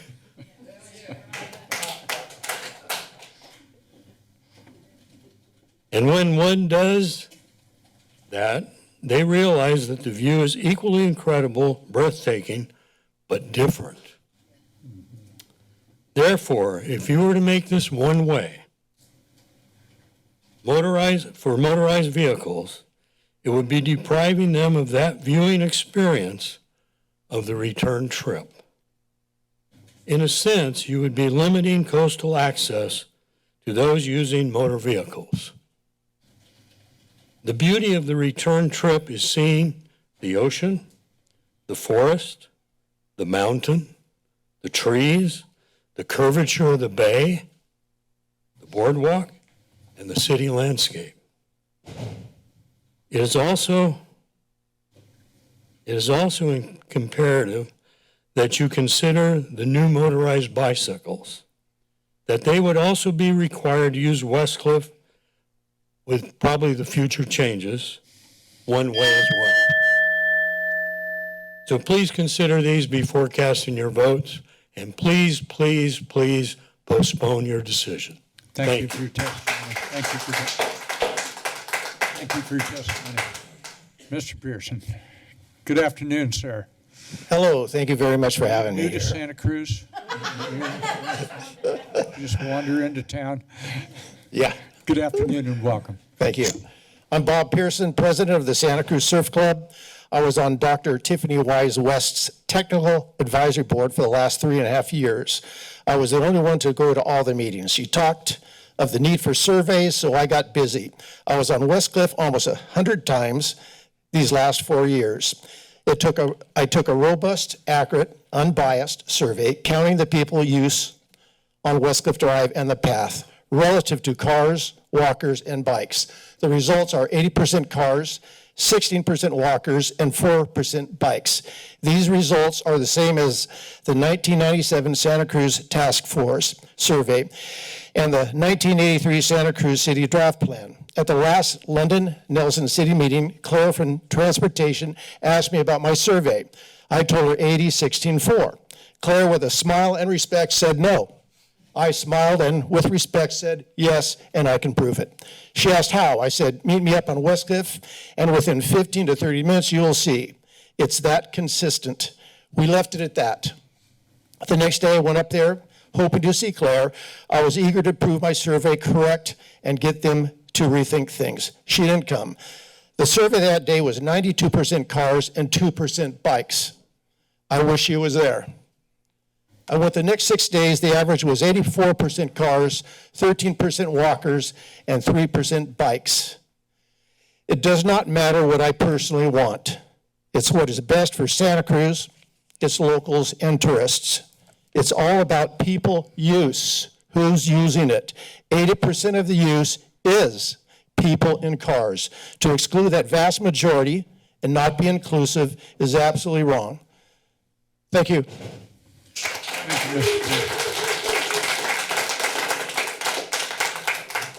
I will say, in just a moment, I will say, not that she needs my defense, she doesn't, but Ms. Gillooly has a day job that oftentimes goes into the night. And so I'm sure she will meet you, Mr. Pearson, by arrangement at some point, but I'm not going to let it be said, Mr. Pearson, that somehow Ms. Gillooly didn't show up on some prearranged deal. Very good, Mr. Pearson. Thank you, sir. Good afternoon and welcome. My name is Chip Stanton, and I'm here to lend my voice for those that are unable to attend today and were not part of or privy to any of the survey techniques employed. Methods used of gathering data in the surveys appear grossly inadequate, full of opinion, employ extremely biased strategies, and frankly are quite difficult to believe are not based on unspoken agendas. Data gathered is not reflective of, nor indicative of, actual views of the Westcliff neighborhoods as seen from those that live here and use Westcliff daily. Statistics can be manipulated. Solve the issue. Bolster Westcliff as was done in the late 80s, early 90s in the areas of San Jose Avenue and Swift Street, where they meet the ocean. Cliff erosion from ocean energy has been mitigated in the areas aforementioned. The failure to mitigate erosion of surface soils has been non-existent by the city and is reflected in the soil erosion at Chico Street. It has been 30 years since the last major proactive bolster of the Westcliff shoreline, with zero efforts up to this reactionary point. Those of us that live with the ocean know not to turn away when the waves have subsided. We always keep one eye on Mother Ocean, so we're not blindsided, but can enjoy another ride. Because we know another wave is coming, just not when. It appears our past city councils have been negligent in providing that one weather eye to keep from being blindsided by another wave that we all know is coming. Keep Westcliff two-way. Keep in mind, not all of us are able to walk, run, or bike. Some people are beholden to use vehicles to experience life. Keep additional traffic out of the West Side neighborhoods. Keep Santa Cruz unique. Keep Westcliff two-way. I'm asking the council table the one-way proposal for Westcliff. I'm asking the council members to strongly consider applying the DNSH principle, do no significant harm, to the suggested one-way idea of Westcliff. Keeping Westcliff two ways is the only option that does no significant harm to all those that will be affected in the West Side community. Thank you for your ears.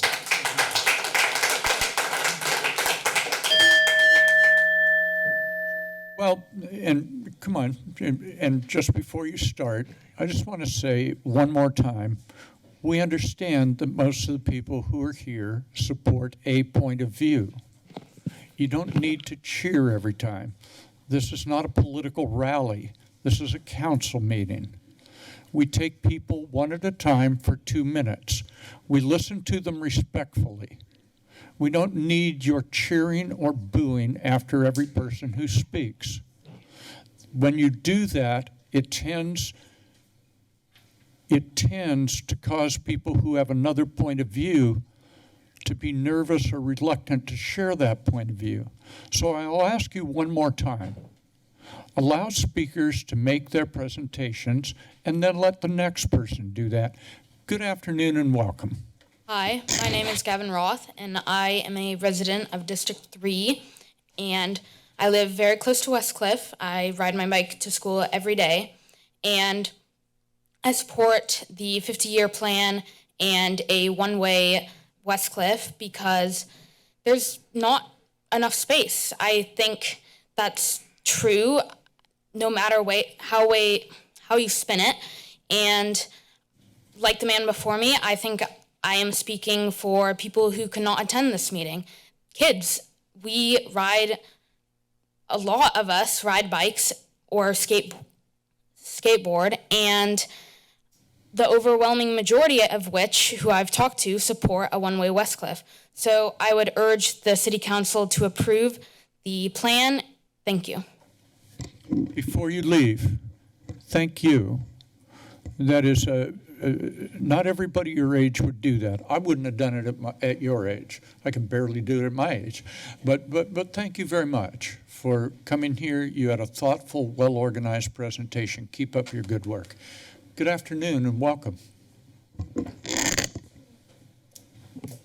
Hello, City Council. My name is Nicolas Robles. I am part of the UCSC Student Housing Coalition, and I'm also here to just share my support for the Westcliff one-way change. I personally am a really big car fan. I love cars. I feel like I can talk to everyone's ears off about cars in this room, but at the same time, I also really like anything on wheels. I also love biking, and one thing that I really see would be a big improvement in Santa Cruz is to have the one-way change, because I feel like a lot of this conversation is saying that cars are just not going to exist with a one-way, and that's not true. Like, I personally drive a car around Santa Cruz myself too, and a one-way would mean that you can still drive down Westcliff and see the views at night, and I don't think that would really interfere with what the experience of Westcliff right now.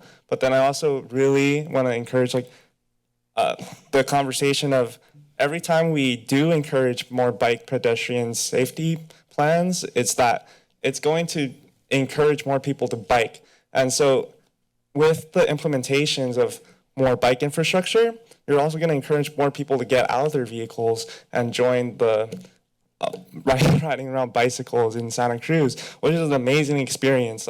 One thing that I love to do now is with the B-cycle implementations of the city is ride down Westcliff. And it's a little scary just because there's a lot of cars that have zoomed past me, and that has been a scary experience. But at the same time, it would be a really big improvement if we could get people to actually join in and be able to bike safely and walk safely. I mean, you wouldn't put a mother with a stroller down the road, and that's the same logic with biking and bike infrastructure. Thank you. Thank you for being here today. Ms. Greenside, good afternoon. Welcome. Good afternoon, Mayor Keeley, council members, Gillian Greenside. This came as a huge surprise that this proposal for a one-way Westcliff was on your agenda, because of your last two meetings where you discussed this issue, which was in 2023, February and May. You gave no direction to go ahead with considering a one-way. So it came as a complete surprise. If you do vote on a one-way plan, I would suggest that any good experimental design has to have a base to it, and the only way to study the impacts accurately would be to, if you want to go in that direction, would be to open it to two-way, study the impacts on the streets from two-way period, however long it was considered reasonable. And then if you wanted to have a one-way pilot, then study the comparison. To not do it that way I think, would be considered an invalid study. For example, the cutoff point mentioned was 1,000 cars going down a particular street. Well, right now, most of the streets have far less cars than that. So what are you studying? What are you comparing? Two things have been left out. I was quite concerned that the consultants were suggesting that you would have to acquire properties on Westcliff. when I was on the Technical Advisory Committee, and can't tell you how many times I wrote to say you were ignoring the fact that the city has a 5-foot easement on all properties on Westcliff. So to suggest that you would have to buy the properties ignores that fact. I didn't see any mention of the late Al Mitchell's very good survey on this issue. So I encourage you to listen to the neighbours and postpone this. Thank you. Thank you, Ms. Greenside. As Mr. Rotkin is approaching, I'm going to take the privilege of the chair here and just share a little piece of history with you. And that is that each of us up here, there's a drawer right here, drawer right in front of us. And in the seat in which I sit, which is the mayor's seat, there's been a custom and practice over the last 40 or more years that mayors sign this desk drawer. And so Ms. Watkins is here, Ryan Coonerty's here, John Laird is here, Don Lane is here, David Terrasas. The only person who has 6 signatures on here is our next speaker, Mr. Rotkin. Mr. Mayor, welcome back. Thank you, Mr. Mayor and council members. First of all, I want to give appreciation to the public works staff. Done a tremendous job on Westcliff. Raised money we didn't think we'd have access to, moved quickly, much quicker than we thought that they could. So when I'm a little sarcastic in a moment about something, let them appreciate it that it's in that context. There's no connection between the erosion issues and the question of one-way or two-way traffic.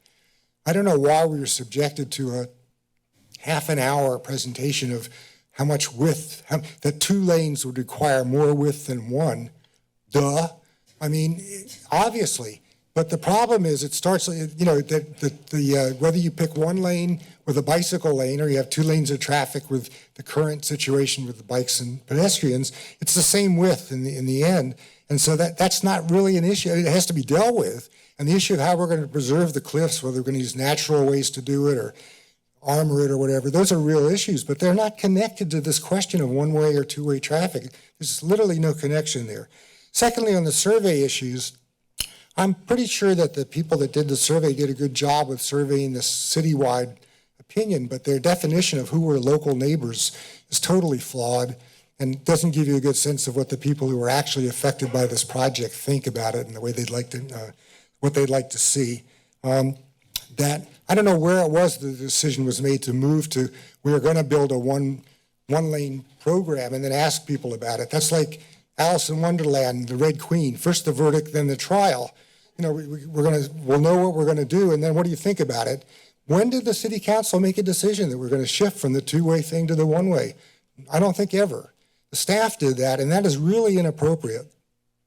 In the 18 seconds I have left, I just want to say, this is not really about the environment or climate change, because if people got out of their cars because there's a bike lane, that'd be great. I'd be in favor of it, and we make that happen. But if you're just moving them from Westcliff Drive into the neighborhoods, you're not changing the effect of how much, greenhouse gas is being generated, but you are deteriorating the quality of life who live in the neighborhoods. And that's the highest value, I believe, of the politics of this city. Thank you.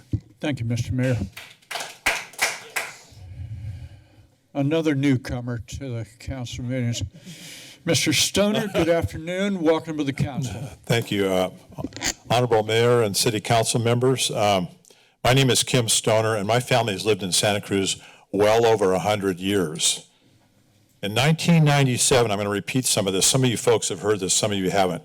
I was selected by then Mayor Cynthia Matthews to be on the Westcliff Drive Task Force. We were tasked with similar concerns regarding the use of Westcliff Drive and the path. When I requested copies through the Public Records Act from the city last May, none could be found. Fortunately, I went into my storage shed, found an old box, copies of every agenda, minutes, and the 95 15-minute surveys we took, which were later converted into pie charts, and the numbers of uses, which were 22 total, of which I was one of those counters.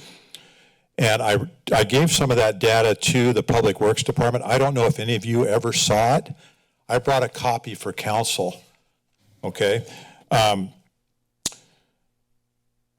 Let's see. There were prior surveys, as Bob Pearson mentioned, back in the 80s on the Save Lighthouse Field and the West Cliff Drive, which I was also a part of, but I don't have those records. Bob has recent records. I want to give you the percentages of what the top 3 uses were from the task force, and they're stated in here. And they were adopted by the city council, along with the fact they were going to widen the path where necessary. That was 24 years ago. Nothing ever happened. They were going to stripe it. That never happened. They were going to sign it. That never happened. Right now, you got ice plant growing out about 2 to 3 feet if you take both sides. If you cut that off, you got more usage of the path. Just a suggestion to Public Works or whoever does that. The percentages were, back when we did our surveys, 77% were automobile, 14% were walkers, joggers, and I'll Mr. finish. Stoner, I'm going to grant you 15 additional seconds. 15 seconds. Okay. 14% were walkers and joggers, and 6% were bicyclists. Thank you. Thank you, Mr. Stoner. I want to turn this up. Thank you. The clerk will be glad to accept that. Good afternoon. Welcome. Hi, thanks for the opportunity to speak. I first want to thank my nanny who has allowed me 3 late requests to have the chance to speak today. My name is Brooke Secor. I own my home and live in it 100% of the time in the impacted neighbors area. I bike for most of my transportation, taking my kids to school and bike on West Cliff and take them to surf. Last year, I didn't really care if West Cliff was a one-way or two-way road. Prior to the storm damage in '23, it worked fine for my needs and two-way just seemed easier. I'll try not to repeat things that have already been said, but it's logical that we make some changes to accommodate the naturally occurring erosion and stop throwing money at a road that belongs to the coast and the ocean. Nearly every meeting I've been to that I've been able to attend or view remotely, I think I've been one of the youngest people there, and I'll be 40 this year. I've been a resident of planet Earth for 39 years. It seems the only people who have time and energy to dedicate themselves to having their opinions heard are those who are financially able to be retired or those who will not be here in 50 years. The city needs to do better to reach out to the populations utilizing the West Cliff area that will be here in 50 years, people younger than me, and the busy working families that don't have the luxury of attending these meetings. This is who's being left out. Being engaged in civic issues is a citizen's responsibility. These are the people who are most vulnerable, the young people. Please listen to what they want and think about how they'll be using this space in 50 years. I've seen many of the big names in Santa Cruz surfing community speak out against converting West Cliff to a one-way, mostly because they don't like the idea of changing a place so dear to them. I don't think they accurately understand the facts of erosion and what will happen to our beach access and surf breaks if we continue to add infrastructure to buffer the cliffs for the road. Continuing to insist there is a two-way means we will lose the reason why we all want to be here. One way is adopting the retreat that the surveys recommend. We have a shared responsibility of protecting this amazing place, and the public, the city, and the community are not responsible for accommodating personal property on our public land, including cars and public parking along the beach. Thank you. Thank you. Thank you for being here. Good afternoon, sir. Welcome. Good afternoon. My name is Aldo Giacchino. I live on Pelton Avenue, a heavily impacted street from the present changes that have been made. A street, by the way, that does not have sidewalks, or a substantial portion of it doesn't. And it certainly has become almost impossible to walk along the street because of the enormous increase in traffic. It's got to return to a two-way West Cliff Drive. I also want to point out a couple of things. That the most recent storms have proven that the seawalls are very effective in combating the storms. The areas that have been damaged are areas that did not have a seawall. Now, I think you would be wise to spend some of the money for consultants on ascertaining exactly how much more seawall needs to be built to fully protect West Cliff. I don't think it's much. More than half is well protected now. I think it's well over half. And I think that there isn't that much more that needs to be done. Lastly, I want to point out that it seems that the bicycle lobby, has an insatiable appetite. They have clamored for years for us to spend millions upon millions of taxpayers' dollars on building a trail from Davenport to Watsonville. And large portions of it have already been built. The rest is afoot. There is a lot of bicycle path opportunity in this town. Thank you. Thank you, sir. Good afternoon and welcome to the City Council meeting. Mayor, City Council, my name is Brian Waters. I've been in the community since 1990, lived on the west side since 2000. Today I want to talk about Westcliff wellness, and I also want to talk about safety and climate change. So with Westcliff wellness, something that Claire was talking about, or the wellness of enjoying Westcliff. Richard Schmidt talked about folks coming from San Francisco, folks from the South. First of all, the congestion problem, which is part of my previous speech, but we've heard a lot of that through community and other folks coming in. And from the bicyclists, we hear from the Ecology, one of the members that cited there was 78 bike incidents. Well, what's not founding incredible about that study is he's not talking about where is that occurring, what kind of bikes, electric bikes. With the implosion of electric bikes, that has definitely helped people in reducing climate change, the impacts, but also we're not being defined in what those persuasive tactics might be to persuade your opinion with going with one way. The other thing for space gain, so Matt Starkey talked about in his presentation, we're going to lose 6 to 7 feet of erosion, unless I misquoted him, 6 to 7 feet of erosion in the future. And in the plan, the design plan, it cites for the planners, for the vision plan, 6 foot for planters, 4 feet for a bench. If you've ever traveled along Westcliff and you look at the space for the bench and understand that there's a 4 feet need, and we're looking at throwing millions and millions of dollars at a project like this, how about we move some planters and some benches, maybe reallocate that and where they will sit. Nathan Ewing decided that, unless I'm misquoting, $20 million in damage from the storms, and the city's on the hook for $3 million. So this pilot is $3.3 million. So there's your savings. I'm going to end now to respect the time, but about wellness, it's for all of us to enjoy, not just bicyclists. Good afternoon. Welcome to the City Council meeting, sir. Hey, good afternoon, Mayor and City Council and staff. My name is Mike Jolson, and I wanted to thank Anthony Rufo and some others behind me for even alerting me to this meeting. I'm a bit shocked by the proposal for closing off Westcliff from Bay all the way down. That to me is just mind-blowing. But I'm also a resident in the impacted area, one of the fortunate to be living, in that area. But I would highly encourage to put a fork in the one-way. And if it does happen, I feel like this opposition will exponentiate to the point where we could literally take, this issue to the ballot and do a measure so that the people of Santa Cruz or in our neighborhood can vote on this, because I feel a bit broadsided by wanting to close off Westcliff to, from Bay all the way down. Thank you. Appreciate the time and everyone here who's been sitting on one of our few sunny days before more rain this weekend. Thank you. Thank you very much. Thank you. Good afternoon, sir. Welcome to the council meeting.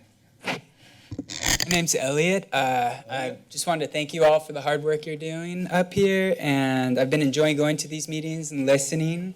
I really loved Chloe Ortiz's comment earlier about wanting all kids to have access to this, and I'd say I agreed with that until I had kids, and I watched them go out the door on their bikes, and I started to have second thoughts. So I don't know what you all are going to do with this Westcliff thing, but when I see these protected bike lanes, it gives me a little more hope that my kids are going to come back in one piece. So I really appreciate you thinking carefully about protected bike lanes in the city. Thank you. Thank you so much. Mr. Myberg, good afternoon, sir. Good afternoon, Mr. Mayor, council people. I'm here just to make a few points. One is, as far as a pilot program, I would caution, as people in politics understand, that if a pilot program of this nature is implemented, it's a lot easier to implement than to pull back. So the notion that this is a trial is very weighted, and I think you should take that into consideration. I feel that the actual decision on West Cliff in terms of traffic should be a separate plan of action, that it should follow CEQA law. One of the provisions there would be alternate options. What we've heard up to right now, up to this point, is one way all the way from Bay to Natural Bridges, or two-way for the same period. There are variations on the theme. I have tried to advance a concept in which, if it's absolutely necessary in the future, to create one way on the areas most impacted by wave action. Then there are places that we could maintain two-way, especially from Bay up to Lighthouse Field. So I feel that in the surveys up to now, in everything, they have not really opened up the full array of alternatives. I agree with Mayor Rotkin that there's no necessary nexus between dealing with cliff erosion and whether Lighthouse stays one way or two way. I recommend pausing on that consideration and dealing with it in much greater detail with much more information. I certainly have a lot that I could advance in that direction. Thank you very much. Thank you, Mr. Myberg. Anyone else wish to testify? Good afternoon. Welcome. Thank you. Mayor and council members, I'm Chad Underhill, and I grew up on, Alta, Plateau. I lived on Woodrow, Chase Street, Surfside, Seaside, both of them, playing on the streets. And I think the biggest point that people want one way is for safety, and all you're doing is making it more dangerous in the streets. You're just moving the problem into the neighborhood. And I just don't know how it's just bikers basically that are pushing towards this, and that affects everyone. That's all. Thanks. Thank you. Anyone else wish to provide testimony? Do we have anyone else online? The matter is back before the council. Ms. Kalantari Johnson is recognized. Thank you, Mayor. I have a motion. You want the motion first and then comments? Oh, yes, I want the motion first. Yes, thank you. All right. I've sent this to Ms. Bush. Did you get it? No. I did not send it to you. One moment. Sorry about that. Give me 1 second. Give me a second. Okay. Thank you for your patience. I got it. Okay. Now I've sent it to Ms. Bush. I'll wait for Ms. Bush to pull it up and then I'll read it. Yes. It's a long motion.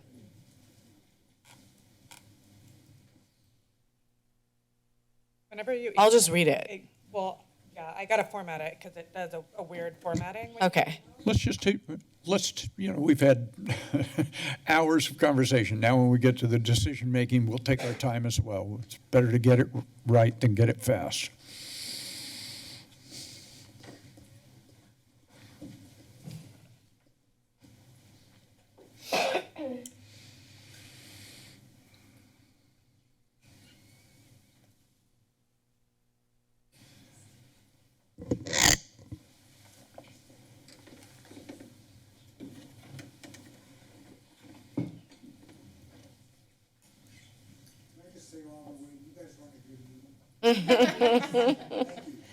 Thank you, Mike.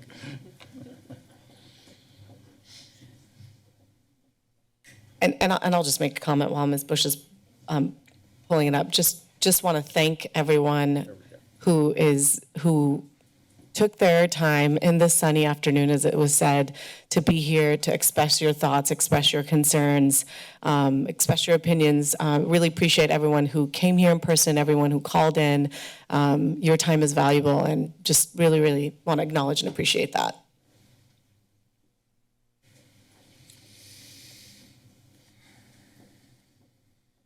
want me to do it while you're reading it? Sure. It's a lot, yeah. I apologize, I thought I sent it to you. For those of you in the audience, what we're waiting for is exactly this moment so you can all see exactly what it is and not have to, what did they just say? So this way you can see. And we'll make it as big as we can. And I'll read it as well. So, okay, hold on. Hold on, everybody. Ms. Bush will work her magic on this, which she's quite good at.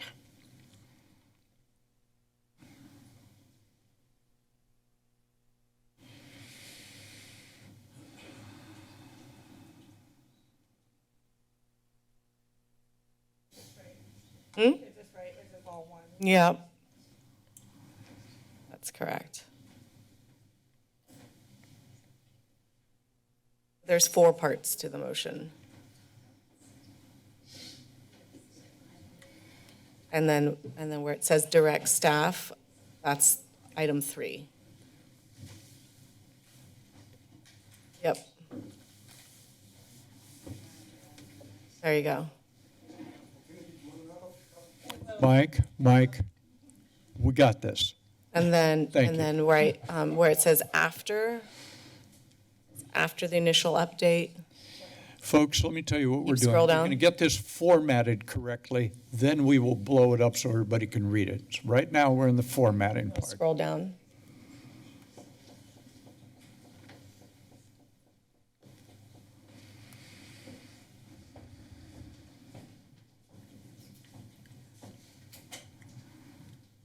That's correct. There we go. Mhm.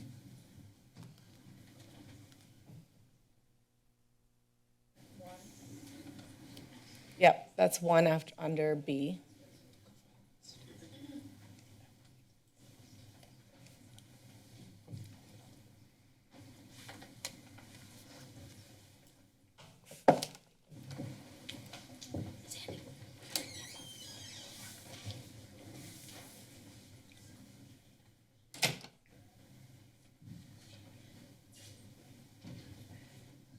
That's 2, that's correct. And then that's 3. Yeah.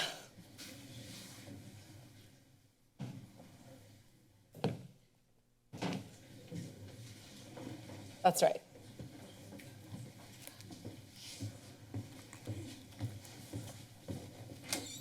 Okay. Thank you. There we go. All right. All right, so it's a 4-part. As to your motion. Thank you. 4-part motion with subparts, so just bear with me. Adopt the 50-year vision with the following changes. Adopt amendments to the 50-year vision shown on the attached, which I sent, and any other necessary edits to clarify that adoption of the 50-year vision and application for grant funding do not commit the city to implementation of a one-way traffic on Westcliff without further council action. So that's the first proposed change, an amendment to the 50-year. The second is add a 10th pillar of consider the safety and quality of life of the neighborhoods abutting Westcliff Drive. So those are the 2 pieces of that first part of the motion. Second part of the motion is direct staff to work with a council ad hoc committee consisting of Mayor Keeley, Vice Mayor Golder, and council member myself, Kalantari Johnson, to develop recommendations on organizational models, including charters with scope, membership, and terms of service for Westcliff 50-year implementation committee, and an advisory body to the council to provide overall climate and resilience policy direction. Okay? Yeah, so and the and is a B. If you click after and, that's B. Okay. The third part to the motion is direct staff to return to council by the end of the 2024 calendar year with the following in conjunction with the Westcliff Implementation Committee. Implementation priorities for the first 10-year roadmap period, including any readiness actions and financing plan that should be part of the first 10-year implementation period. answers to key questions regarding One Way, and these are just some of the questions that we've heard today and prior. How much clifftop space do we have, and how much do we need to meet our collective needs?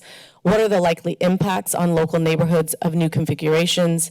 And beyond the local neighborhoods, where would traffic get routed, and what impacts would it have on our city? Okay, and then still for part of motion 3 is outline neighborhood engagement commitments for informing the community about any findings related to the above questions. So that goes with direct staff to come back by the end of the calendar year, item C. And then the last part is the fourth part, which is after the initial update, by the end of this calendar year, provide biannual updates to council and the community on cross-agency activities and implementation of the roadmap. There is a motion. Is there a second? A second by the Vice Mayor. Madam Vice Mayor, thank you. Ms. Kalantari-Johnson, you may open on your motion. Okay, thank you. So I'll reiterate my thanks to everyone who came today and all the conversations I've had with so many of you over the last year and a half. These are tough times, and these are really tough decisions. And I'm not exaggerating when I say that I've lost a lot of sleep over this agenda item. I've lost a lot of sleep about how to approach it. I understand the realities. I think we all do. That our cliff is eroding, and we will have to change how we use that space sometime in the future. The 50-year vision, I do think, captures what we as a community have articulated, and it's a 50-year vision.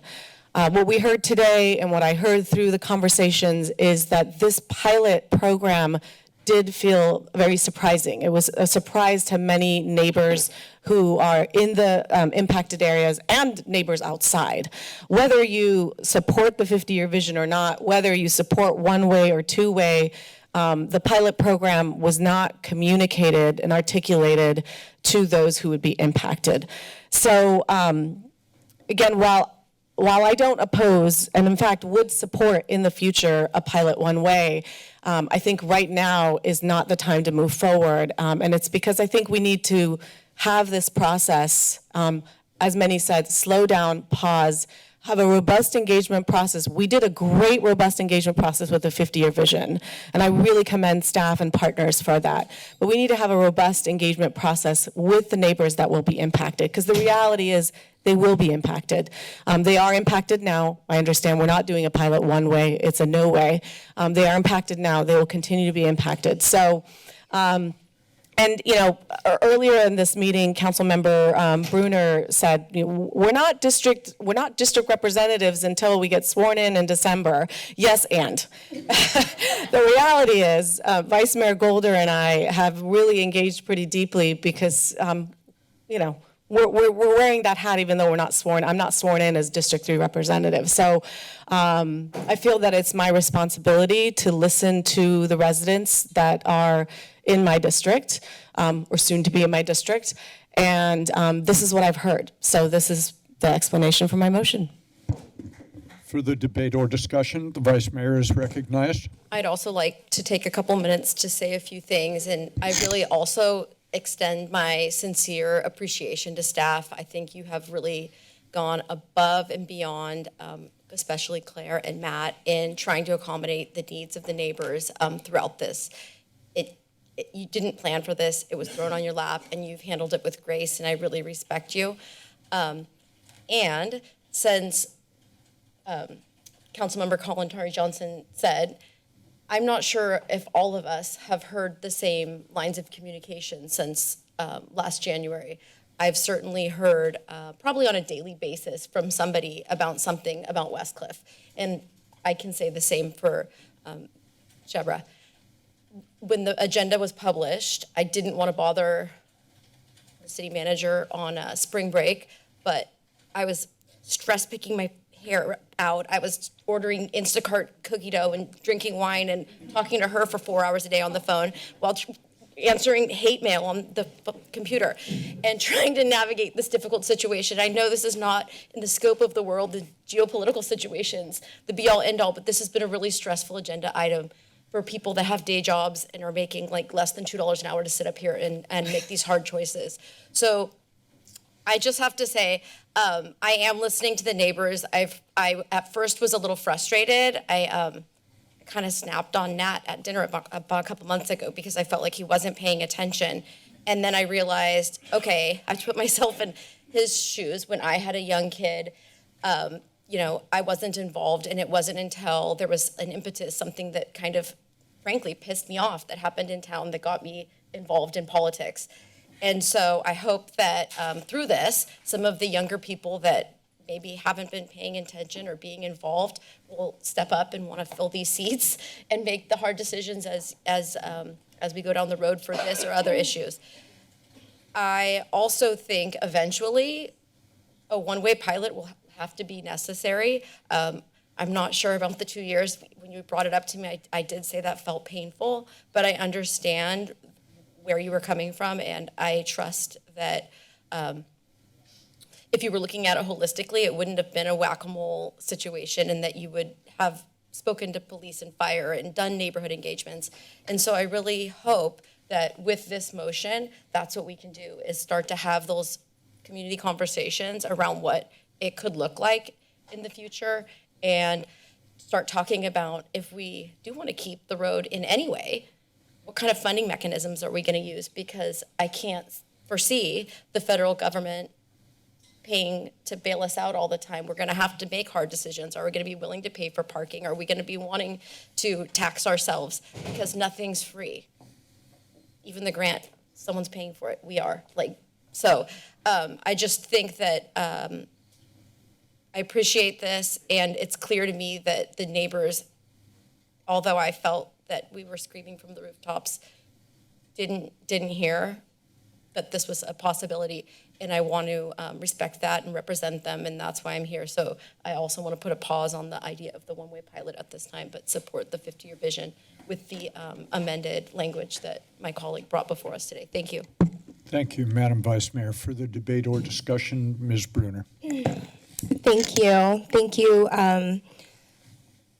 Thank you I'm still processing information and testimony. Thank you for everybody coming. And we had so many emails. I met in person. I had voicemails. I spoke with community members and citizens from across the city, but especially in the impacted neighborhoods. I'm really happy someone specifically called out roller skating. You all know I'm a roller skater, and absolutely support safe wheeled paths for skateboarders and roller skaters and bicycles. And, I'm an absolute supporter of, a potential one-way on Westcliff, or really looking at safe paths to separate vehicles from other wheels. I'll just call them wheel paths to not exclude other forms, even one wheel. And there's all kinds of modes of transportation. And when we adopted our Climate Action Plan 2030, when I was mayor, a lot of the components are exactly in this 50-year vision and what we're striving for as a city. And I see a lot of work that has to be done still to educate and inform everybody on moving away from a car-centric culture, because we are a car-centric culture. And, I've had the opportunity to live in other countries, lived in Germany and traveled Europe. I've been in South America. I feel really blessed to have had those experiences that have all shaped my lens and my perspective of how we can live life and how we can live in alternative modes of transportation and climate changes. And so while I support that effort, those efforts, and our collective move towards that, I also am a council member that represents the people. And as I said earlier, I'm still an at-large council member. I represent the people of the city of Santa Cruz. And it really, I take it seriously when a specific demographic, in this case, I was reached out to many people who were unaware of this pilot program coming to our council. I didn't, I kind of came in to the fold a week before the agenda packet and knew that there was polling done, there were surveys done. I think I even filled out the survey, but the actual tangible opportunity for this grant, it surprised a lot of people, and I think people really need to have input on a decision like this. Even though it's temporary, it's a big impact, and the people in that area need to have that engagement. So I fully thank the city staff, because we have directed them to constantly look for grant opportunities and to go after those grant opportunities. We will be having budget decisions pretty shortly, budget hearings, and any opportunity we can leverage additional funding to help pay for things. We're constantly doing a balance of what we're going to do in the city, because everything is a priority. And even earlier today with the Arts and Culture Proclamation that was presented, arts is often, last seen as something valuable, but it's part of the whole fabric of everything. So I'm rambling, but I really wanted to make those points that I really, I think I soaked in your amendments. There were a couple of things that I took note of, and if you can just help me if it's reflected in that amendment, because that was long. So can neighborhood safety be added as an indicator? And that was regarding the one-way pilot, correct? So when we have those discussions about a one-way pilot, I really hope that that's added. And parking, all the things that came up that were really important to community engagement. Parking is a valuable part of Westcliff Drive. I spoke to many people who have mobility issues. I've certainly been there myself. So really all of those little components, having it be reflected in writing, I think was a great point. And our new traffic monitoring system in near and real time, I think is really important. And I'd love to see those updates included in the recommended updates here in the motion. But having any traffic conditions, I really feel like the neighbors and the community needs to be behind it, even though this is a great opportunity. And I think if it had played out a little differently and we had a little more time, thanks for clarifying that timeline, Claire, because I would have definitely been supporting this one-way pilot, but I think because of how this, it's just not enough time to really understand how to move forward, and the community has to be behind it 100%. So that's my long-winded way of saying I will be supporting the motion of the 50-year vision and each component of it, especially the geological hazard survey. Thank you for looking at how we can secure and strengthen those sea caves. And thank you for incorporating these amendments. And I hope the ad hoc committee that forms, if this motion passes, can continue incorporating this community engagement and the impacted neighbor engagement. Thank you. Thank you, Councilmember. Councilmember Watkins is recognized. Thank you, Mayor. I won't take up too much additional time. I certainly appreciate all of the work that went into this and those hard nights, Vice Mayor Golder. I thank you for getting through them and for your work on this. It is different not being kind of at a district level. I'm in Midtown, and so I don't interact as much with the same folks that I know my colleagues do. Yet I know Westcliff is a treasured resource for our entire community and beyond. So I appreciate the work and I appreciate the recognition of that. I think for me, I feel like I know our conversation has gone a lot into this pilot that has come up as this wonderful financial opportunity, but I don't want it to overshadow what I think is something to celebrate, which is an incredible vision that really is going to be putting us in a position to be governing by leadership, not by crisis. And I don't make that up. I've been hearing our Secretary Panetta saying that quite often, and it sits with you. You either govern by leadership or you govern by crisis. Westcliff will certainly test that for us, no doubt.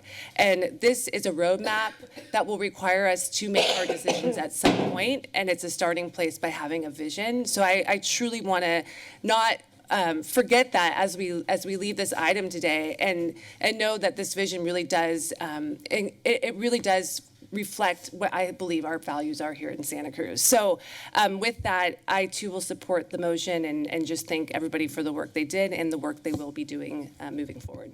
Thank you, Mayor. Thank you, Councilmember. Councilmember Brown. So I, in honor of Mayor Rotkin, I will be brief. I want to just say I've heard so many things that I agree with, and it's coming from people who have differing perspectives on the one-way versus two-way question. And so I'm really glad that Councilmember Watkins highlighted the need for us to move forward and celebrate that we are engaged. We have an engaged community. We need to really draw on those, that energy. And we've got a basis now with this vision, and we also have some work to do. So, yes, climate change is real. Yes, the cliffs are eroding, and something's going to have to give. Yes, it may affect property. It will affect property, just a matter of time, right? Yes, we need to invest in active transportation planning and infrastructure. It is so critical. It is the path forward. We have to reduce greenhouse gas emissions, and transportation is a big piece of that. All of that is true, and there's the reality on the ground for people who were, as I think many said, blindsided, or they felt blindsided. And so to me, the real issue is that we need to get to a place where that is not how many, many people in our community and in those impacted neighborhoods feel. I haven't been a West Side resident in quite a few years. I'm quite sure I never will be again because we know what housing prices are in this community. But I appreciate what people experience there, and I think that does need to be incorporated. So I am also going to support this today. I'm sorry, it is a missed opportunity with the funding. There are a lot of missed opportunities, unfortunately, in planning and policy making. But I do feel comfortable, and I also want to thank Councilmember Colin Dahlia-Johnson for putting obviously so much thought into getting us to this motion, because I quite frankly was like, I don't know what to do. And this is perhaps the first time I'll say, I'm happy to have a district elections environment. My phone was, I don't think I've said that yet. My phone was blowing up over the weekend anyway, but I can only imagine what you all have, the communications you've had. So thank you for, really to everybody. I'm sorry it's not what, not everybody's going to get what they want today, but we'll get there. Thanks. Councilmember Newsom is recognized. Thank you, Mayor Keeley, and my comments will be brief. I just want to thank staff for bringing this 50-year plan forward. As my colleagues have said, this is a really great plan a really great study, really great plan that should be celebrated.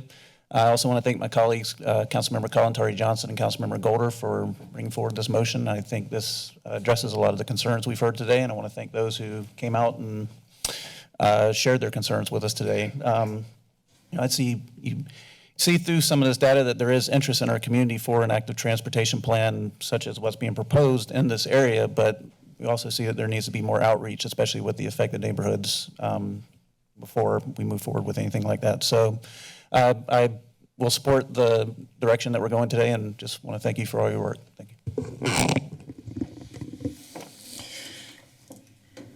Councilmember Kalantari Johnson.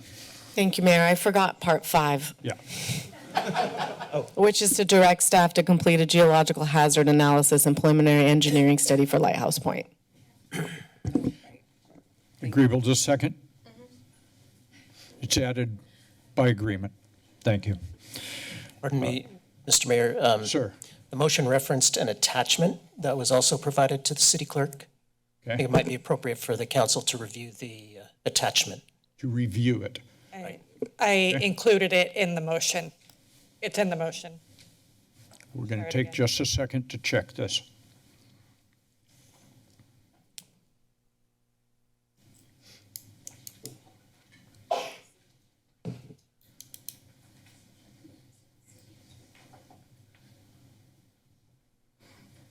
So instead of saying to the attached, I said with the following amendments. And then they're listed. Perfect. Thank you. Good. Thank you for the check. Thank you for including that. Appreciate it. It does seem to me that a couple of things might be relevant. One is, it's been said from time to time, it's theoretically possible to fix a flat tire without stopping the car, but it's really difficult to do. And we are going to try to fix the flat tire of Westcliff without stopping the Pacific Ocean first.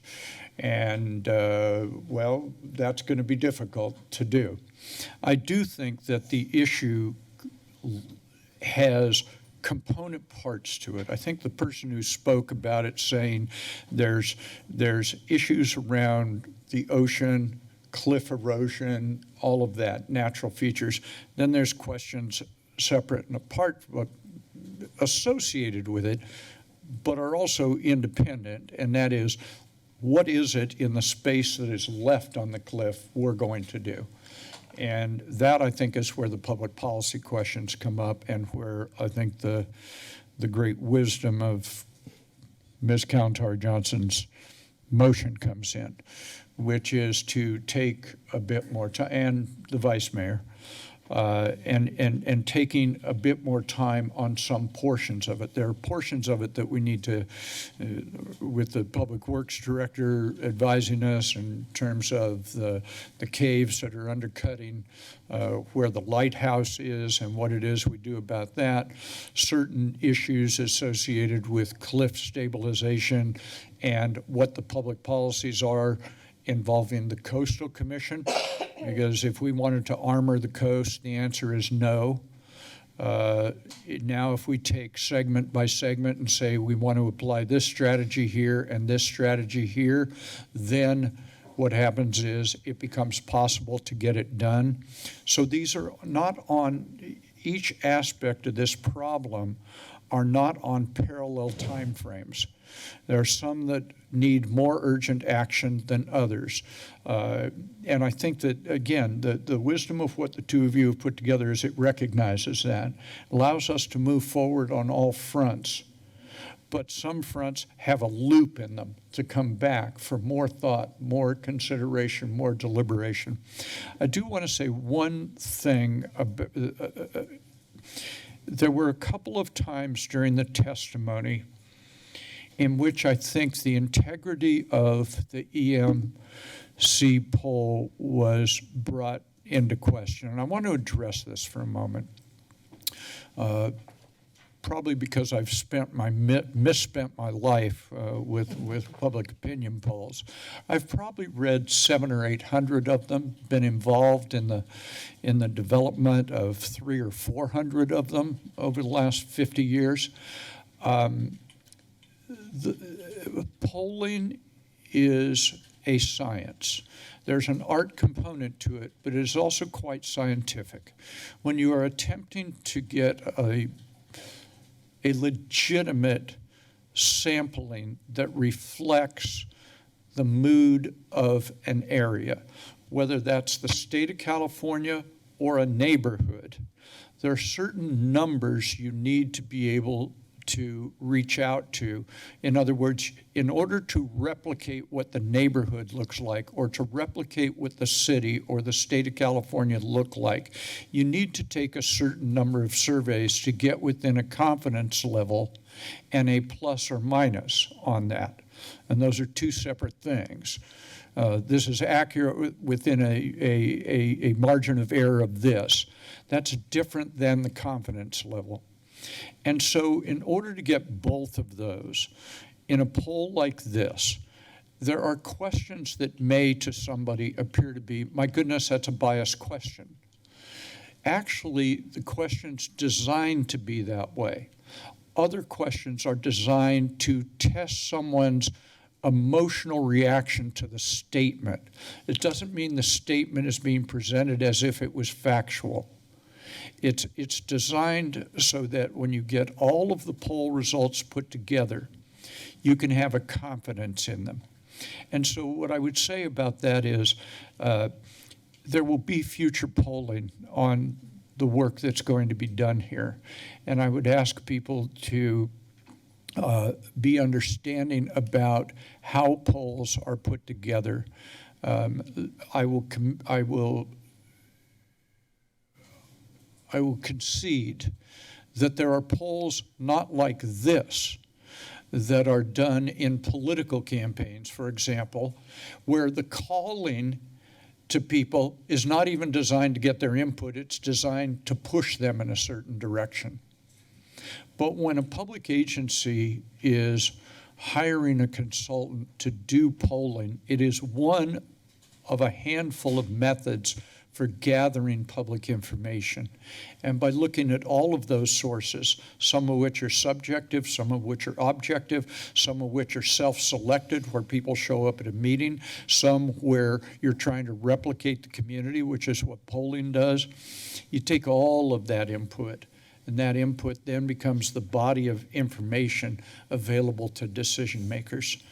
Let me conclude by thanking the staff, by thanking the public who did know about things and did show up either at London Nelson or garage meetings or anywhere else.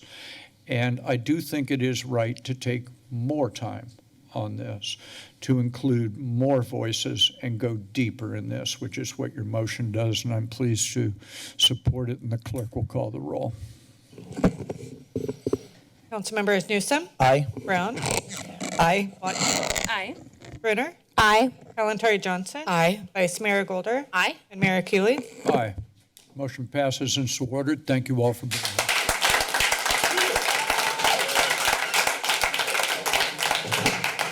We are going to take a 10-minute recess until 5:50.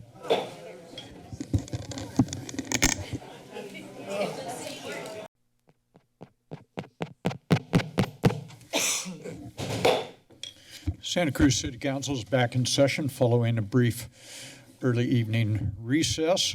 We are on item 21 on the regular agenda. This is a proposed emergency ordinance imposing a temporary moratorium on the establishment of new commercial cannabis businesses in the city of Santa Cruz. This item is brought to the council and to the public by Councilmember Kalantari Johnson and myself. I will open on this item and attempt to be brief. I know we have interested parties here who are going to want to testify. When I became mayor 15 months ago, I was approached by some folks who wanted to better understand some of the public safety issues around the various ways that California has legalized businesses in the marijuana space, wholesale, retail, testing, various issues. And they had a lot of information to provide.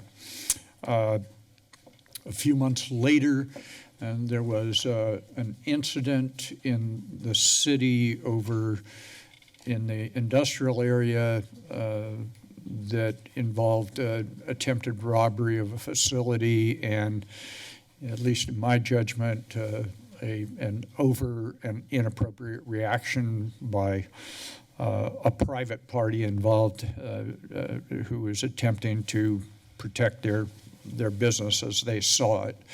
A bit later, it was brought to my attention that the transferable license, where the city created a marketplace, limited entry into that marketplace, established ordinances and regulations around that marketplace, and that the city has over time toggled back and forth between whether the licenses, they started by not being transferable, and then the city adopted, before I was here, adopted an ordinance revision to include the ability to be able to transfer licenses between private parties under certain circumstances in terms of who the new licensee would be or the license holder would be. It was also made aware, I was made aware at that time that those licenses, an applicant was charged a processing fee, and then that allowed someone to be in having an opportunity then to be selected for one of the two kinds of licenses available in the city. One's an equity license, and one is essentially a license that people were grandfathered in because they ran a legal business in the marijuana space before the retail world became a legal world.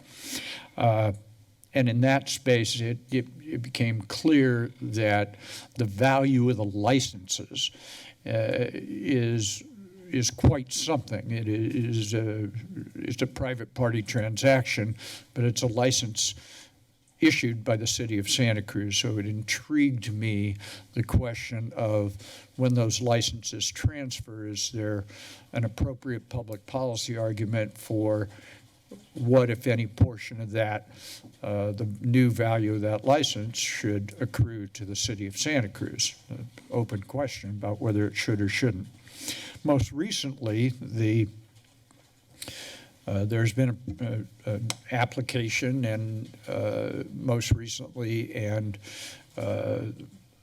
in my view, largely the school district has reacted in a very visible and public way to that. Excuse me. What occurred to me, I'm thinking about all of those over the last, over the last 15 months, is that without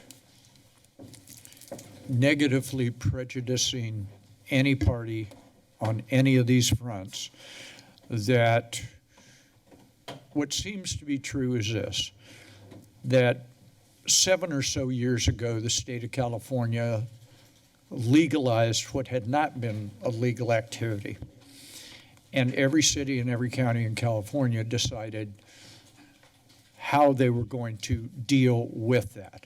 What would be the license issues in their community? What would be the rules and regulations in their community? Would licenses be transferable? What are the public safety issues?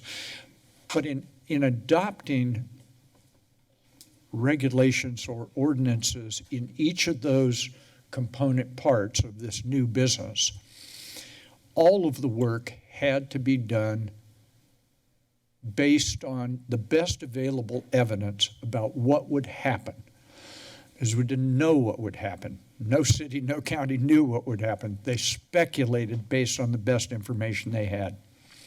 We did the same thing. We know that, for example, on the revenue side, what the city thought the revenue was going to be is much lower than it turned out to be. The revenue we're getting is much less than the projections at the outset. I don't know that folks paid attention to the notion of the value or the pricing or the worth of a license. I don't know if it was entirely knowable. I believe it was not. How the private sector parties in the legal business and the police department, who has an obligation to protect everybody in the community, how they would work together to make sure that that happened. So it occurs to me that where we are now is a place where we can take a brief, and I want to emphasize this, brief timeout and take a look at these 4 or 5 issues. I'm interested in seeing if what we can have is a ad hoc working group of the city council. A couple of my colleagues, myself, sit down with folks, go through the tax, the safety, the land use, the other license issues and so on. Tell you what my intention is not.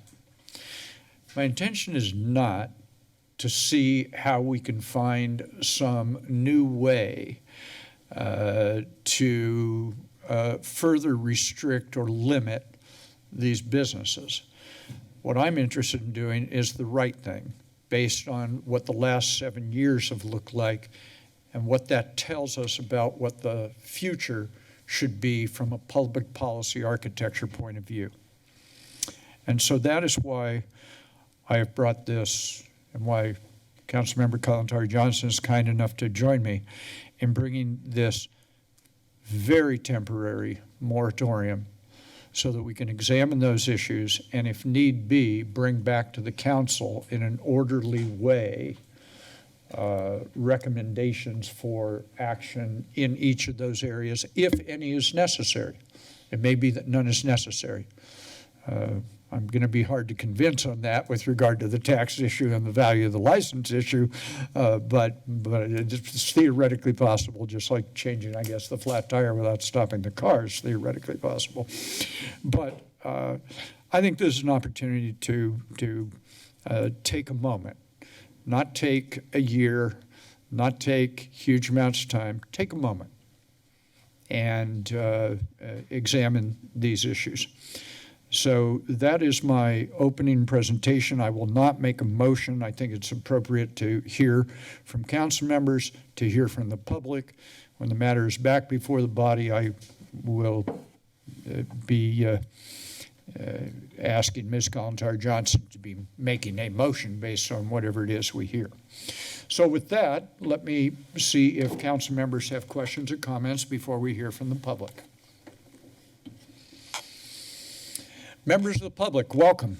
Be glad to hear you. You will have each up to 2 minutes. There are 2 people in the audience who I have spoken with who are directly affected economically by this action, who I have said they will each get 3 minutes time to make their presentations. Good evening, sir. Welcome to the council. Thank you so much. My name is still James Ewing Whitman. I don't know what to title this. How about government greatly dislikes competition? I'm not quite sure what to say. Looking at these 2 corporate pirate flags, you look right outside, you've got a U.S. and California flag.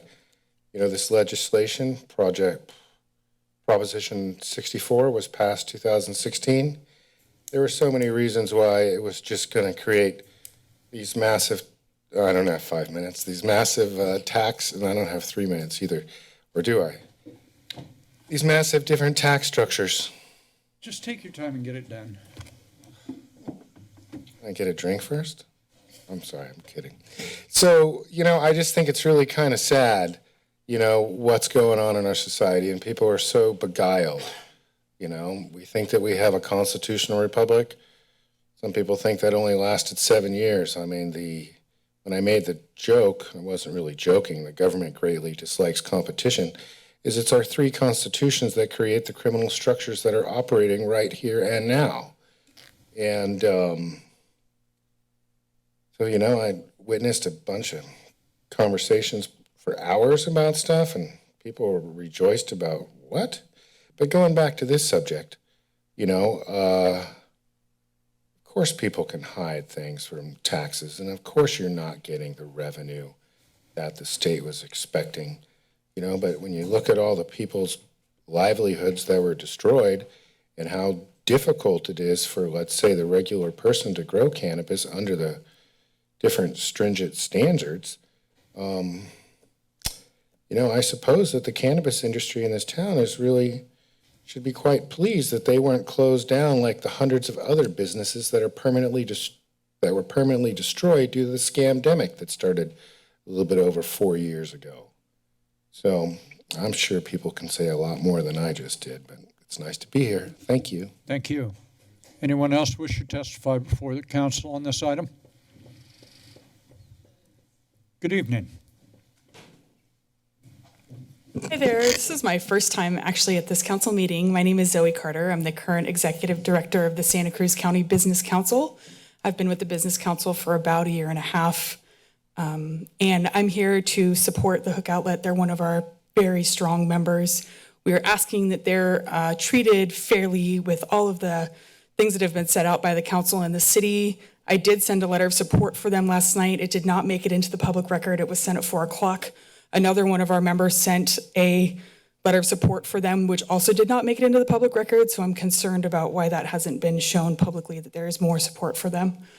I'm concerned that the goalposts are moving while this is happening. They are hundreds of thousands of dollars into this process, many months of paying rent, and any other legitimate business would not have this problem. I watched the Planning Commission meeting. There was a lot of support for them there. I understand the school board is concerned, but concerns aren't really founded. Underage people are not getting into these dispensaries. There's no evidence, even from your own police department, that suggests that would happen.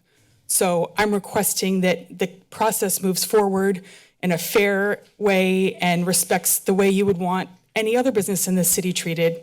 Thank you. Thank you, Ms. Carter. Ms. Corral's been granted an additional time, so her time should be a 3-minute time. Thank you. Good afternoon, Ms. Corral. Good afternoon. And thank you. You guys have a lot of patience. I've been sitting here for 6 hours and I don't know how you do it. Well, let me begin by saying that it really breaks my heart to be standing here in this position after 32 years of work in this community. This is where we built medical cannabis. It was here as acting as allies. And I don't feel that we're continuing in that. I think that you have been railroaded into thinking something is wrong with our work, that we must prove our intention when we have. We have proven it for 32 years without incident. We've served no children. That is ludicrous. It is absurd. And it is wrongly and unjustly placed upon us. I'm pleading for common sense to prevail, and I'm asking you to think about the impact that your actions over this past year have had during our application process. This is the 4th obstacle that's come forth that we've had to overcome, and we will. We will. I promise you we will triumph. And I know that we'll have to continue this work because there are people that are sick and dying. And you know, the comments that we are not opposed to cannabis and we're not opposed to medical cannabis is, then the action should show that, because this directly affects our community and the community upon whose backs this was built. We don't promote cannabis to youth. We never have. We're compliant in every way, and in every way responsible, and in every way we are as concerned citizens as you are and as the school board is. And we conduct our due diligence, and you have to do the same. That's imperative. After staff confirmed our license transfer and overcoming every challenge again and every obstacle placed in our path, there's another wall. The city recently generated this indemnification clause, a license transfer condition that was undisclosed at the time of our application and imposed on no other cannabis entity in the city of Santa Cruz. No, that's unacceptable. you know, you say this is a moment in time, but what is a moment? Is a moment a moment? Is it 10 months? Is it a new city council? What is that moment? How long is that going to be? And how long is it going to affect us? And how long can our company, our organization, serve people with no money and with no way to do so? It's impossible. Were this moratorium to be enacted, and unjustly, mind you, it would impose new guidelines directly threatening our equity program and our decades-long grandfathered status, rendering our 30 years of work meaningless and disregarding the will of the majority of Santa Cruz residents. I'm gonna go. I apologize, but when you have rules, you have to follow them or our system fails. Our choice to work with the hook comes after 2 years of a relentless search to uncover the perfect partner who shares and supports our work of service of less fortunate members of our community. And WHAM Phytotherapy still remains active to serve our members within the license transfer, while other transfers have not been, while other organizations and businesses have not had difficulty in transferring their licenses. You should heed the advice of the Planning Commission, who is paid to objectively review and recommend sound and efficient planning regulations to this legislative body. If you choose not to, you will have abdicated your role as community servants and relented to the pressure from the school board. Superintendent Monroe is falling into the rank of a national movement by school boards to interfere with local politics, to disenfranchise the most highly regulated market in the nation, and it is her duty to mitigate the unresolved problems that exist on campuses under her supervision. It is not ours. If you walk by a bottle of alcohol as a child, does that mean you're going to drink it because you've gone into Safeway? No. That's unjust. It's unfounded to direct that at us. But because she is at a loss to provide meaningful solutions, she is targeting a compliant business. And in her position of power, she accuses us for her inability to resolve an issue that has grown out of her control. I agree that there is a problem on campuses with youth consumption, but a misdirected action will not mitigate the issue of young people accessing cannabis, because they simply do not get it from us, and they never will. However, the fallout directly affects us and the people that we serve. And if it happens to us, it can happen to any business in this community. And why wouldn't it? No matter how much you say you don't oppose cannabis, medical or otherwise, your actions speak the opposite. We are living in a precarious time where deceptive repetition is threatening our liberty. And I am here to remind you that your actions speak your truth, no matter how many times you repeat how badly you feel about causing harm. Reject the moratorium. And make no mistake, we are in this to succeed. Our mission is to overcome every obstacle that would prevent us from continuing our decades of service to the poor, to the sick, and to the dying. And that's really our mission. It hasn't changed. I haven't gotten rich doing this. As a matter of fact, it's quite the opposite. And I know you're not getting rich sitting here either. I looked at what you get. I know that. However,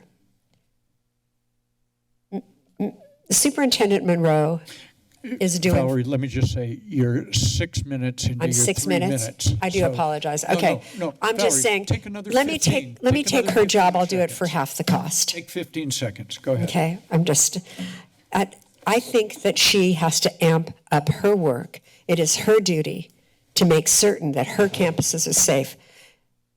We don't want guns on campus. We don't want alcohol. We don't want drugs on campus. But that's happening. She needs to do her job just as we've done ours. So thank you for your time. Sorry about that, my No, inability it's to know 3 minutes from 6 minutes. Thank you.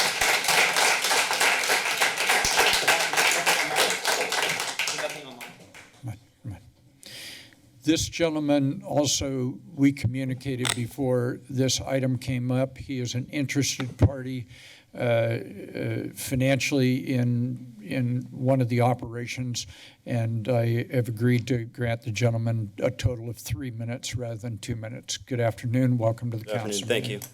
My name is Kyle Drakino. I'm the co-founder of the Hook Outlet and partner with WAM Phytotherapies. I'm here to unequivocally oppose this proposed moratorium and to request the recusal of specific city council members from voting on this issue due to a clear bias and conflict of interest. Our project complies fully with existing laws and has received approval from the Planning Commission.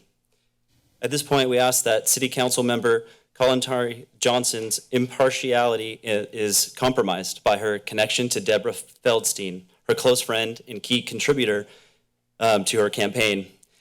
And again, Deborah is the individual who is strongly opposing and campaigning against our opening for an entitled location.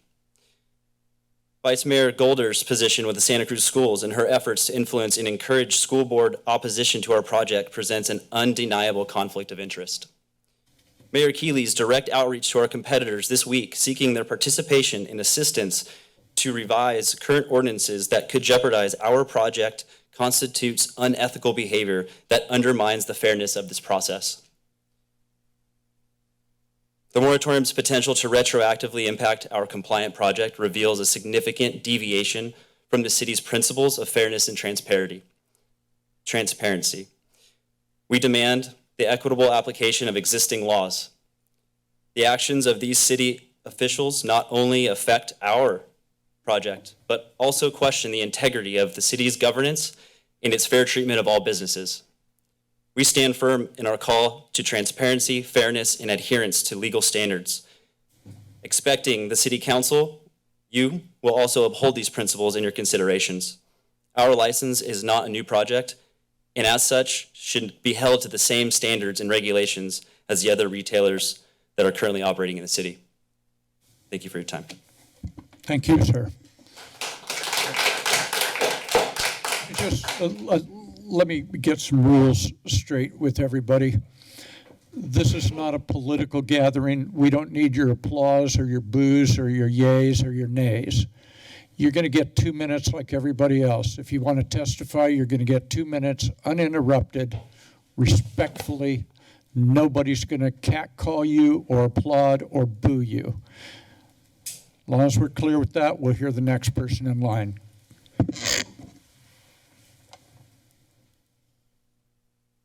Hello, my name is William Sump. I'm the CEO of Bloom Network. We have 4 active administrative use permits here in the city of Santa Cruz. We have 8 state licenses. We recently purchased real estate in the Harvey West area, and we have site plans approved and an AUP approved. This moratorium would actually cause us economic harm and prevent us from moving forward with our building permit. After reviewing the proposed moratorium, we asked a specific language at the end of page 2, end of section 1 be added. We asked that the language, except for those commercial cannabis Slow down, let us get there. Where's which provision? Page 2, end of section 1.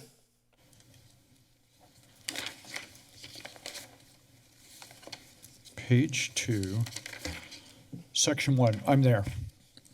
At the end, we asked that you include the language, except for those commercial cannabis businesses currently operating with active state licenses and with City of Santa Cruz Planning and Community Development Department zoning permits, including administrative use permits, which have progressed past the appeal threshold. Do you have a copy of that by any chance? Yes, I can get you a copy of this. At the end? I'm going to want I want 2 people to have that. I want the clerk to have it and the city attorney to have it so that when we get to taking action, I'll know exactly what you're looking for. Okay? So if you would do that, please proceed. Furthermore, the movement from a gross tax to a flat rate annual tax is appreciated. We ask that you look to the state and other municipalities that have reduced or even suspended tax to help our struggling industry. We thank you for the proposed adjustments to allocate additional funds to the Children Fund and to support law enforcement. We ask for community support and how we can work with you for additional resources for our police to combat any type of burglaries, and we ask for guidance as operators. We look for better for communication and community meetings. We want to have a voice in this and participate in any proposed amendments. We thank the city for considering additional licenses. We ask that you prioritize good standing local operators. And we also that you consider consumption lounges and the value that the activity can bring to the community and actual increased tax revenues and decreasing illicit sales. I took about 20 seconds of your time, so if you want to take an additional, please go ahead. I'll just say in closing, we thank you for your time in involving us in this conversation. And we as cannabis operators want to help with conformance of any proposed modification or amendments and make sure that Santa Cruz stays at the cusp of this. Very good. Thank you. Thank you, sir. Good afternoon. Welcome to the council meeting. Thank you. My name is Grant Palmer. I am the co-CEO of Santa Cruz. We are been operating in the city of Santa Cruz since 2014 without incident. We've never had an incident where the police interacted. There's no minors ever. We, follow all the rules. We pay about $500,000 a year in taxes to the city, so we do our fair share. Oddly enough, I'm here on behalf of our competitors today.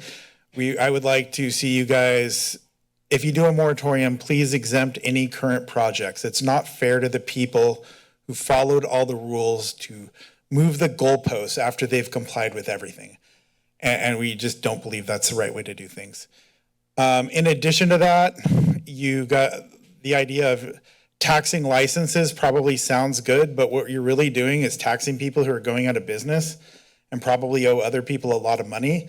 And so if the city took that money, it's coming straight out of the pockets of people in the community.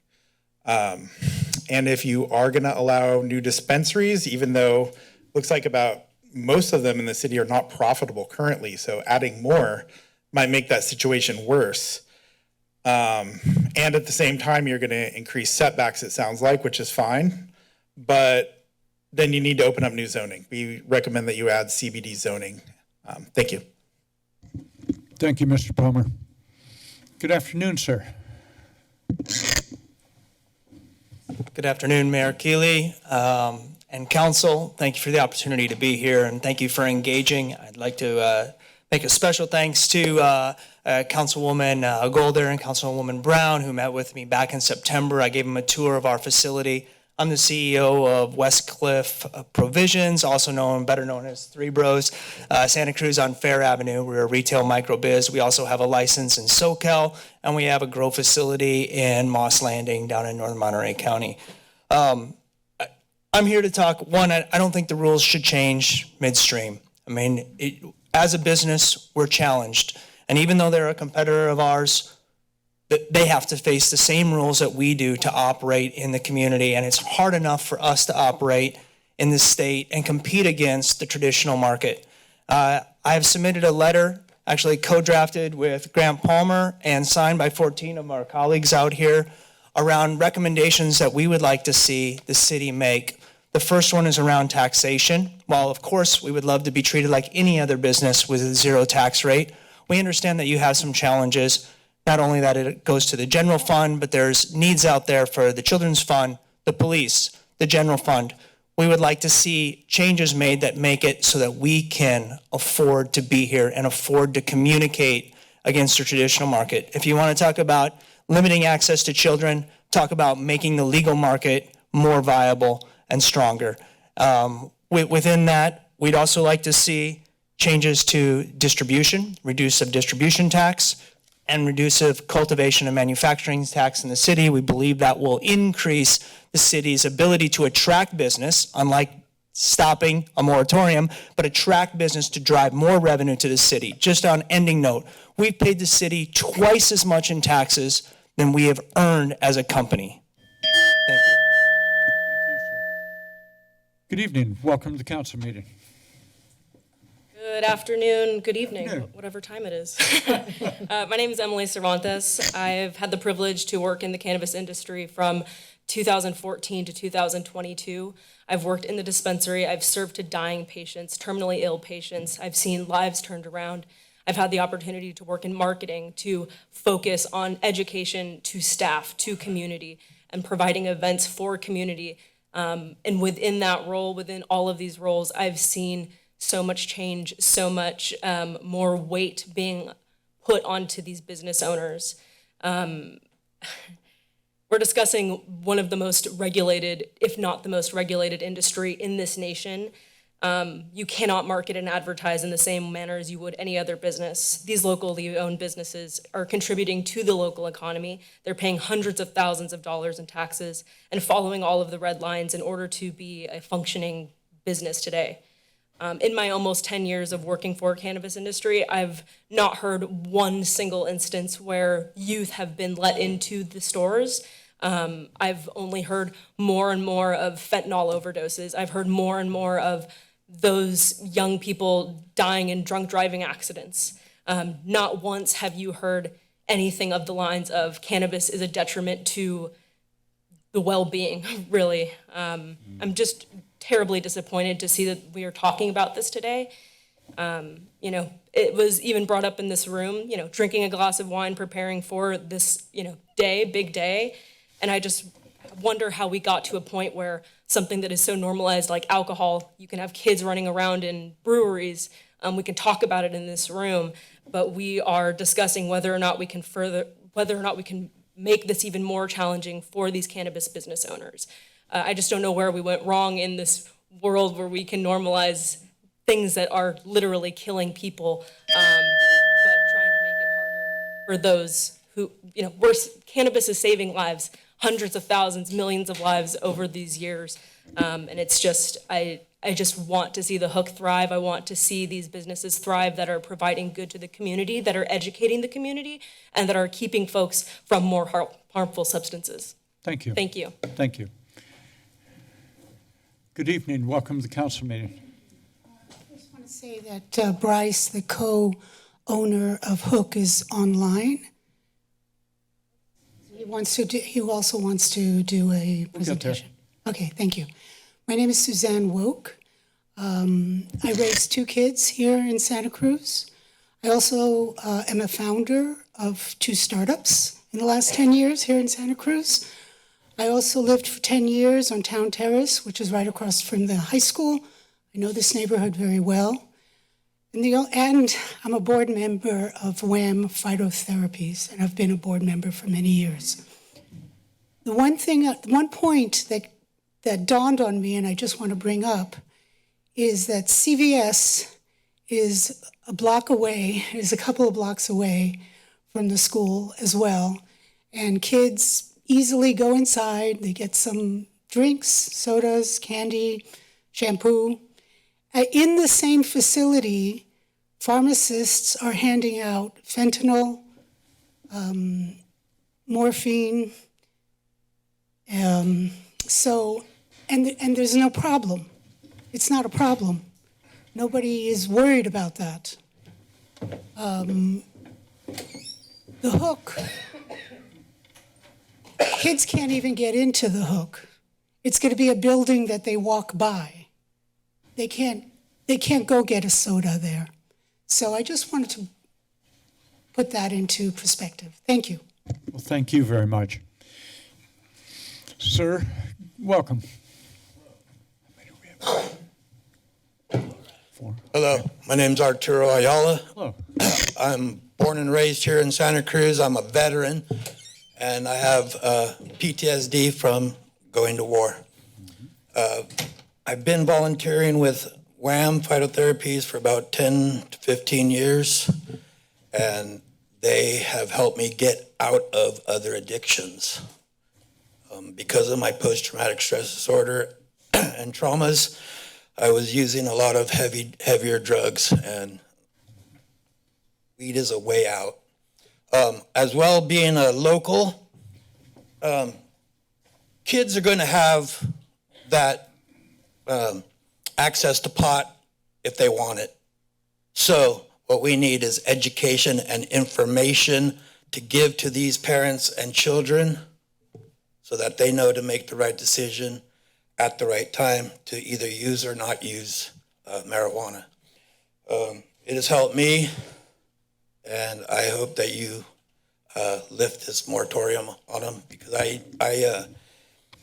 depend on the compassion, the free medical marijuana that is given to me because of my, because I'm disabled. I only have a certain amount of income, and this company, The Hook and WHAM Phytotherapies, helps me maintain my quality of life.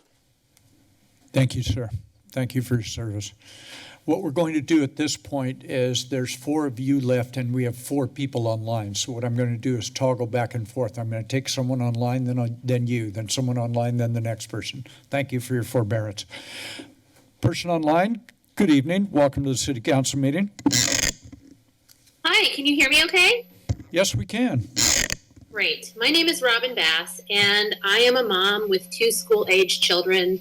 One of them is in Santa Cruz High School right now. I also have an aging mother who uses medical cannabis to ease her pain from ongoing cancer treatments. So I feel like I'm really in the middle of both sides of this issue. And while I understand how stressful it is to be a parent and to try to navigate all the different threats that exist in the world out there, and protect our kids the best that we can, I spend 0% of my day worrying about medical cannabis. And I think that the notion that this is being objected to on the grounds of it poses some threat to our kids is ridiculous. And I think that there are so many other things that we should be far more concerned about. The supercomputers that are in their pockets give them access to so many things that are far more threatening. And the gas stations that they can walk to and get alcohol and vape fluid, and the convenience stores, all the things that people have already mentioned here, I just find the objection to a reputable business that has followed the guidance that they have been asked to follow in the name of protecting our kids is just silly. So I thank you so much for your time and appreciate the council allowing me to speak. Thank you. Well, thank you for participating. Good evening. Welcome. Hello, good evening, council. My name is Bailey Logan. I'm the marketing director for The Hook, and I'm here on behalf of strongly opposing this moratorium. Mayor Keeley, you had mentioned that your intention is to not create further restrictions. However, these restrictions have already began taking place in the sense that 45 days is not a moment. 45 days means every day that The Hook and WHAM is not able to open is restricting access to veterans and to terminally ill people to get their medicine.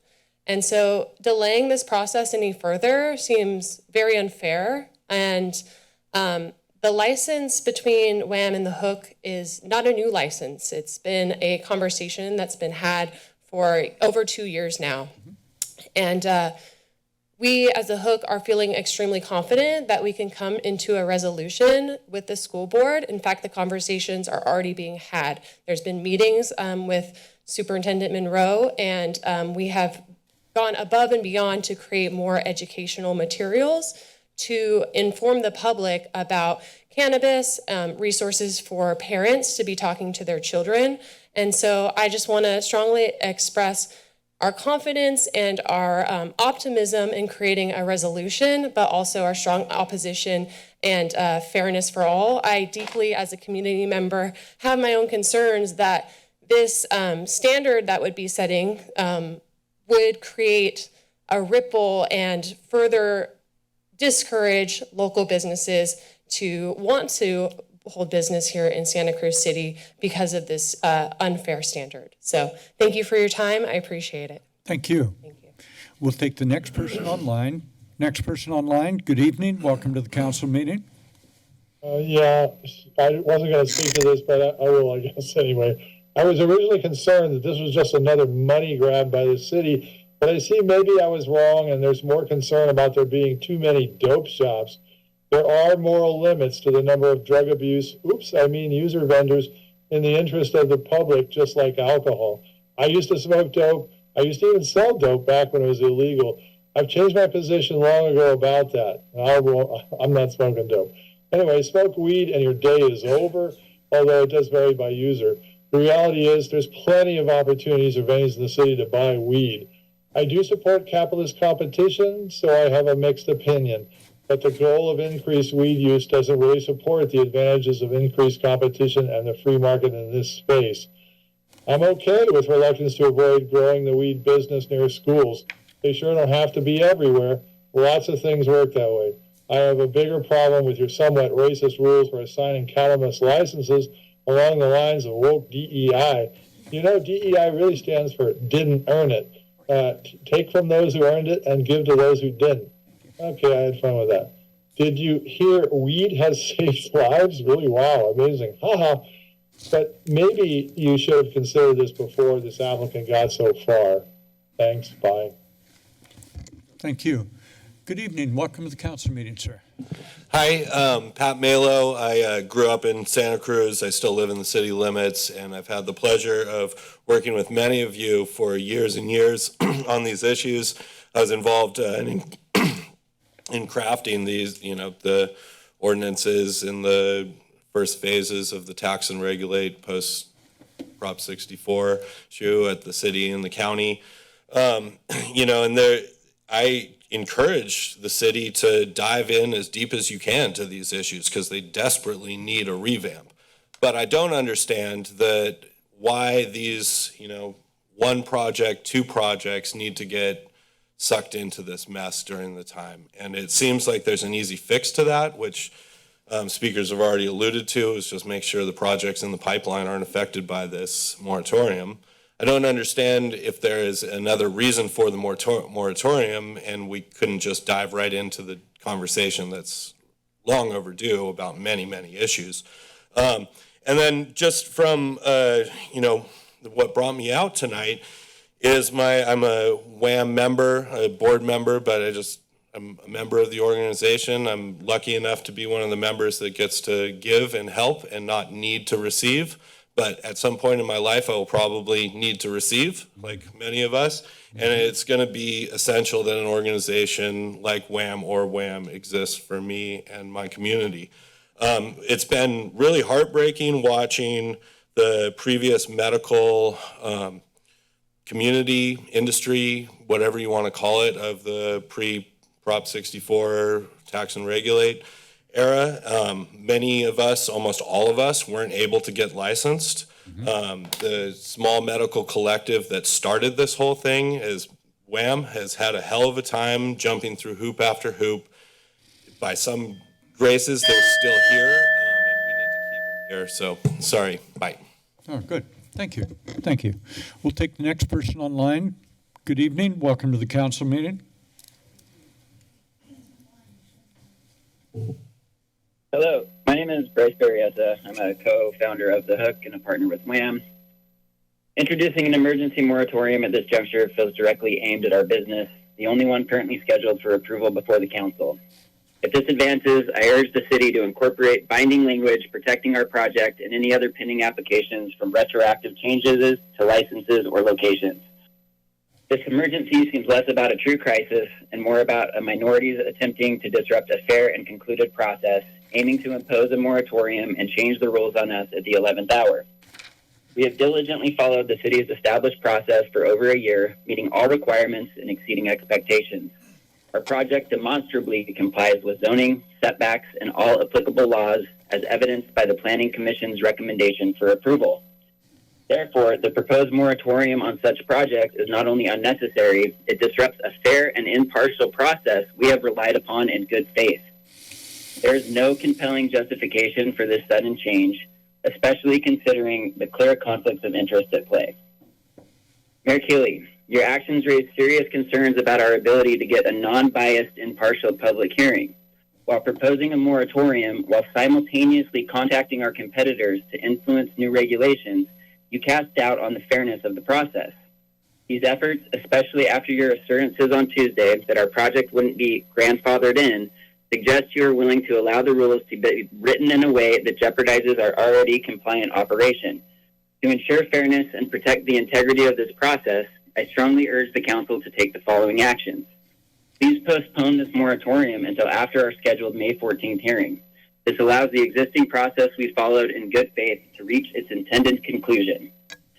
We respectfully request that council members Kalantari, Johnson, and Golder recuse themselves from this vote. Their evident conflicts of interest due to their relationships with key members of our opposition compromise the impartiality of this decision. Finally, incorporate safeguards to protect our project and others currently in the application process should the moratorium advance. These safeguards would shield us from any retroactive rule change that could jeopardize our license or location. We seek nothing more than a fair and transparent process guided by consistent application of the law. Thank you. Thank you. Next person in line, welcome. Welcome to the council meeting. So many points that I would have made. Pull that microphone down so we can hear you. I said the previous speakers made many of the points that I would have made. In addition, I would like to talk about detrimental reliance. You can't just pass a law like you passed about the space that a rehabilitation center has to be, and then change it at the last minute without paying consequences. If I were in charge of things, I would sue the hell out of you for doing such a measure. I am not in charge of things, so this is not a direct threat. It's a wish on my part. Thank you.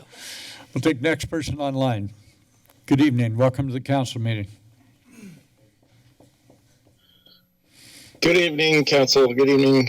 I guess everyone in attendance. I'm actually in support of this moratorium, partly because I grew up in Santa Cruz, and 40 years ago when I was a teenager, there was a single place to buy drug paraphernalia. I know this doesn't pertain to smoke shops and head shops, but if you look at it now, there's one drug paraphernalia shop for every 500 residents of the city of Santa Cruz. Okay, if you had these dispensaries, that's one for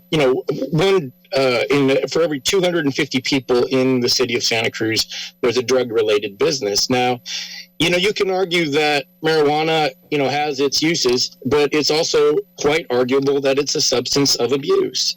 It's part of the issue with all of the drug abuse, homelessness, and mental illness in the state of California. And, it's just simply not appropriate to, continue to outstrip other businesses. Are there churches and pizza places and coffee shops and dollar stores in that number in the city of Santa Cruz? Not at all. And why is it that they only have so many zoned? It's perfectly reasonable. It only does so much for the local economy. In fact, I think it hurts the economy to have these sorts of businesses. That's my opinion. Thank you. Well, thank you. Next person in line, good evening. Welcome to the council meeting. Thank you, everybody, for your time today. My name is Yuri, and I'm speaking as a member of the Santa Cruz community. I am speaking to oppose the proposed moratorium on the new dispensary at 1129 Mission Street, as it threatens to hinder economic growth, stifles disabled members of our community, and not only undermines the responsible business practices that have been taking place in Santa Cruz County for years, but also undermines the hard work that already went into establishing current city laws. There is a lot of talk about protecting our youth, but I have yet to see anyone from our school board present a plan for youth prevention outside of enacting prohibition, which historically has never worked. I believe that empowering our youth begins with open dialogue and education surrounding cannabis and its multitude of different uses. Research shows that access to cannabis for young people is not directly determined by proximity to legal dispensaries. It starts at home. By fostering transparency and informed discussions, we can equip children with the knowledge to make responsible choices. Furthermore, prohibiting this location from opening would sever safe access to cannabis for members of our community who are physically and chronically disabled. Members of WHAM Phytotherapies rely on accessible locations like this one to obtain their medicine. By imposing this moratorium, the City Council would effectively deny these individuals the support that they desperately need. It's crucial to prioritize the well-being of these vulnerable members of our community and ensure that they have safe access to medicine that greatly improves their quality of life. For these reasons, I strongly urge you to consider the decision you're about to make, because passing a moratorium could erode the public trust and raise concerns about the intentions of our local government. That's it. It's very serious. I've met with a lot of these WHAM members. These people are physically disabled. They're dying. They cannot live a happy, normal life like we can without this substance, many of them, and that is directly from their mouths. So yes, I thank you for your time. I understand this is a long day. It's a very important decision, and thank you, and please consider. We'll take the next person online, then we'll be with you. Next person online? Nobody with their hand raised. Welcome. Good evening, sir. Thank you. My name is Brad Palmer. I'm one of the owners of Canna Cruz in your Harvey West neighborhood here. We've been operating since 2014 without issue, especially with youth. I'm here today surprisingly to support my competition. I'm strongly opposed to this moratorium as I believe it is just strictly unfair. Our industry has massive amounts of regulations and hurdles to jump through already. We had this groundwork laid out in front of us already, and we've been through it ourselves. We spent 4 years looking for a location before we opened up in the city. That's how long it took. That's how hard it is. There was one building that was acceptable with all the setbacks.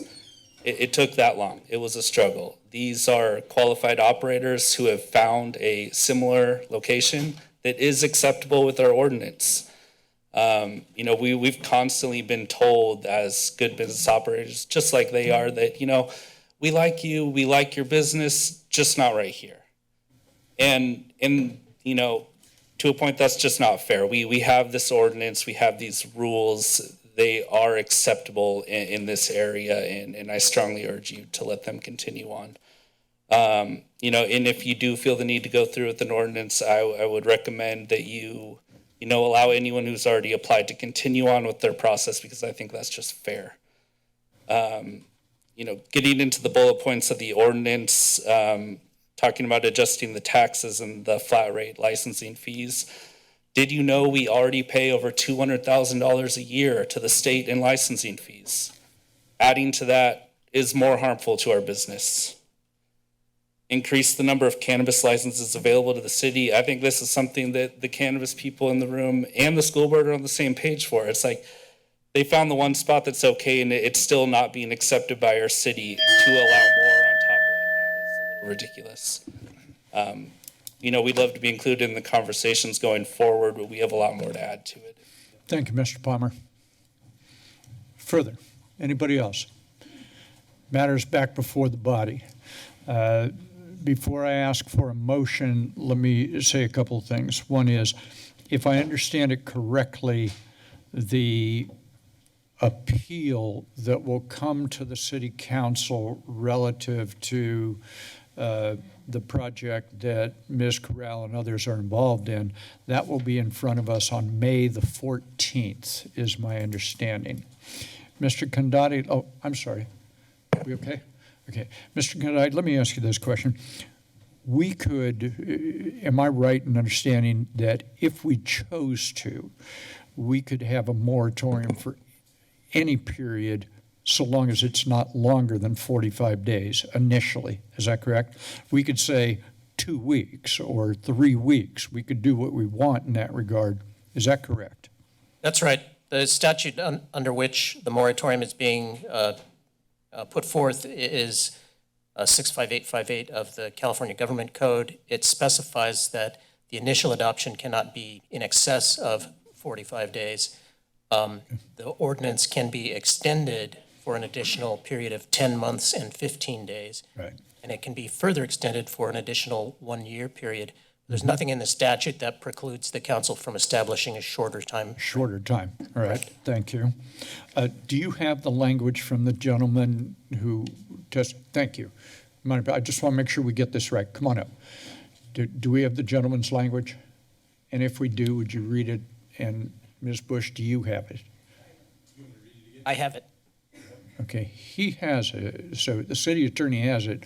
What we're going to do is electronically get it over to Ms. Bush so she can put it up on the screen here.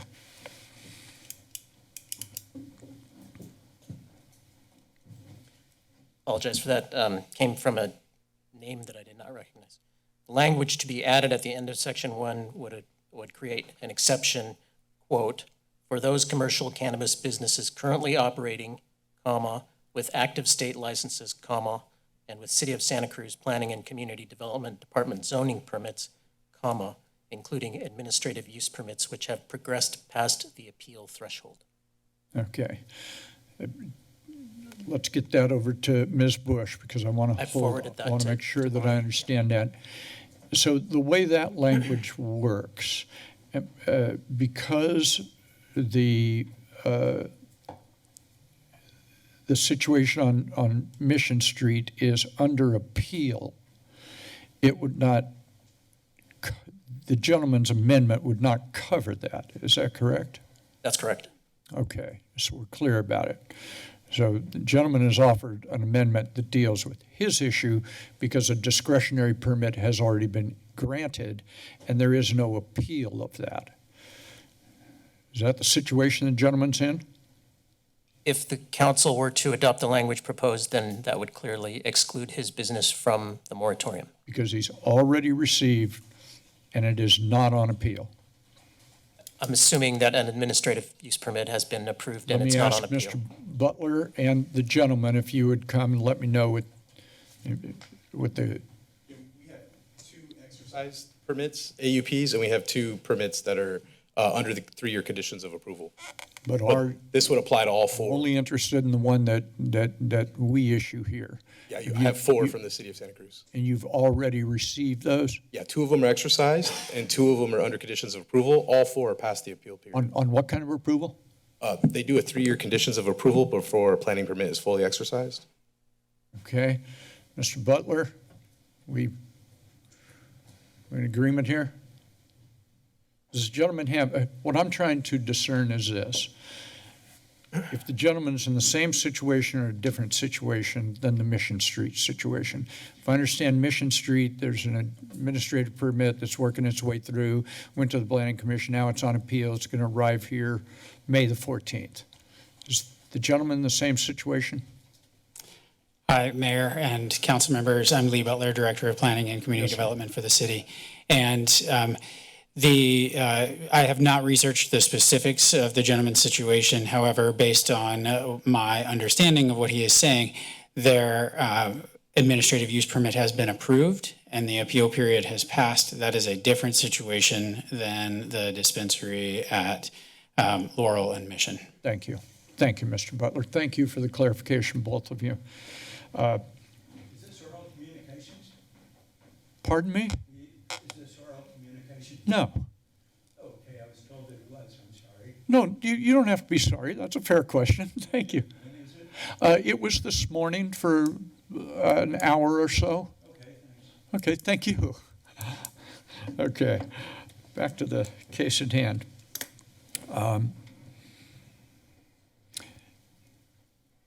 Given that the appeal will arrive here on May 14th, I'm not interested in having a moratorium that goes beyond May 14th. I think whatever work we can do on this, on the tax issues and the other issues, we can get done in 35 days rather than 45 days. I have no intent here of dragging this thing out. There's 4 issues here that I want to address and I think are worthy of our address, but I think they make a very compelling case that you should not be disadvantaged. So I want to align these together so that when the appeal is heard, we are also dealing on the same council agenda, whatever comes out as the work product of this on the taxation issues and licensing issues and so on. Sir, you have something else to say, Mr. Butler? Thank you, Mayor. I just want to point out that we could have, if the council was to appoint a subcommittee that works on this in the next couple of weeks, and Yes, we that's work right. through those issues. If there are changes to the zoning code, which some of these regulations live within the zoning code, that requires a planning commission hearing in advance. And so the council could consider those things from a policy direction perspective, but the formal adoption would need to be farther out than that timeframe. I just wanted to make sure. Which that if was I clear. understand it, Mr. Butler, that would also not disadvantage the folks who have an appeal coming up on the 14th. Because what we couldn't do on May 14th is adopt an ordinance which would move the goalposts in their definition because it couldn't go into effect until after their appeal has been resolved. That is correct. Thank you. So the motion that I think I would appreciate if someone would offer is with the following, it is the ordinance that is before us with two amendments.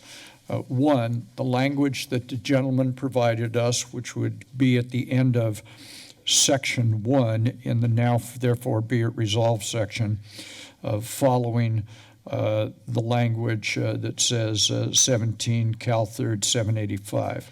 We would put an additional sentence that the gentleman had requested. The other change would be in that same section, 1, 2, 3, 4 lines down, strike 45 days and put in 35 days. I would appreciate if somebody would make that motion. Motion by the Vice Mayor. Is there a second? I'll second. Second. If I can open on the motion, I don't know that I need to take a lot of time on this. I think you make a very good case. I think that there is, I'm not trying to align something or try to create a circumstance where the Mission Street application is somehow put into a situation where they don't know when or where, how, or under what set of rules this is going to happen. I think if we adopt this ordinance this way, this emergency ordinance, that should be able to resolve that issue. And we can, without reference to that, without reference to Mission Street and that application, we can go ahead and bring items forth that are the work product of a 3-member ad hoc committee. So would hope that we could get an aye vote on that. Debate or discussion? Ms. Bruner. Thank you. I have, I guess, a couple questions on this. The first time an emergency moratorium is coming before this body, as I've been a council member, and I didn't see any information about what the emergency was, and I know that was a question that a lot of people had reached out about. So I don't know who that would be to speak to what the emergency is to protect health, safety, and welfare. What health, safety, and welfare? Okay, fair enough. I'm happy to City Council, City Attorney. tackle that one. Yes, the language of the findings includes the City Council's legislative determination of an urgency necessary for immediate action. So the findings themselves are what set forth the basis for the declaration of an emergency. I just might want to add that in order for the moratorium to pass, just a reminder, it requires 6 affirmative votes of the City Council. And I would like to ask for clarification then, if the moratorium is adopted, but for a period of 35 days with the appeal scheduled to be heard on the 14th of May, we would be, the intent would be to bring that appeal hearing forward on the 14th as currently tentatively scheduled. Is that correct? So should it be 34 days? No, it's 35 days is fine. Oh, I see. It would be fine, but we would be bringing that appeal forward. Absolutely. Okay. Absolutely.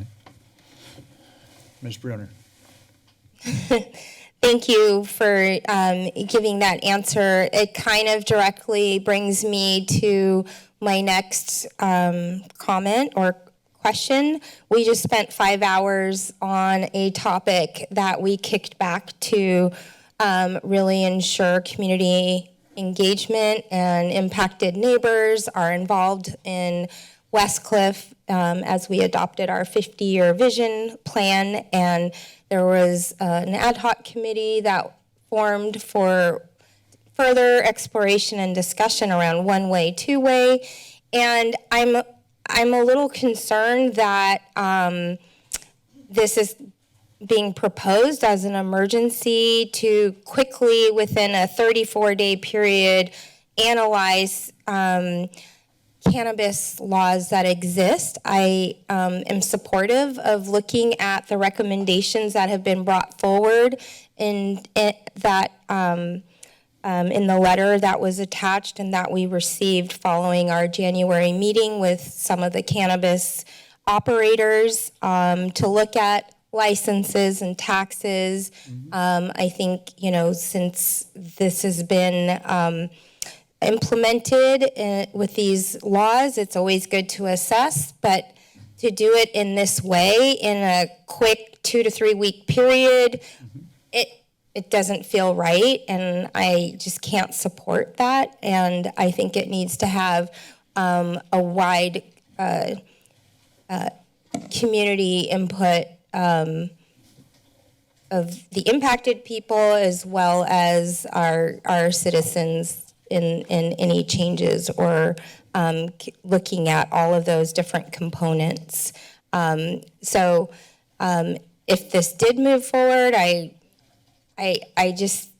would be surprised and supportive of it not applying to anything currently in process, whether it's AUP or not.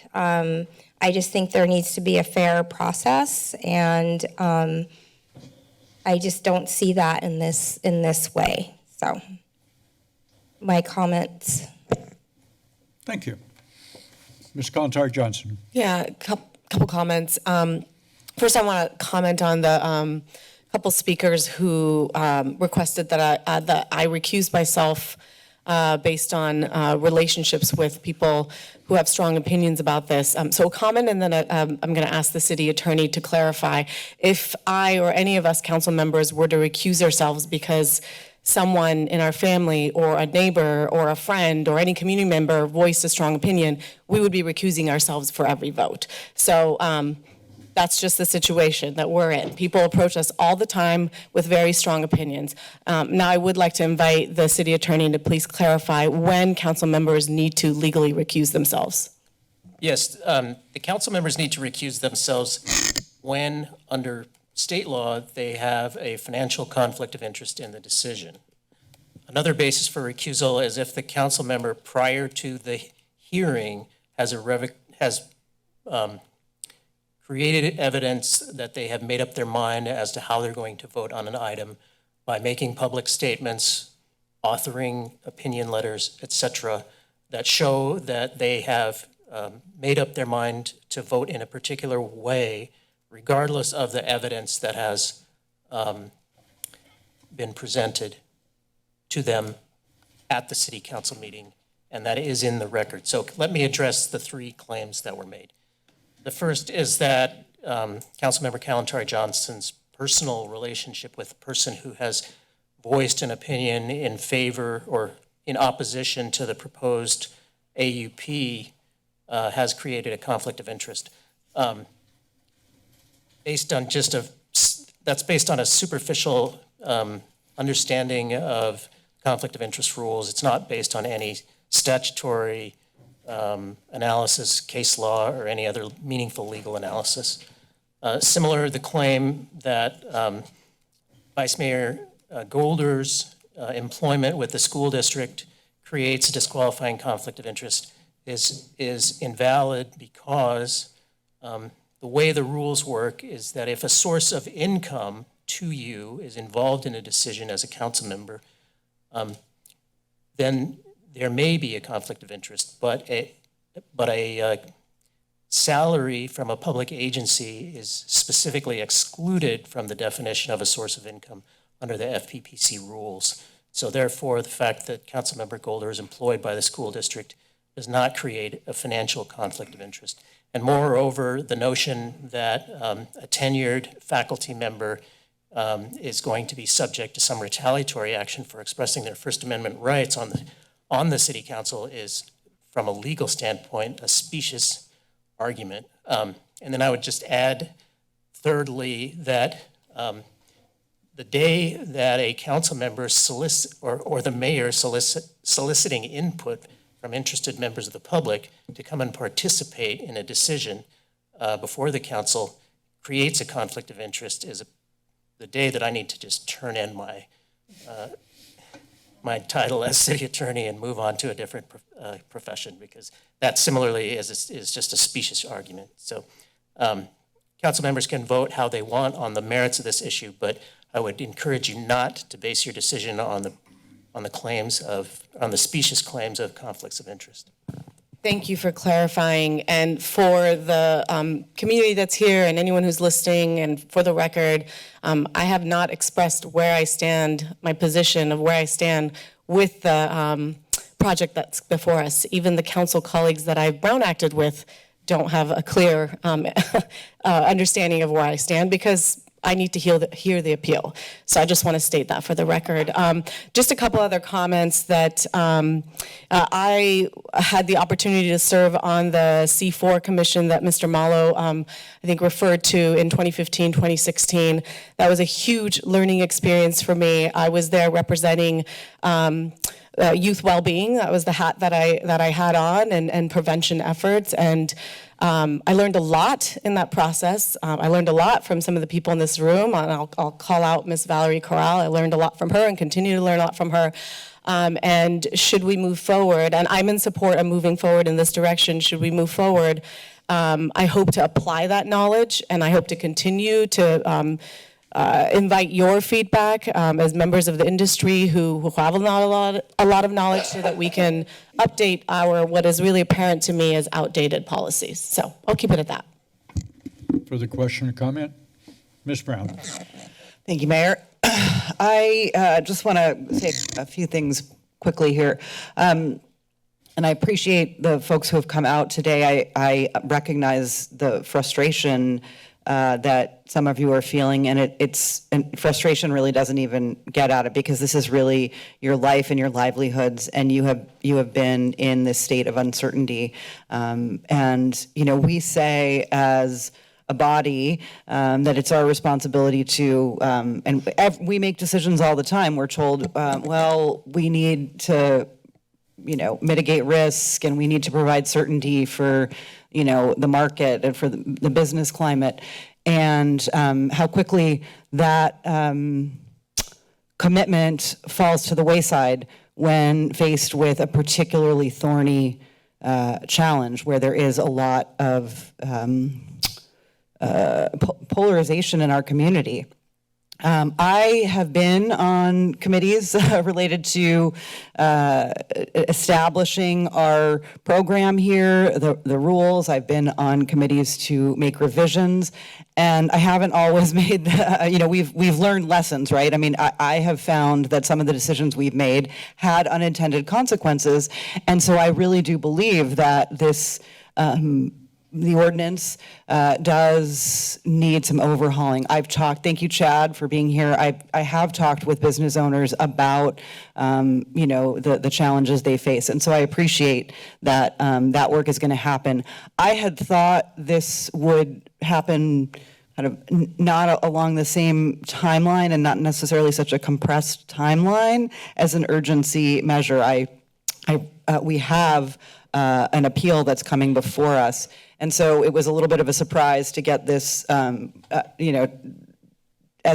something that we were going to do right away. I had been willing to be part of that committee and that conversation. I really feel, when I add it all up, hearing from you all today and just thinking through why are we doing this as an urgency matter, if, I had thought, well, this was about trying to figure out what to do about the hook and do it before the appeal. But if the outcome is really not going to affect them necessarily, it could, but it might not, then I don't understand why it needs to be along an urgency timeline. And, I also I do have some concerns about, how decisions are getting made about the way forward. It just doesn't feel right. It may be legal, but it doesn't feel right. And so I won't be supporting the motion either. Okay. Further debate or discussion? Yes. I have sorry, just a quick clarifying question. So we had Councilmember Kalantari Johnson did the motion. You motion and then second, right? Vice Mayor Golder. Vice Mayor Golder. Motion. I second. Okay. And then I'm going to share my screen just to confirm, because the ordinance has one more section that refers to 45-day, and I want to make sure section 4. I see it. Also? 35. Okay. Yep. Further? for the debate or discussion? Some thoughts. One is, this needs 6 votes to pass. 2 folks have said they're not going to vote for it, so it's not going to pass. So I am withdrawing. I would ask you to withdraw the motion. We'll withdraw the motion. What I would like to do is to, and we'll have to do this at a subsequent meeting because it's not recorded. What I would like to do is deal with these issues. Since we're not going to do it this way, I'll be bringing another item next time we meet to say, okay, on these items that I still think we need to address, taxation, licensing, safety, et cetera, a process for us to do that. I still want to do that quickly. I see all kinds of microphones are going on over here. Mr. City Attorney. I think it would be appropriate, if it's the pleasure of the council, for the council to, in lieu of adopting the moratorium ordinance, to direct the establishment of an ad hoc committee to study those items. I don't see a problem with the council giving that direction at this evening's meeting. We'll do that. So the motion's been withdrawn. We'll make that motion, and we will come back with a more full charge to that ad hoc committee. I still want to get the work done so that we are back, if possible, with as much of that. It doesn't have to be the whole project, the whole product, but as much of that. If we can come back on taxation, if we can come back on the licensing question, we come back on that. And let's not take more than 35 days to do that. I want to stay on the same track, even if we don't have the moratorium as part of the action here. I want to get this done relatively quickly. Mr. City Attorney. This isn't a legal issue, but just a recommendation is that if you're contemplating bringing something back for council consideration, I would suggest that the time frame not be quite that short, because you could do that at the April 30th meeting, but it would be too late to make the May 14th meeting. So you might want to say 45 days as opposed to 35 Bring it back, to Right. bring back the work product of the Right. ad hoc committee. I'm good with that. Want to do that? We okay? Makers of the motion, 45 days? That we would, there would be such a subcommittee as appointed by the mayor. And there will be, the work product of that is essentially the same work product that's been defined in this item.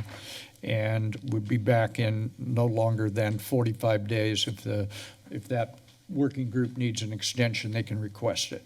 But I want to put some time on this because some of these are going to be issues which impact our budget. We're going to be hearing budget. If we're going to be changing the taxation, we're going to change the revenue projections, up, down, or sideways. If we're doing something on the licensing, wanting to share some of the equity in that, that's also a budgetary issue. So I would like to bring as many of these items back as we can prior to budget hearings beginning. All right. Without objection, is there any question or comment, further debate or discussion? Ms. Bruner. Thank you. I just would hope that there is ample Of course you do. engagement around that. It's just, that's all I want Clerk will to call the roll. emphasize. Thank you. Clerk will call the roll. Councilmember Newsom, Aye. Brown, Aye. Atkin, Aye. Brunner, Aye. Kalantari Johnson, Aye. Vice Mayor Golder, Aye. and Mayor Cooley. Aye. Motion carries and so ordered. Is there further business to come before the body? There is none. Madam Clerk, a motion to adjourn would be in order. Ms. Brown moves, the Vice Mayor seconds, non-debatable. Those in favor signify by saying aye. Aye. Aye. Motion carries. We right. stand adjourned.